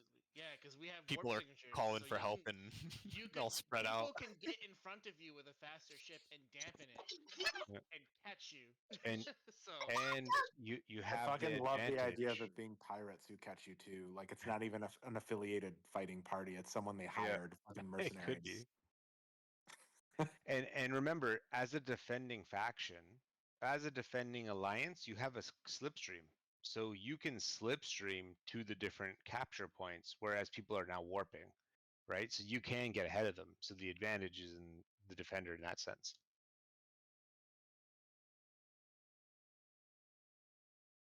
Okay, so I'll follow up with Crunch. I'll find out if that's possible and if he can and or will do it. If not, we'll go to Plan B, which is the fast-paced territory system, and then yeah, we'll I we'll kind of tweak think it as that we should. go. I think that should probably be Plan A. Crunch's system, right? Yeah. how about we make it fast paced first, keep it simple, and then for tier 2 iteration we can try it the other way. Yeah, because Give That's we what I can would everybody build think time to like too. program it. assets for Yeah. nice territories. All right, Dema, can you do me a favor? Could you send me another note? Can you write that up? I gotta of what we determined with the thing. I'm gonna go back to our notes too on this call, but On gonna like take a while. fast-paced skirmish battles rather than stacked Yeah. battles. Yeah, if we're all in agreement, who's on this channel, who stayed this long, that we're okay with the fast-paced territory to trial and see how that works and adapt from that point, then I'll go through that with Crunch and he'll be happier to do that for us because he is that's what he wanted to do originally. So he should be happier in that front.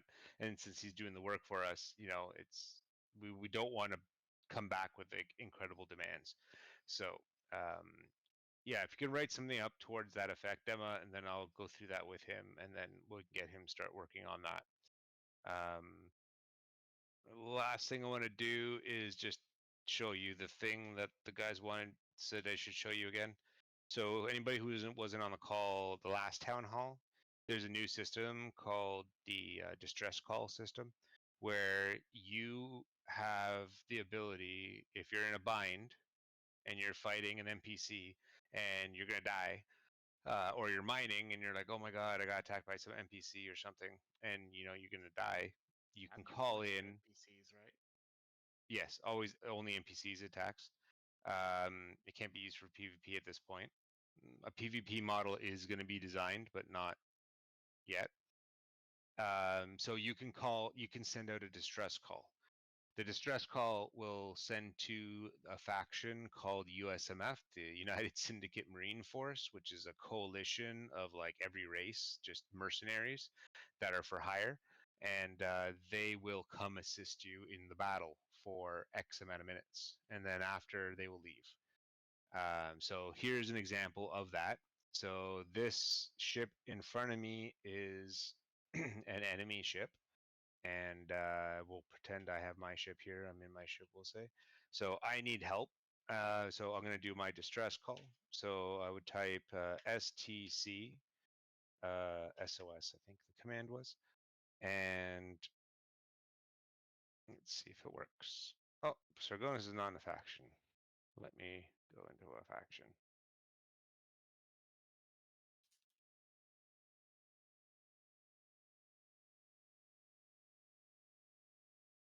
Oh, well, that's a bug I'll have to fix. I must have broke that. Let's adjust.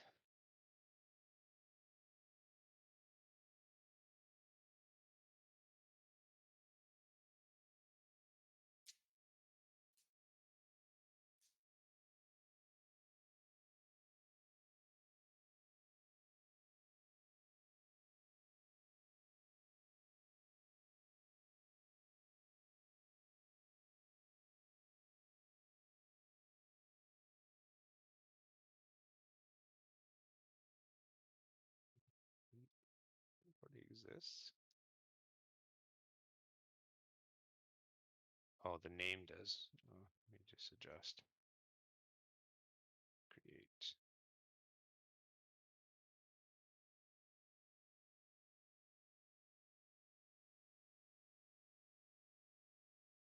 Okay, and now I'm in a faction. So I would come in, I'm under attack, I'd write STC SOS.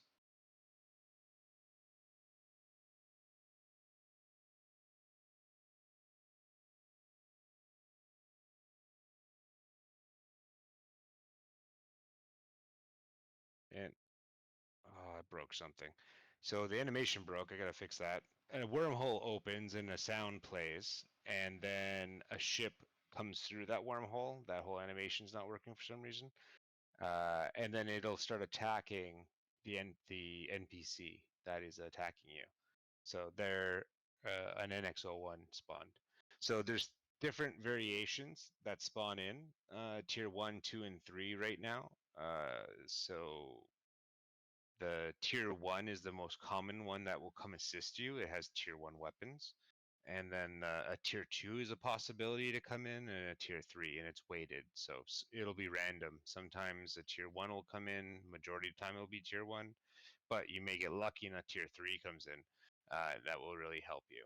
So as you can see, it's now attacking that, and it's not attacking me, and it's friendly to me and my faction.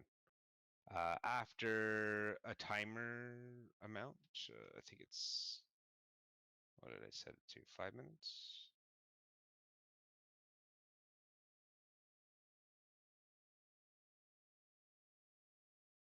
I don't remember what I said to. I think it's after 5 minutes, that grid will disappear. So the one that came in, it'll disappear. This grid is invincible. It cannot die. So if you think that you're going to spawn it in and then you're going to go try to raid the guy helping you and grind it down. I was Can't just going to nano say it that. either. What? You can't nano it either. You can't Yeah. scale it. Can't nano it, can't grind it. It's it should be invincible. And then until it disappears. So it's there just to help you for that period of time, and then it'll disappear. But that's gonna be key for people that are in a bind. Like you always get people, especially starting off, that some enemy ship spawns and all of a sudden they're like, the enemy spawned, it inhibited me, I can't warp away, and I'm dying. So they What's can. the cooldown on that command? I think it's an hour. Yeah, I think I set it to an hour. Could we make it longer, maybe? Or I set it to 2 hours, but originally, but then I put it back down to an hour. I can. It's an easy variable to change. yeah, because if someone's using it in a mining situation, that would pretty much allow them, almost every mining run they go on, by the time you get back, unload, do whatever, and go out to mine again, it's almost ready for use. It just seems like it As could your be. private escort abused as Yeah. I mean, I'm just thinking in terms of the Federation. That's kind of how I want Starfleet to be put to use. Yeah, we'll put it to 2 hours. It gives people things I to do. wanted 2 hours originally, so no problem with that. Here's a question. Would Crunch's siege system actually prolong sieges and create the exact situation we're trying to avoid? No, because the goal at the end of the day, the goal is to kill the defense. Yeah, but platform. if there's defense platforms, right? So like, what if the attackers take like half of the place, and then they're like, all right, well now we need to like do repairs and just hold on to it, and then the attackers like, or the defenders kind of like, every once in a while try to poke in and retake territories. Like in the same night, you mean?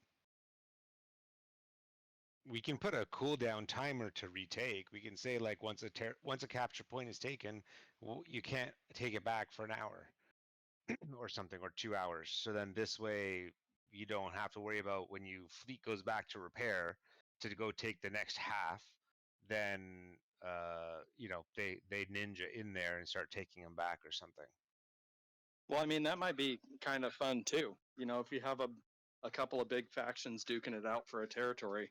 You know, having something that's prolonged and just like this crazy long, you know, Battle of Wolf 359 for this territory that nobody even cared about in the beginning. Like that could be fun too. That's just more stuff to think about and have to react to, which might not be bad. Yeah. Kind of like one of those things where we're gonna have to see where it goes, right? Anything we come up with, even in the original territory system, people found ways to abuse and poke holes and troll people, right? So fortunately now Crunch is a very active member of like the SE community, and you know, if something does come up, either myself or him can modify the code and get it fixed or adjust it to remove that vulnerability. And we'll find those things as you play the game, right?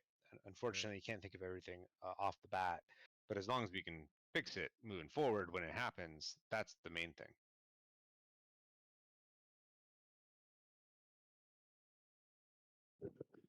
In other news, I got a blade of armor consuming power. Ah, perfect. One step closer. Yeah. So, yeah, that's all I had for today, guys. Again, you know, all town halls always take forever.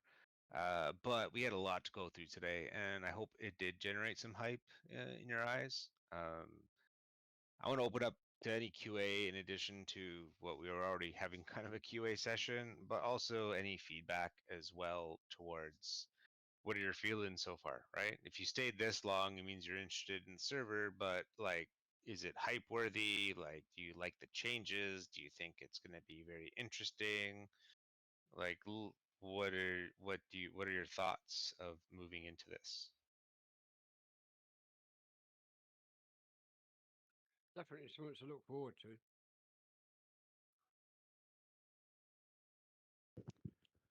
I know I'm pretty excited for it. I know I'm excited. I may be biased, but you know, I put a lot of work into it. I think it'll be new and fresh and a lot of new stuff, and we can always continue to expand on.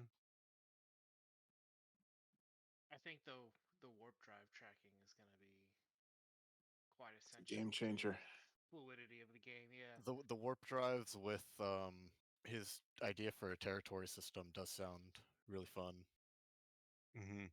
Yeah, because imagine, like, if you as a defending faction happen to spot, like, 10 ships going warp 9 straight towards your area, you know something's about to go down. It's going to require a lot more group cohesion than everybody stick close to each other.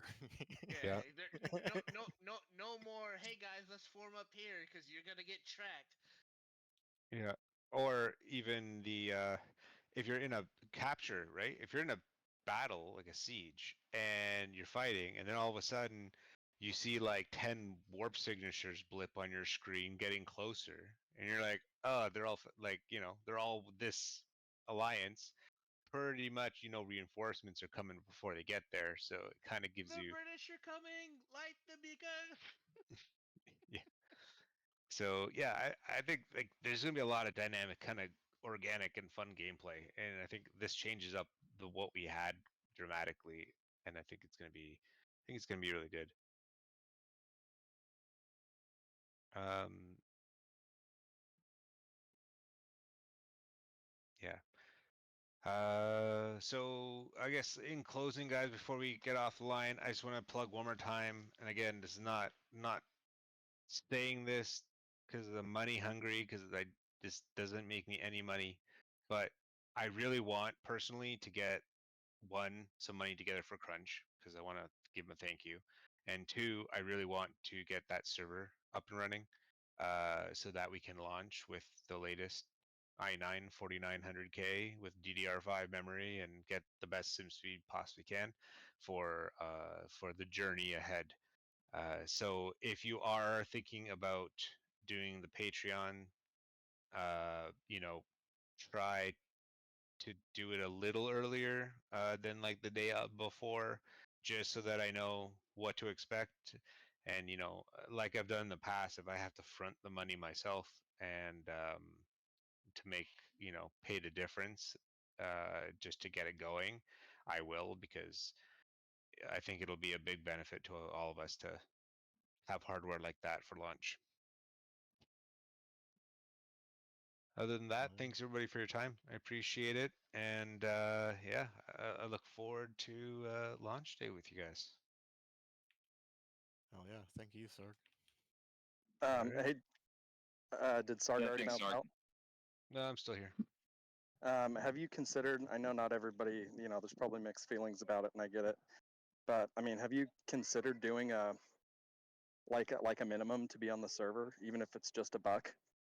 I know forcing people to pay to play, at all makes some people buck, but like just from personal experience, I never had in the past, simply because I didn't have to. Not because I couldn't or wouldn't, but just I didn't have to. So why would I? Well, we can't something small do like that even a from a buck might not be bad. legal point of view, because of the EULA with Keen. You can't charge to be on a private server with their software. Not only That- that, all or- the lawsuits we would get from Star Trek would be horrendous. The Star Trek folks are fine with it up to a point, but it's a pretty low minimum. Like it's to your point, Fade. It wouldn't take too long to reach their minimum or their maximum allotted. Yeah, because it's one thing when you make like a bunch of nickels, but that shit scales after a minute. And once you start making a significant amount of money, even if it's just $1 per person, they're gonna be like, "Hey, not cool, guys." Yeah, And Sarg you and I were need new talking. people to join. Yeah. Well, never mind. It's not important. Yeah, I raised that question too, Raptor, because it's even just a low cost thing. But I still think, Sarg, we should talk more at some point about that sponsorship program, because that could address, kind of what Raptor's talking about. Because I know now there's incentive, for me to get as many people as I can at Patreon level, either through their own means or through help of other people prior to launch, because we want that extra time. So. Yeah, let's talk about it. Let's we'll put together some time and we'll figure that out, because Okay. Whatever helps get that new server up and running is going to be paramount before we go launch. I mean, one way that you could look at it is say, right, the base standard of hangers is probably, say, I don't know, 6.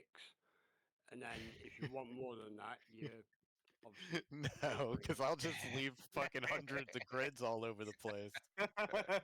No, you will, Demo. The hanger is for the server, not for the player. Yeah, the hangers, offline grids. Any grid in the game increases the save file, increases load times, save times. It causes a lot of potential issues. So people hangering grids, we kind of want them to do that if they're not in gameplay. It helps everybody out. Quick, one more thing, because I got to hop out and chat with Trey real quick. But what's easier, Sarg, for that donation? The buy me a cup of coffee, or is there a Venmo or something? Oh, PayPal. Go to the Discord, and go to important info. Then there's like a donation thread, and then there's my PayPal. PayPal me directly. Otherwise, Patreon takes like 8 to 10% of everything. So. Oh, gotcha. Yeah, I'll do that then through the PayPal. And then, guys, if you could, you'll see that within an hour. And then, guys, if you could please use that as a tool to get other leaders in. If we get those other slots filled, I would consider doing more to help incentivize people to recruit. Because part of why we're sitting at like 30-ish people isn't just the lure of the Federation. There's people like Trey and Maddie and myself who are actively recruiting and getting people back on. So if everyone had someone in a leadership role who was aggressively doing the same and had incentive to do so, we could probably get these numbers up a lot by launch. That combined with just the amazing work you guys have done, I think you could have a great turnout. Well, and thank you that, and I'm hoping that the demo today and talking about all this kind of stuff helps create some hype, and you can go back to your friends and tell them, hey, like actually this is not the same shit, different side. This is like something different. Like this looks actually like it's going to be good. Yeah, So- whoever recorded, if you can get that up there sooner than later, we'll cut some clips for sure and push hard on our end. I recorded about 3 hours of solid video. At some point, it cut out. I don't know why it did, but I restarted recording like 20 minutes ago. Okay, cool. Well, should be the main meat should be there. I think the last hour or so is probably. I think the only thing that got cut out was the Q&A that you guys are doing. That's good. Yeah, if you could put that up, that'd be great. And then we can cut it up, and so people don't have to sit through 5 hours. And Well, it's recording at 4K, so it's gonna be one hell of a file. It's gonna take me a minute. oh, yeah. Yeah.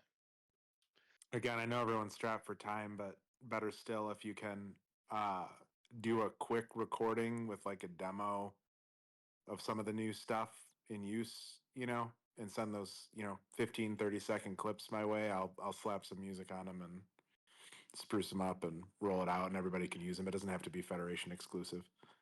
I don't see why I can't join the STC 3.0 server and just play with the things in little short clips. Cool. Yeah, that'd be awesome because then I'll make some videos as well. Oh, Just cool. Trey, you're general still here. promotion. If you want, I can send you over. Like, I'm finishing up a Blade of Armor pretty fast actually, so I'll send over some clips, and you could make a montage of that or something. Make a cool edit Well, if you're down. One thing I didn't mention, I should have mentioned this earlier. Crap, totally forgot. So one of the perks of Patreon, right, is you get the holodeck, right?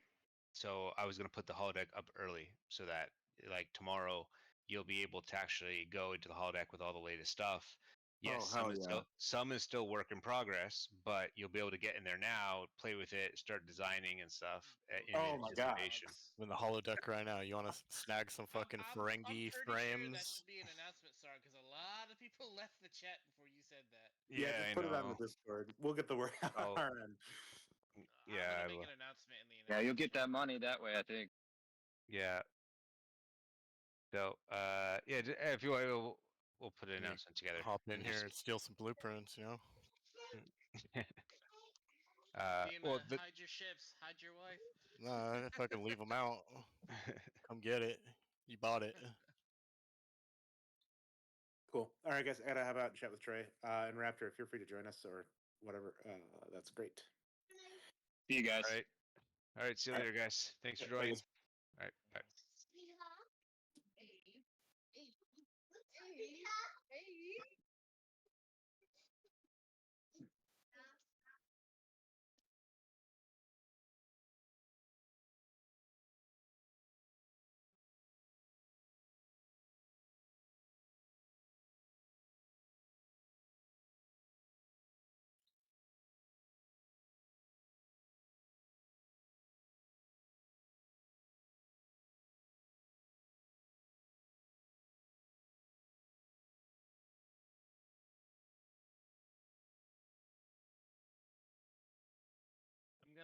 I'm gonna clean this channel out. So if you guys want to move down to a voice channel, I'm gonna straight up delete this channel.